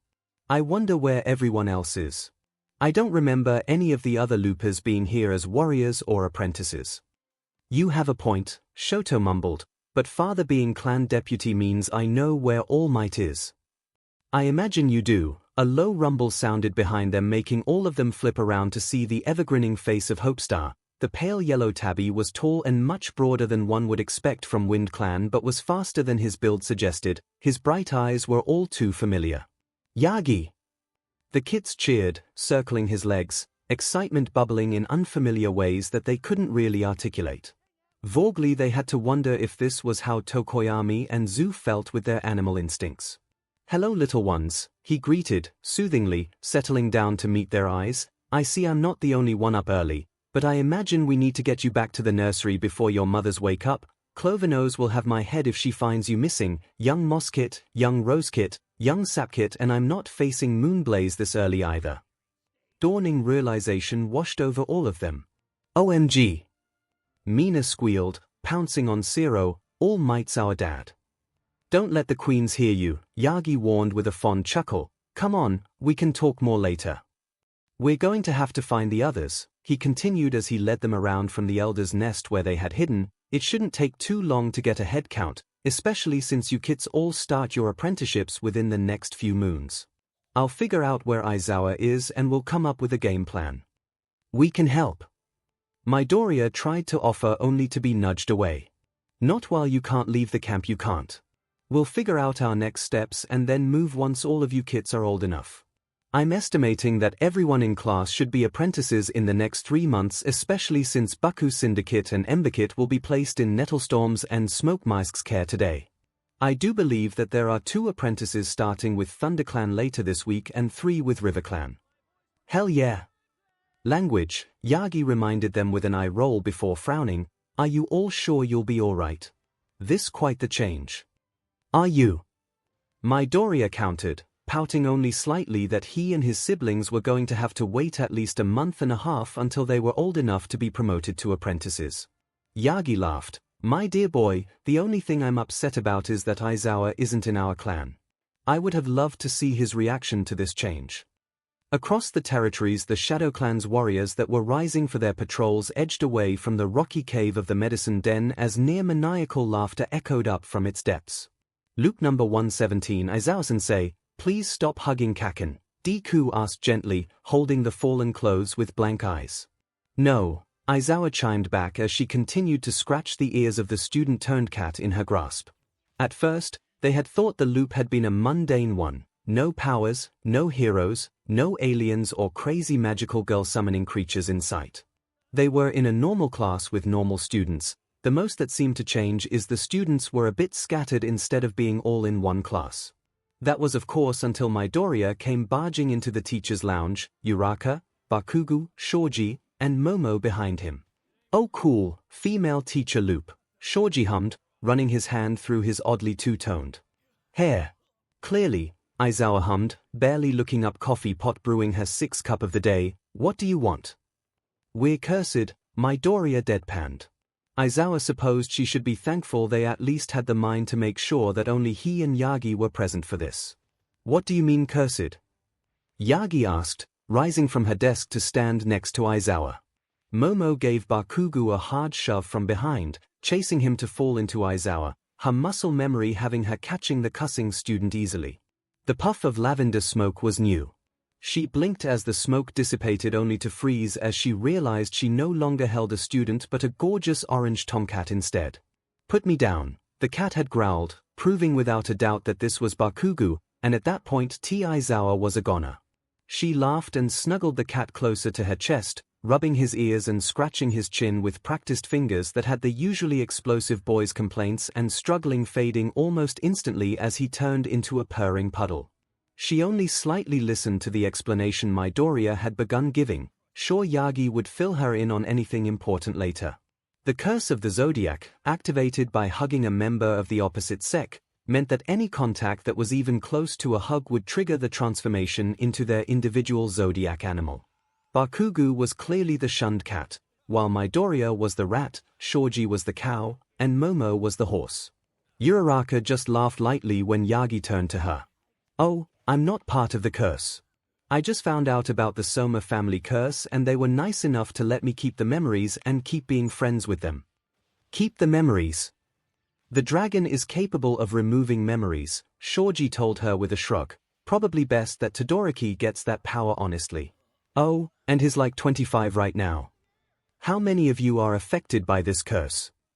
"Pretty sure 13 of the 14 cursed family members are loopers, ages all over the board," Momo answered. "I believe Toga is the last of the cursed." Midoriya looked thoughtful for a second. "Now that you say it, Akito is probably Toga." "Great," Bakugo groaned from 𝐒𝐲𝐵's hold. "Of course, the vampire is Fing God." "I need a raise," Yagi groaned, rubbing her temple. 𝐒𝐲𝐵 held Bakugo out. "Do you want kitty snuggles? Great serotonin boost."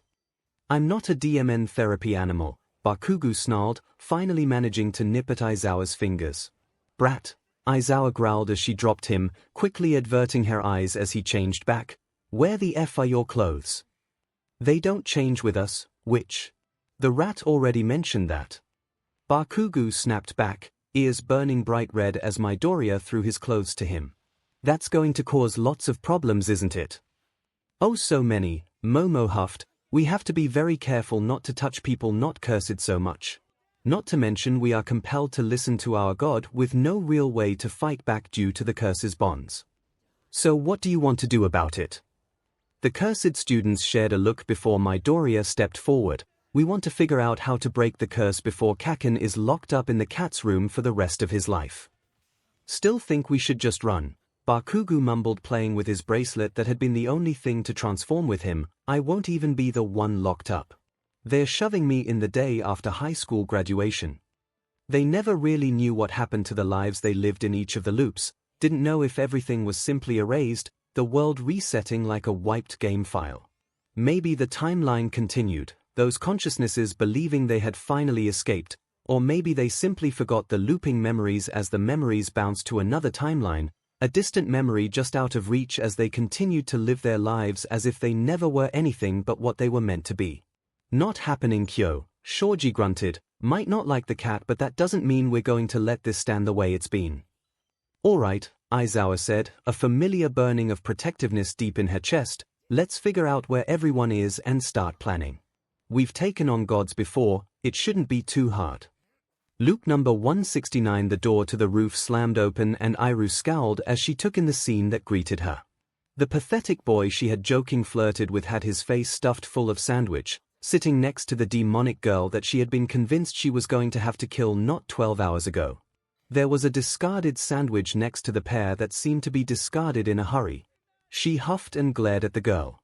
"Please tell me you're not actually a demon I'm supposed to kill," she whined. "I mean I will if I have to, but it seemed counterproductive to kill fellow loopers." "Like you even could, Beach. Miss Iris." The nerd yelped, and honestly, it was so clear he was Midoriya it almost hurt. "Do not go back to calling me that," she groaned. "We only have loopers here, and you've been calling me Jiru for over 500 years by now. And to answer your question, Himiko, no, I'm not demonic. That would be Okarun here, and Aizawa. Speaking of which, get the F out from under the bench."